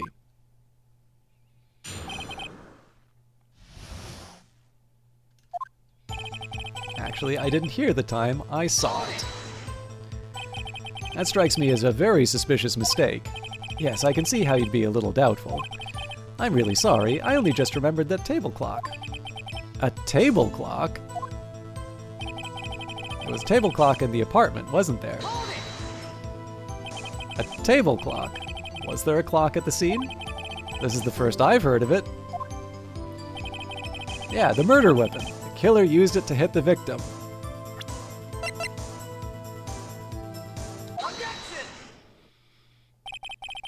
Wait just a moment. The murder weapon wasn't a clock. It was the statue. Now, how is this supposed to be a clock? Ah! You with your objections and your evidence! Just who do you think you are? Just answer the question, Mr. Sawit. Hey, I saw it there, okay? That's a clock. Your Honor, if I may. Yes, Mr. Payne? As the witness stated, the statue is indeed a clock. The neck is a switch. You just tilt it, and it says the time out loud. As it doesn't look like a clock, I submitted it as a statue. My apologies. I see. So the murder weapon was a table clock after all. Well, Mr. Wright, it appears that the witness's testimony was correct. This is a clock. Do you have any problems with this testimony now? Your Honor, there is a gaping hole in the witness's testimony. The only way he could have known the weapon was a clock is to hold it in his hand. Yet the witness testified that he never entered the apartment. Clearly a contradiction. Indeed. You're very bad at this, Judge. The witness knew it was a clock because he went into the apartment. You're lying! You were inside the apartment on the day of the murder. Oh yeah? Prove it. Prove I went in there. I'll do better than that. I can prove you were the one who killed her. You struck her with the clock, and the shock of the blow triggered the clock's voice. That was the sound you heard. Order in the court. Intriguing. Please continue, Mr. Wright. Yes, Your Honor. Mr. Sawit, the sound must have left quite an impression on you. Understandable, since the murder weapon spoke just as you hit the victim. That voice was burned into your mind. That's why you were so certain about the time. What's the meaning of this? This is all baseless conjecture. Baseless? Just look at the witness's face.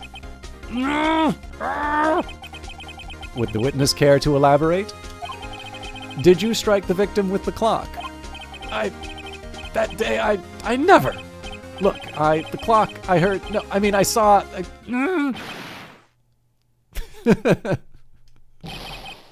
Shut up, I hate you. It was him, I tell you. I saw him. He killed her, and he should burn. Burn! Give him death! Order! Order in the court, I say. Your Honor, a moment, please. There isn't a shred of evidence supporting the defense's claims. Mr. Wright. Your Honor, you claim the sound the witness heard came from the clock. Do you have any evidence? The whole case is riding on this. I'd better think it through carefully. Your Honor, the sound Mr. Sawit heard was definitely this clock. A fact which is clear if you simply try sounding the clock.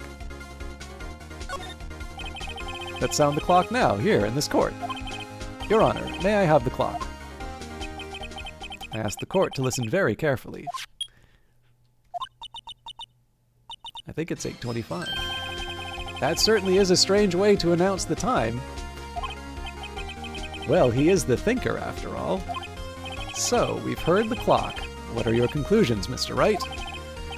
Mr. Payne, can you tell me what time it is now? It's 11:25. Ah! As you can see, this clock is exactly 3 hours slow. Precisely the discrepancy between what Mr. Sawit heard and the actual time of death. So, Mr. Sawit, try to talk your way out of this one. You forgot one thing. Uh-oh. What's he thinking of talking about now? While it may seem like the clock is running 3 hours slow, it proves nothing. How do you know it was running 3 hours slow on the day of the murder? If you can't prove that, you don't have a case. He's right. How am I going to prove that? Damn it! I was so close. Mr. Wright, it seems you lack the critical evidence to support your claim. Yes, Your Honor. This means I cannot let you indict the witness. Unfortunately,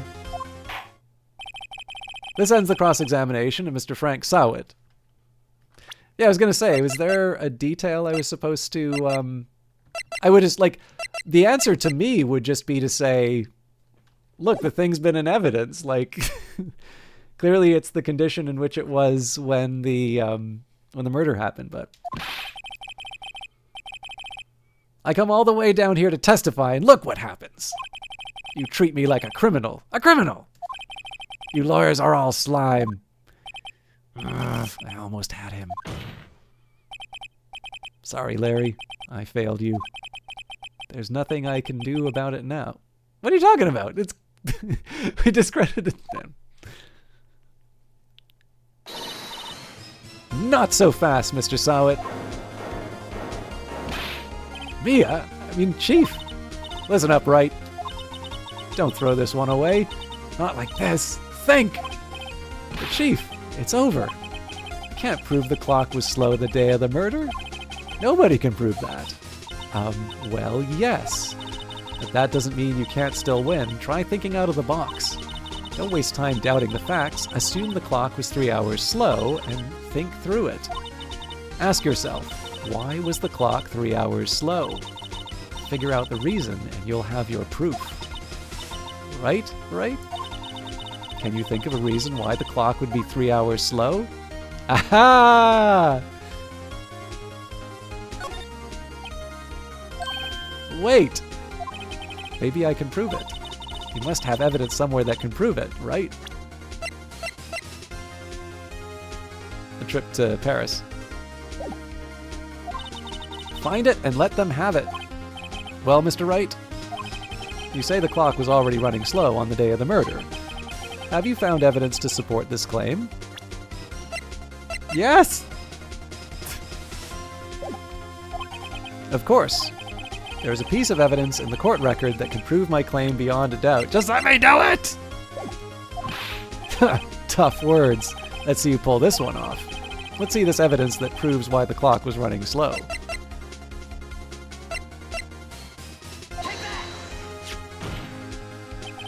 The victim had just returned home from abroad the day before the murder. As we all know, the time difference between here and Paris is 9 hours. When it's 4 p.m. here, it's 1 a.m. the next day there. The clock wasn't 3 hours slow, it was 9 hours fast. The victim hadn't reset her clock since returning home. That's why the time you heard when you struck her dead in her apartment was wrong. Proof enough for you, Mr. Sowett? Or should I say, Mr. Did It? Ugh.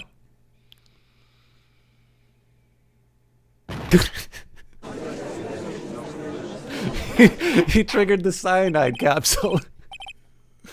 Order, I say.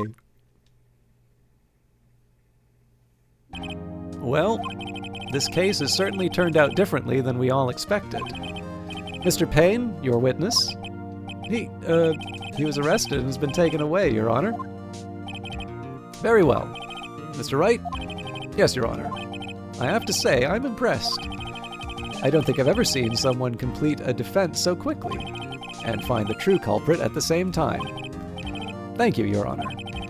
At this point, this is only a formality, but this court finds the defendant, Mr. Larry Butts, not guilty.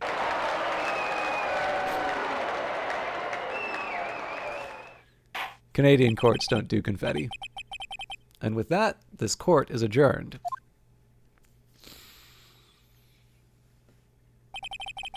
It turns out that Frank Sowett was a common burglar. He posed as a newspaper salesman to check and see when people were out of the house. That day, when Larry went to her apartment, the victim wasn't home. After he left, Mr. Sowett let himself in to do his dirty work. While he was searching her place, the victim returned. Flustered, Mr. Sowett grabbed the nearest blunt object he could find.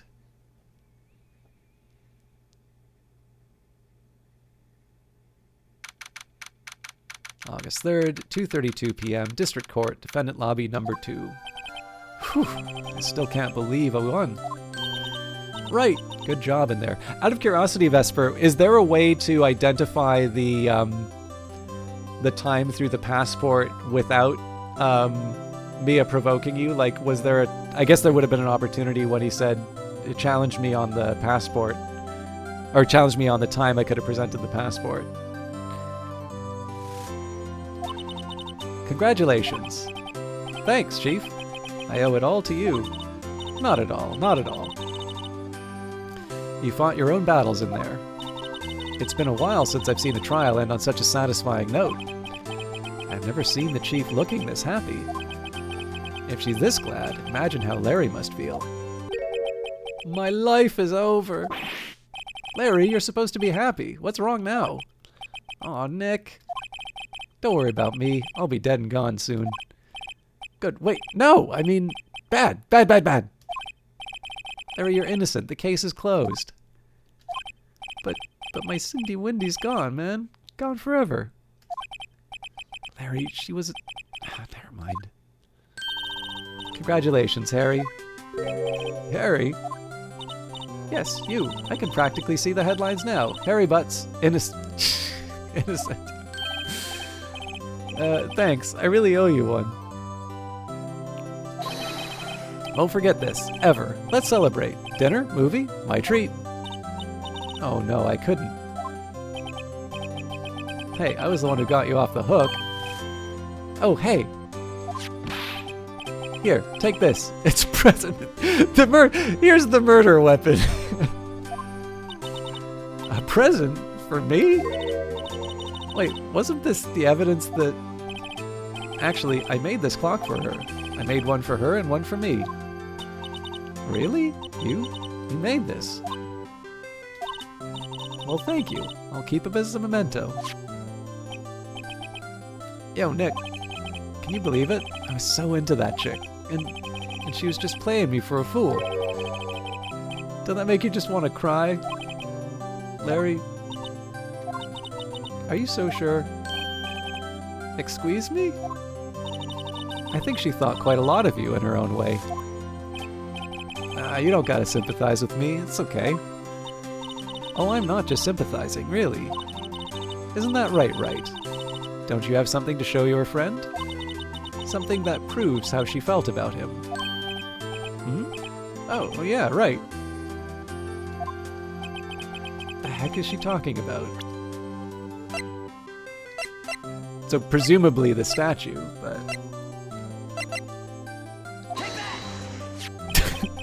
Check this out, Larry. Proof positive you weren't just some chump to her. Huh? What about that clock? This is the clock you made for her, Larry. And she took it with her when she traveled. Whatever, she probably just needed a clock, that's all. You think so? It's a pretty heavy clock to take traveling. Well, make of it what you will. Hey, Nick. I'm glad I asked you to be my lawyer. Really, I am. Thanks. Hope that made him feel a little better. Right? I hope you see the importance of evidence now. Also, hopefully you realize things change depending on how you look at them. People, too. We never really know if our clients are guilty or innocent. All we can do is believe in them. And in order to believe in them, you have to believe in yourself. Right? Listen, learn, grow strong. Never let go of what you believe in. Never. Well, I think our work here is done. Shall we be off? Yeah, I guess so. Say, how about dinner? On me? We'll drink a toast to innocent butts. Yeah. Oh, speaking of Harry, you were saying part of why you became a lawyer was because of him. Yeah, part at least. You'll have to tell me more about it sometime. Maybe over drinks? The power dynamic. She is his boss. This is not appropriate. And so my first trial came to a close. Larry slapped me on the back and said, "Gee, Nick, it's good to have friends. But I'm pretty sure he's not going to pay us, unless you count that clock he gave Mia." I didn't know it then. But that clock was soon going to be at the center of another incident. And my promise to tell the chief about me and Larry would be one promise that I wouldn't be able to keep.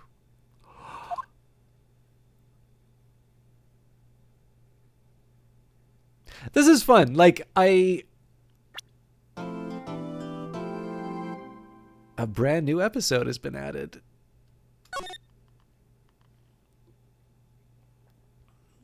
Yes, I'm actually quite late, and I do need to be at work tomorrow, so...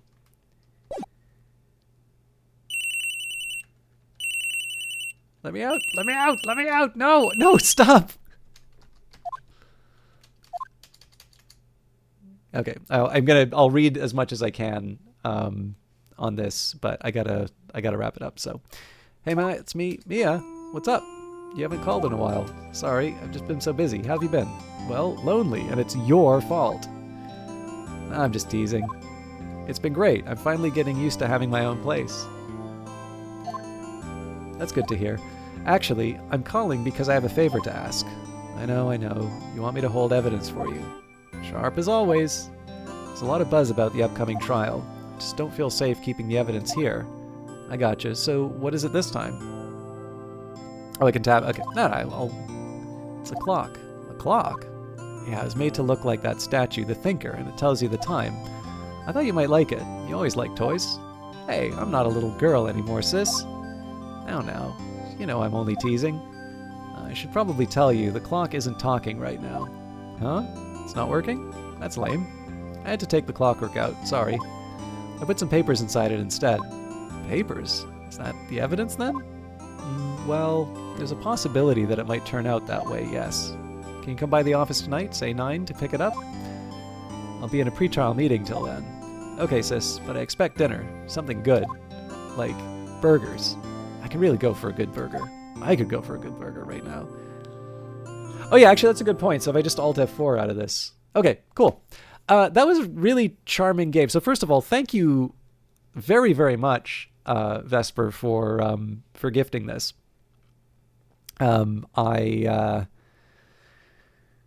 It's funny, like this sort of game, like in one sense, when I put on my like gamer hat, there's a side which says, you know, it's nice if there's a little more activity and I'm not sort of like sitting down and reading a game. But it's like, I don't know. I don't like that's not a hard rule, right? So like if I sit down and think of a game, like I tend to think of something like Civilization, right? Where I'm sort of in control and there may be like incidental story. Or something like Book of Hours, where you know, I'm primarily taking the actions, even though it's a very story-driven game. But I don't really feel self-conscious about it. I feel conscious about not progressing gameplay because that is something that people complain about. And while I don't think every complaint necessarily has to be sort of given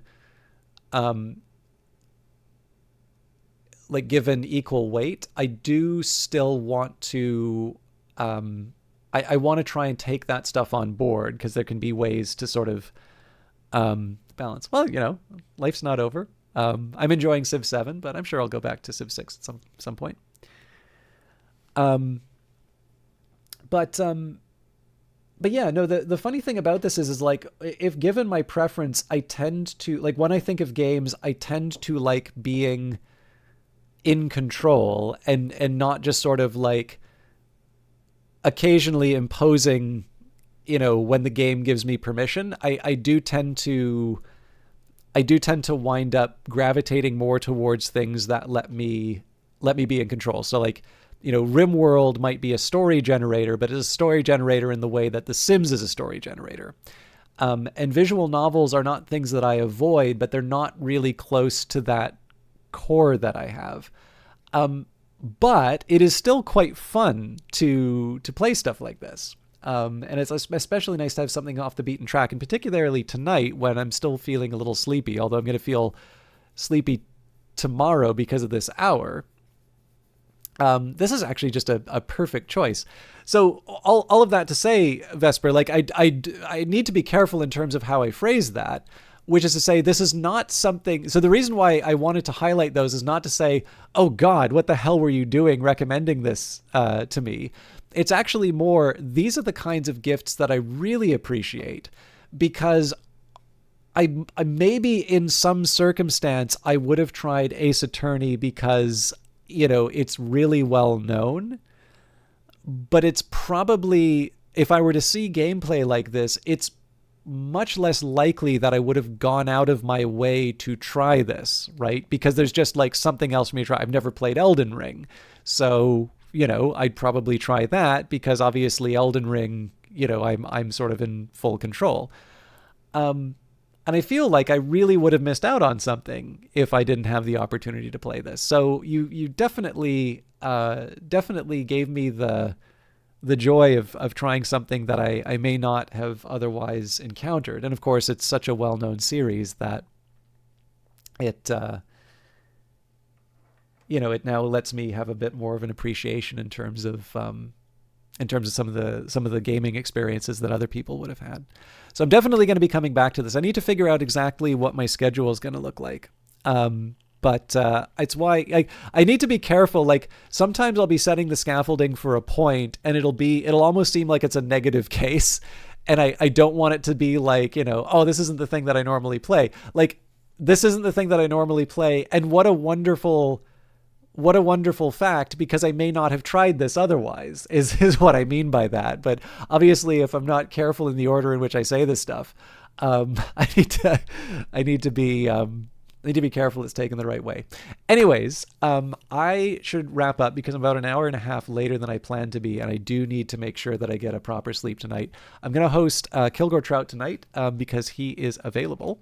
But no, Kilgore's a fellow Canadian, tends to stream quite late. Thank you all of you for hanging out. I know going from Doom to Ace Attorney is a bit of a swing.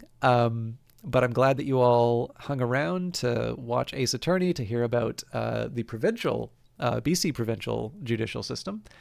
And I will not be streaming on Wednesday. Thank you for hanging out, Joshy Man.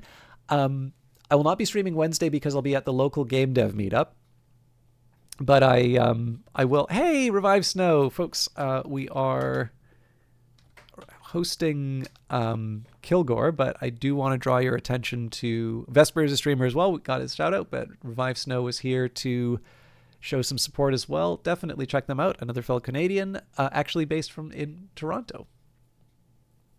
The same setting as Law and Order Toronto. That's very nice to hear, Joshy Man. But yeah, I won't be streaming on Wednesday just because I'll be at a local game dev meetup, but I will be back on Friday for Cyberpunk, and we will be back on Monday and Wednesday. Unless it's a Canadian holiday, I plan to be streaming Monday, Wednesdays, and Fridays. I will be finishing up Doom. I will do more Phoenix Wright Ace Attorney, hopefully sooner rather than later. And then for those, Joshy Man did mention XCOM. I do have a couple of more XCOM related things on deck. So stay tuned. Anyways, have a good night.